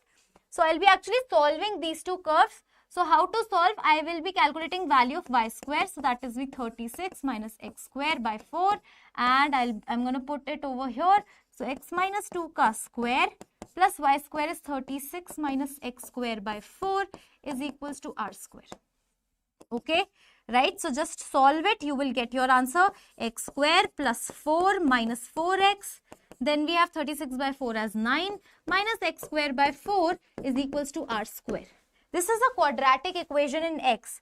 So x, 1 minus 1 by 4 is 3 by 4x square. Then we have minus 4x as it is, 9, 10, 11, 12, 13. So plus 13 minus r square is your quadratic in x. So what do you want from out of this quadratic? So you have solved these two curves and your discriminant of this quadratic should be equal to 0. Why? Because you want exactly 1x, because you want these two curves to touch each other. So discriminant is equals to 0. So b square 16 is equals to 4 times a, and c is what? 13 minus r square. So 4 and 4 are gone. So it would be what? 16 by 3 is equals to 13 minus r square. So value of r square is nothing but 13 minus 16 by 3. So 39 minus 16 by 3 is r square. What you are looking for is 12r square. So 12r square is equals to 4 times 39 minus 16. So basically 3 and 2, 23 into 4. So it will become 4 3s are 12, 4 2s are, so 92 is the correct answer of this particular question. Yes. Yes. So basically you don't need to draw this. You don't need to draw this. What you need to understand is, okay, if a circle is inscribed in an ellipse now, so maximum a circle can do is touch that circle. It cannot go beyond that ellipse and cross the ellipse. So for that, what we need to apply is just solve these two curves. Write the equation of circle, solve ellipse and a curve. The moment you solve ellipse and curve, you will realize that you will get a quadratic equation. So the value of x should be single value. Why? Because it should just touch the curve. And yes. No, actually, so our doubt is appearing. So, Akshay Rahman is asking, ki ma'am, how can we say D is equal to 0? So basically, I have to draw a circle, right? I have to draw a circle. So the circle basically, it can only touch. So if it is 2, 0, and what is this? Tell me. So it is 6. This point is 6. Right? Okay. Let me just plot this circle over here. By drawing also you will understand that by symmetry, if the circle looks like this, na? So basically by symmetry also you can say x is for both the values. If x is 2 over here, so x is 2. X will be equal to 2 over here as well. Value of x will be same. Right? Are you getting my point? It would be either this case, right? Or it can be one more case where what we can do is the circle looks like this. Right? It should lie inside this. So if the radius is greater than 4. Okay? So basically, okay ma'am, we have to assume. No, we are not assuming. Not at all. Tell me. By symmetry, you tell me. By symmetry, the circle is symmetric, right? 2, 0 is center. You tell me at this point, okay? You tell me, just think about it. If I draw a circle, just tell me that if this is touching at this point, this is touching at this point, you just tell me. Suppose x is equals to 3 is there. So this will be also 3, this will be also 3, na? This is 3, some positive y, this will be 3, some negative y. Right? It is quite visible. Because why? Because my ellipse is symmetric about my coordinate axis. My circle is also symmetric. Can you see? The center lies on the x-axis. It is not a random circle. My center lies on x-axis. Right? Okay. Let's just start solving the question from complex numbers. Just touching understood. Yes, Akshay. Hai na? Complex numbers. I will send you the notes right away after this session, aspirant. Do not worry about that. Okay. So this is your Z. This is a real number. Acha, the question is saying your Z, this complex number is a real number. Right? This complex number is a real number. What happens when a complex number becomes a real number? What happens when a complex number becomes real number? Its imaginary part becomes 0. And you know what?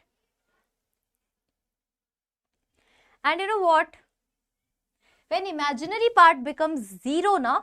So these type of questions actually regularly are there in your JEE Mains 2023. They give you a complex number and they say this is a real number. If this is a real number, then imaginary part of this would be 0. And sometimes they say that this part is purely imaginary. If they are saying this is purely imaginary, then real part will be equal to 0, right? So please remember both ways. Now let me just rewrite this. So basically this is real number. So twice x plus iota y minus 3 iota whole upon 4 x plus iota y plus 2 iota. So 2x, then what is the imaginary part? Y minus 3 whole upon 4x, then we have 4y plus 2. Correct or not? Right? So this is your complex number. Now I need to rationalize this first. I need to rationalize this. So this will become what? 4x minus 4y plus 2 iota upon 4x plus 4y, sorry, minus 4y plus 2 iota. Are you getting my point? So a plus b, a minus b, that would be a square minus b square. So denominator would be what?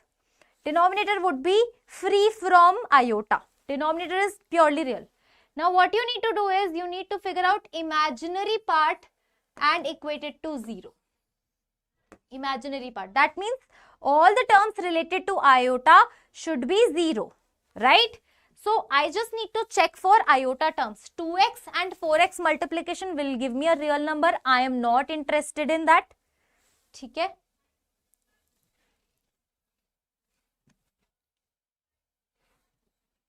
सही किया ना? 4x minus a plus b, 2y, no ma'am, 2y. 4x plus iota y, so 4y plus 2. 4y plus 2, correct? And it is, yes, 2y minus 3, perfect, 2y minus 3. Yes, yes, yes. ठीक है. Formula session PDF I'll be sharing right away after this session. ठीक है? I'm telling you for the 5th time. ठीक है? चलो, imaginary part 0. So term related to iota. So this multiply this. Basically 4x 2y minus 3 will be imaginary part because it will have iota. ठीक है?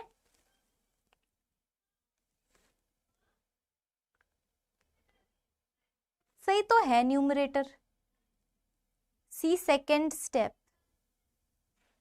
Is any problem in second step? 2z minus 3. 2z minus 3 is absolutely right. 4z plus 2 iota. Correct है ना? Correct तो है. Absolutely right.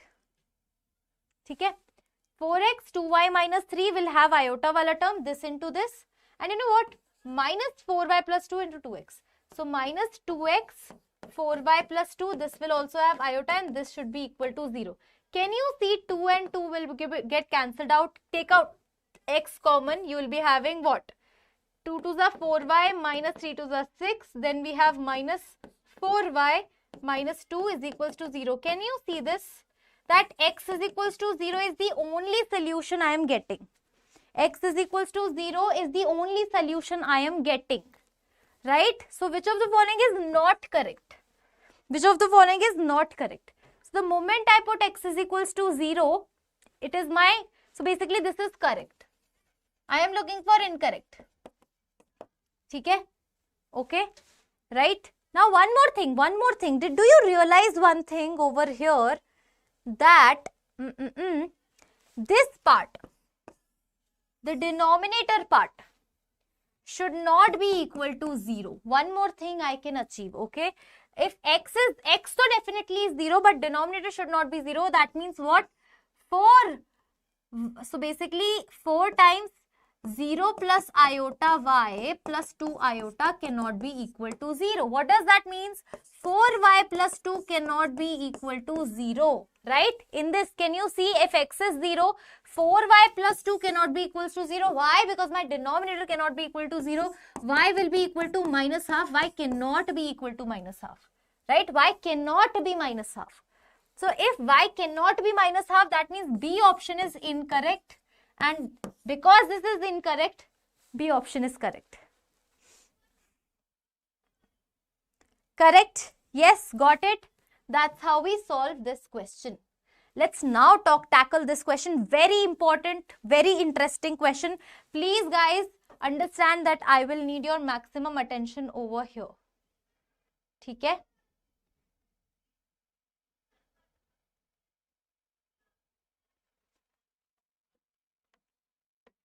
The question is absolutely interesting. It says omega 1 be the point obtained by the rotation of Z1. Z1 is what? Please tell me. 5, 4. 1, 2, 3, 4, 5. 1, 2, 3, 4. 5, 4 will somewhere lie over here. Z1, which is equal to 5, 4. And you know what? What we have done is, we have actually rotated this by 90 degree and we have gotten omega 1. Omega 1 is that particular complex number. Omega 1 is that particular complex number which we have rotated Z1 by 90 degree. Can you see that? Z1 about the origin is rotated through a right angle anti-clockwise direction. In anti-clockwise direction we have rotated. So I will achieve omega 1. You know what?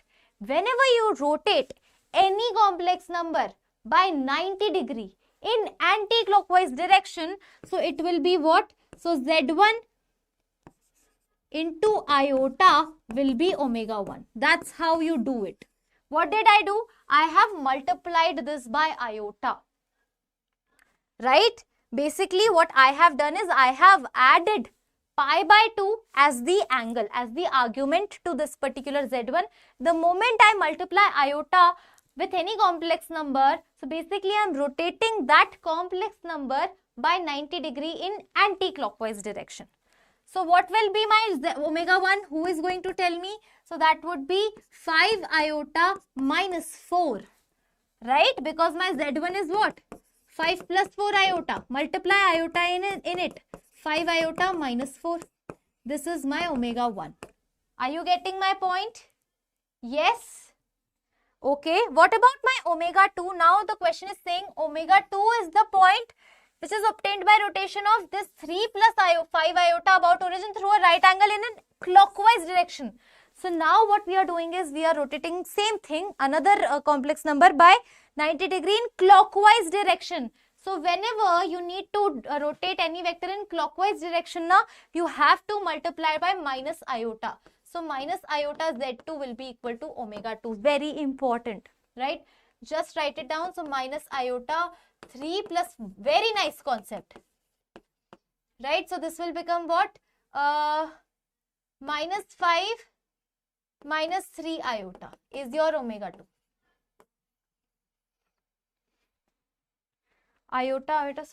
Plus 5 minus 3 iota, and this is 5 iota minus 4. Now what you are looking for is principal argument of W1 minus W2. W1 minus W2. So W1 minus W2. So W1 minus W2 will be what? Minus 4 plus 5 iota minus 3 iota plus 5. Okay? So minus 4 minus 5 will be what? And this is, so 8 iota minus 9 plus 8 iota will be your this particular thing. Minus 9 plus 8 iota. Right? Omega 1 minus omega 2 is coming out as minus 9 plus 8 iota, which is lying in which quadrant? So minus 9 here, 8 here, and this is the point. And you know what? So yes, so your angle will be pi minus tan inverse y, which is 8 by 9. Pi minus tan inverse 8 by 9 y by x. Pi minus tan inverse 8 by 9. Option A, absolutely right. Yes. Yes, yes, yes. Give me a big thumbs up if you've understood this question. So basically the concept is very interesting. The moment you have to rotate any vector by 90 degree in anti-clockwise, multiply it with iota. And if you are rotating any vector by 90 degree in clockwise direction, you have to multiply it with minus iota, and you are done, you are good to go. Let's move on to the next question, which says, very easy question, very interesting question. The number of points in the interval where this function is discontinuous. So you are looking for points of discontinuity in this interval. In this interval, so if I look at the nature of this function, I can clearly see that my fx is becoming what? Mod of GIF of x plus, can you see this is square root of fractional part of x, right? And you know what? Whenever my function involves GIF of x or fractional part of x, I have to only worry about the integers. So in this interval, I can see only two integers are there, -1 and 0. These 2 points are my doubtful points. I don't have to worry about anything else. Okay. So the moment I find, let's check for x is equals to -1. So f of -1, who is going to tell me? So f of -1 will be -1. Ka GIF will be -1 and mod will be so +1. Plus, the moment I put -1 in this, what does that mean? So fractional part of any integer is 0. So it is coming out as 1. F of -1 is 1. What about f of 0.99999? That means minus 0.999. Right? The moment I put negative fraction in this, I will be getting a -1. Modulus of that will be 1. Plus square root of fractional part of this. So fractional part of minus 0.999 I need to calculate. So I need to actually add 1 to it and subtract 1 from it.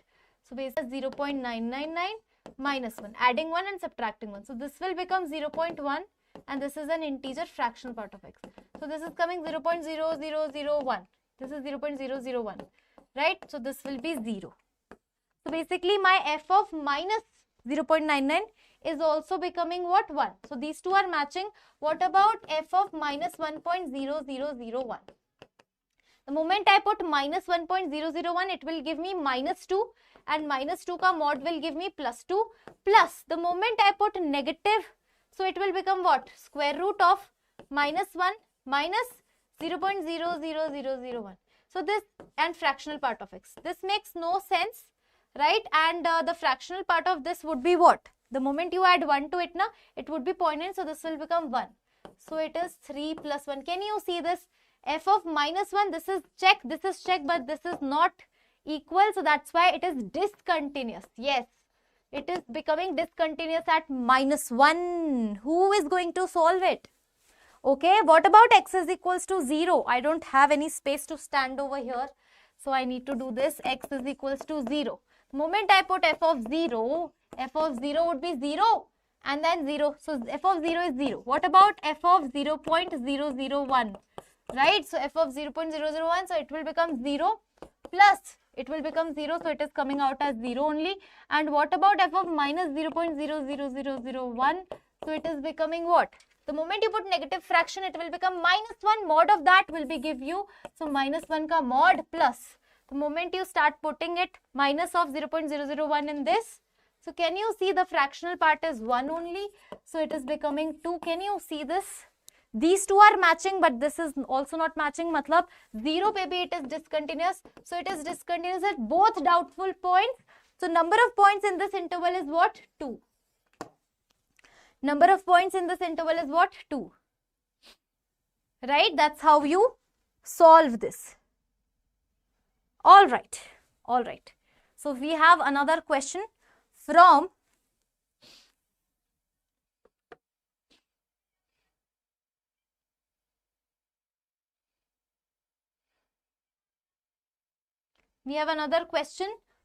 this. From where? From indefinite integration. Very different kind of question was asked. Isn't that question as integer, ma'am? As integer, yes. The question was in so numerical type, na? That's what are you trying to ask? Numerical type, yes. So question is numerical type only. So how many points discontinuous? At 2 points. Let's move on to this. This is definite integration ka sawal. ठीक है? Question from the definite integration, which is saying that alpha of m comma n is equals to what? 0 comma 2. So I'll be applying by parts over here. Right? I'll be applying by parts over here. So what we need to calculate is this. Alpha 10 comma 6, alpha 11 comma 5. Right? That means eventually we need to put the value. So to solve this, let's understand with by parts. Why you delete that PYQ test link video? PYQ test link video? No, I did not delete. Which video are you talking about? I am not aware. Please, after this session, you can comment on this particular session. I'll be looking into it. I'll be talking to my team. Okay. So can you see this? So out of these two, let me just take this as second function and this as first function. First function is constant. Can you see? Integration of second function is this minus integral of derivative of first function. So n 1 plus 3t raised to power n minus 1, and integration of second function will be 3 raised to power m upon m plus 1 dt. Right? Can you see m plus 1 on both the sides? Can I just rewrite it as m plus 1 alpha of m comma n is equals to what? So 1 plus, so here I need to put the values 0 to 2. Let's just start putting the values. The moment I put 2 over here, na, 3 to the 6, 7 raised to power n. The moment I put 2 raised to power m upon m plus 1 is gone. Minus, I need to put 0 over here, so it will be 1. 0 in place of t, it will be 0, so that's it. This is sorted. Minus, now m plus 1 is gone, and you know what, one more thing. 3 will also be there, because I am differentiating 1 plus 3t raised to power n, I am differentiating it. N will come in front, 1 plus 3t raised to power n minus 1, and 3t derivative 3 will be there. Right, so this is all derivative. So let me just take common, 3 times n will be common, and integral of what? 1 plus 3t raised to power n minus 1 and t raised to power m dt. This is 0 to 2. Can you see this is something? Can you see this particular term is actually matching with the same thing? The only difference is in place of n, now we have n minus 1. In place of m, I have m plus 1. Right? So this is nothing but 3n alpha of, can you see, m plus 1 comma n minus 1. That's what it is written over here. This is 7 की power n, 2 की power m, and this is m plus 1. ठीक है, alpha m comma n. Can you see 11 alpha 10 comma 6 is written over here? The moment I put m is equals to 10, na, I'll be getting everything in one go. In one go. The question looks very difficult, but it is not that difficult. Put m is equals to 10, 11 alpha 10 comma n is what? 6. Put n is equals to 6. ठीक है? Is equals to, so m 10 n 6. 7 की power 6, 2 की power 10. Minus 3 into 6. 3 6 are 18. Can you see this? 3 6 are 18. And this would be what? Alpha. So 11. Yes, can you see alpha 11 comma n minus 1 is 5. So this shift towards left hand side, 11 alpha 10 comma 6 plus 18 alpha 11 comma 5. That would be equal to, just arrange it. So it would be 14 raised to power 6 and 2 raised to power 4. 2 raised to power m. So this is m plus 1. Sorry, m plus 1, m plus 1. So this is 11. So this is 2 raised to power 5. Right? So can you see this value is equal to 14 raised to power 6 into some value. So 14 raised to power 6 into 32 will be your answer. So 32 is coming as your answer. ठीक है? Ouch.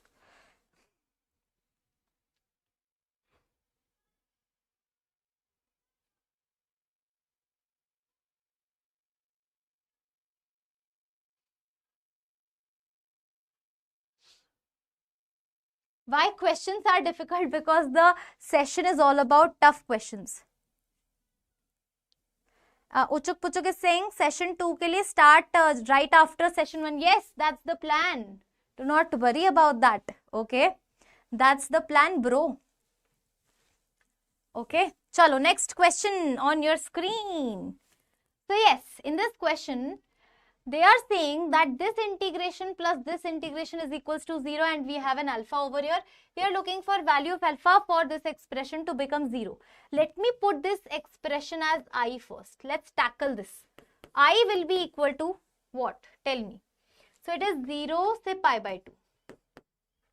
F of sine 2x sine x dx. Right? Okay.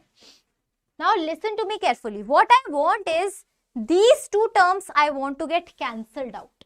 Yes. So how to make these two terms cancel out? So I need to make this particular term same as this term but with opposite sign, of course. right? So basically, if both the terms are equal but opposite in nature, then only I'll be able to cancel them out. So my agenda is to convert this into cos 2x into cos x. That's how I'm going to do it. And you know what? Can you see the difference? 0 to pi by 2 here, 0 to pi by 4. So I'll be breaking this limit. I'll be breaking this limit. So I will be equal to 0 to pi by 4 first.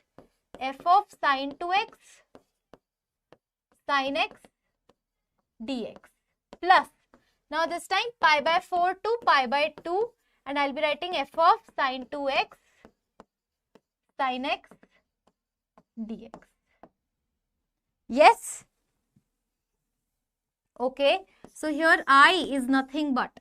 Now what you need to do is apply King's rule over here. The moment you apply King's rule, you will be having f of sine twice of pi by 4 minus x and sine pi by 4 minus x dx. This is this part. What about this part? In here, what I want to do is pi by 4 to pi by 2, I am not liking this limit because I am only after 0 to pi by 4 limit. How to convert this limit in 0 to pi by 4? Let me just tell you. Just put x is equals to pi by 4 plus t or minus t. So pi by 4 plus t if I put, so x will be pi by 2, t will be pi by 4. Yes, x is equals to pi by 4 plus t. That's what you need to put. Ma'am, how you got second step? So basically what I did was, I break that limit. I broke this limit. 0 to pi by 2 ko maine break kar diya, and I'm breaking like this. 0 to pi by 4. Pi by 4 to pi by 2, I am only looking in this. I am not touching this. This is as it is. This is my I, right? I am only looking for this 0 to pi by 2. I have broken the limit 0 to pi by 4 to pi by 2. Now the third step, I have applied King's property. Can I apply King's property? Yes. So I have applied King's property. And in here, what is the problem? What's the issue? Period of sine is never pi by 2. No. Period of sine is what? Period of sine is 2 pi. We can't do that. Okay, Uchuk Puchuk, it's not about period. It's about you can break the limit at any given point. This is the basic property given in NCERT. That at any given time, you just need to break that limit. We are not touching anything. Okay. Now, I am not liking this limit. What is bothering me is pi by 4 to pi by 2. What I want is 0 to pi by 4. I want 0 to pi by 4. So that's why in this only what I have done is I am doing this substitution, right? So the moment now everything will get converted into t. For the second part, you are talking about this. You don't need to do that. Automatically only tackle this part. Bay. You have to tackle this part. Understand. First focus on this. Now just convert it. The moment you put x is equals to pi by 4, you get t is equals to 0. The moment you put x is equals to pi by 2, you get pi by 4. That's what you wanted. That's what you wanted, right? Right? Now f of sine. Now put x is equals to pi by 4 plus t. So that would be 2 pi by 4 plus t. And sine of pi by 4 plus t dt. 0 to pi by 4. Correct? Correct? Now your I is equal to what? Tell me about this. So pi by 2 minus 2x. Sine 90 minus theta is cos theta.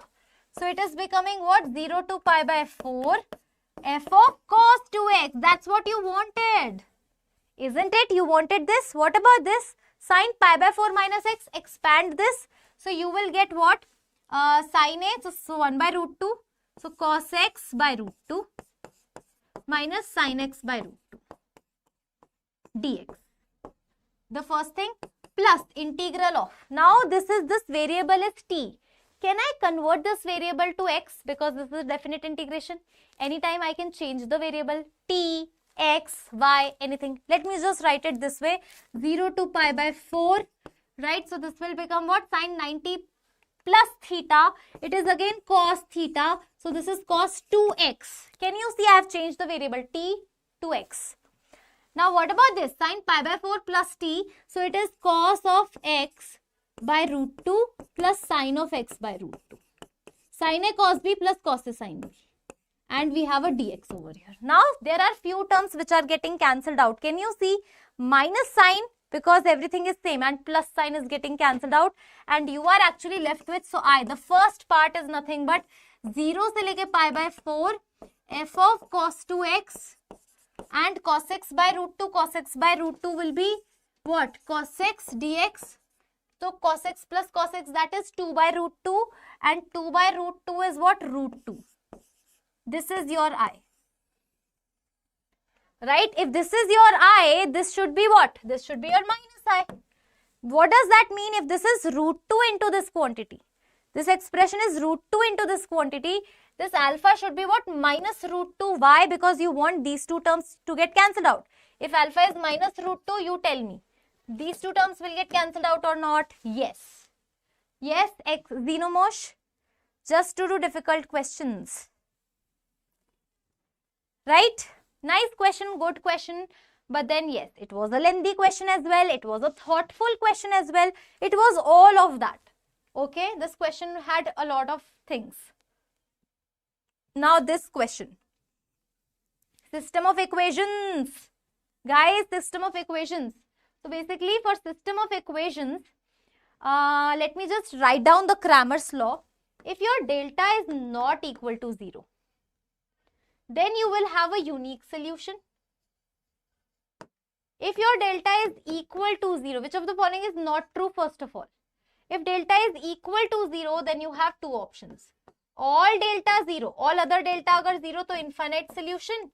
And if at least one delta is non-zero, at least one delta is non-zero, that means no solution. Okay? Alright.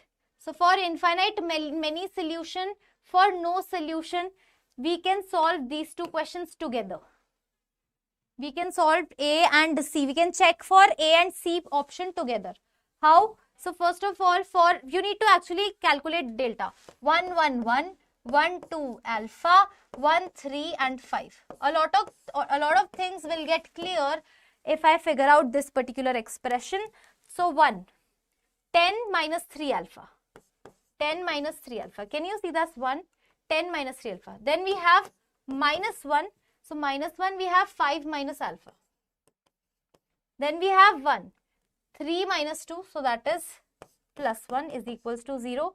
So this will be 5. 5 plus 1, 6. And this is equal to what?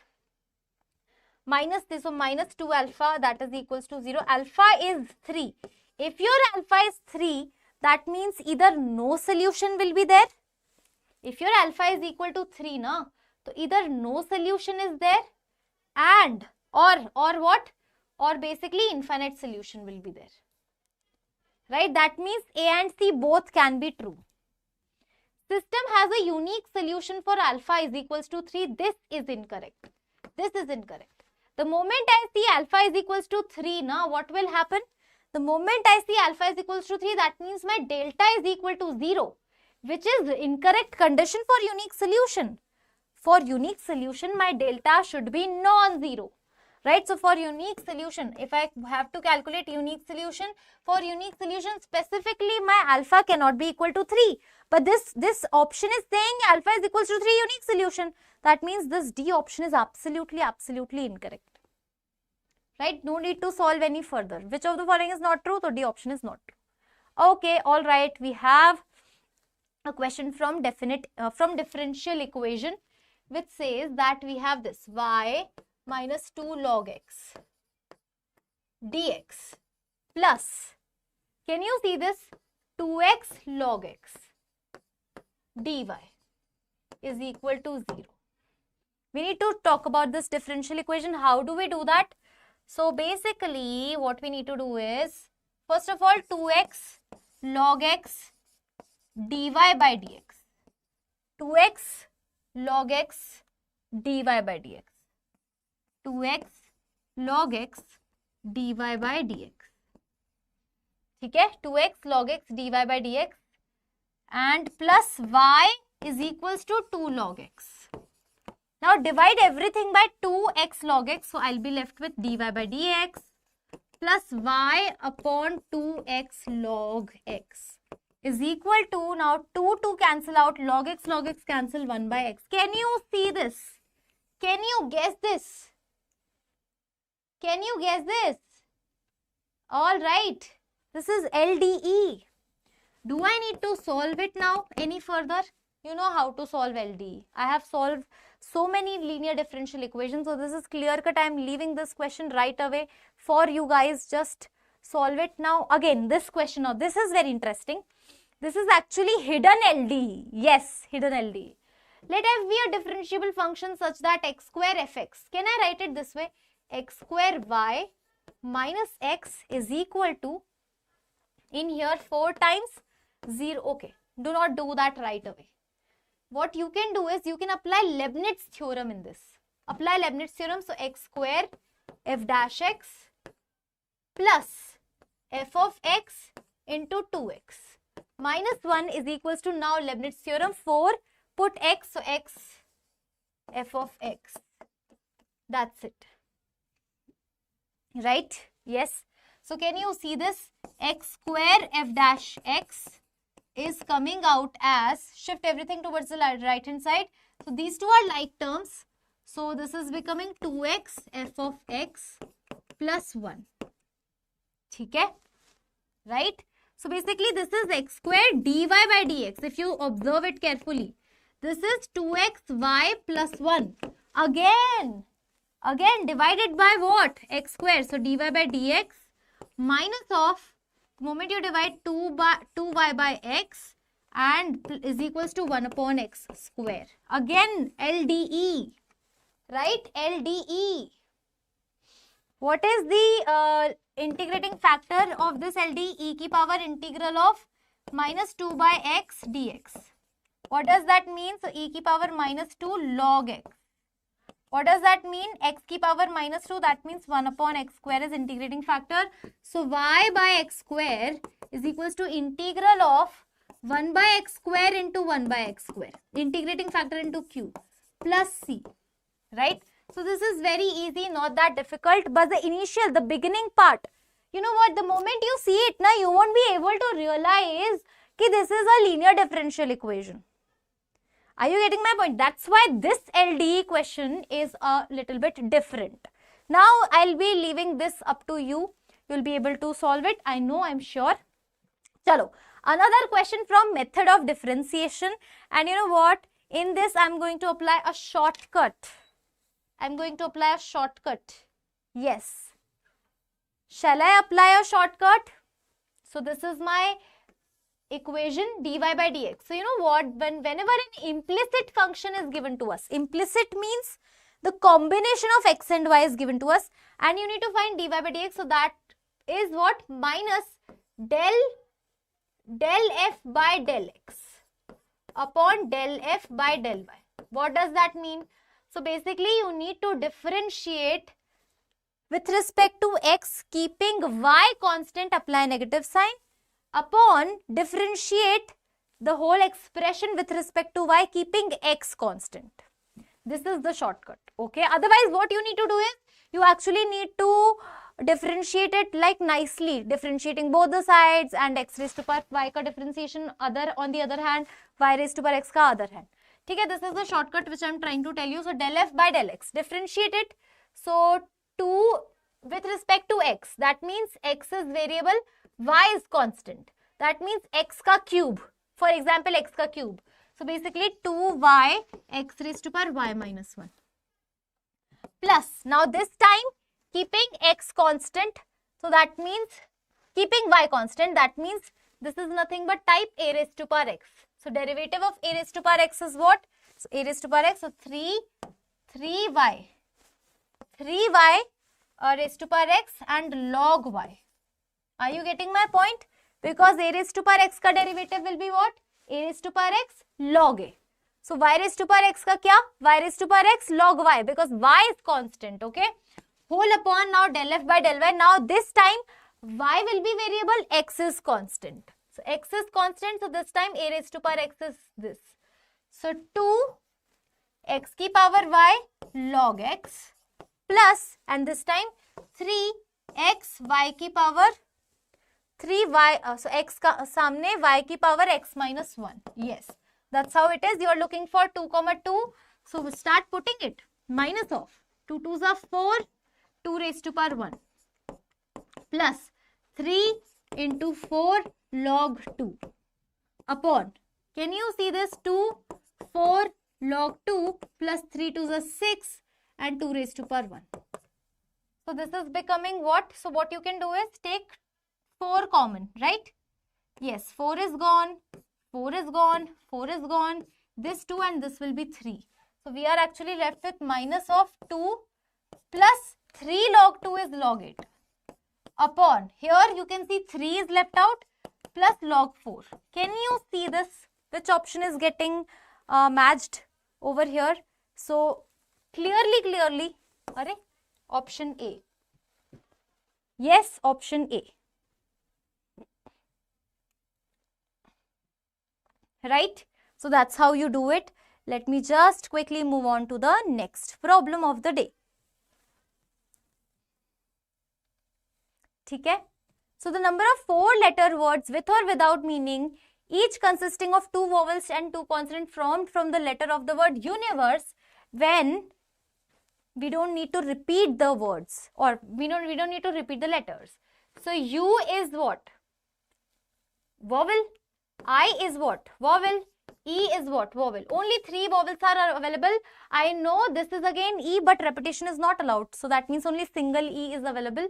Then I have N, V, R, S. 4 consonants are available. So very easy. So this is actually an easy question, but there is some catch, because some student might feel, okay, double E is there, but double E is not there. Single E is available. So now out of these 4, you need 2 out of these 3. So 3C2. You need 3 vowels. And you need out of these 4, 2 vowels. So now you have 4 letters with you, out of which 2 are consonant, 2 are vowels. And you know what? You need to arrange it. So that would be 4 factorial. 3 into 6 into 24 will be the correct answer. So 18 into 24. 8 4s are 32. So is it 432? Yes. Cool. Alright. So this is the last question. This is the last question. So the question says, now this is very good question actually. Question says you have a word mathematics. Okay. And you are here to figure out the number of words with or without meaning which can be made using the letters of the word mathematics, where C and S do not come together. So whenever you see this, do not come together, do not come together. So what you need to do is, so the letters or whatever things which should not come together, just leave that. Just remove that for the time being, and rest M-A-T-H-E-M-A-T-I. You know what? 1, 2, 3, 4, 5, 6, 7, 8, 9. 9 letters are here. Remove the C and S. Let's talk about C and S later on. 9 letters. Arrange 9 letters, right? So arrange 9 letters. M-A-T-H-E-M-A-T-I. So it would be done by 9 factorial upon. Can you see 2 M are there? So 2 alike, 2 factorial. Can you see 2 A are there? 2 factorial. Can you see 2 T are there? 2 factorial. That means mathemati is sorted. Now C and S. Where to put C and S? So basically we need to put C and S in between the gaps. What are the gaps? So basically these are the gaps. 1, 2, 3, 4, 5, 6, 7, 8, 9, 10. So for 9 letters, there will be 10 gaps. Always, how many letters are there? Suppose 3 letters are there, so there will be 1 more gap than that. Right? 3 letters are there, so 4 gaps. 9 letters are now, so how many gaps? 10 gaps. In between these 10 gaps, I need to select 2 gaps and make C and S sit between those gaps. So that is 2 factorial. This is your answer. This would be your answer. That's it. Okay. So now you solve it. Just let me know whether this is correct or not. Okay. So this was the last question. Okay, let's just wind this session up. And you know what? I'll be sharing notes. Do not worry about this. And you know what? We have a JEE Main rank and college predictor. Yes, this is something new, by the way. है ना? And the link is given in description box. JEE Main rank and college predictor 2024. So what you need to do is, the moment you give your exam, now come back here. So this estimates your rank based on your score out of 300. So you can just try putting it. Your contact number will be required in this. Okay, and that is completely free.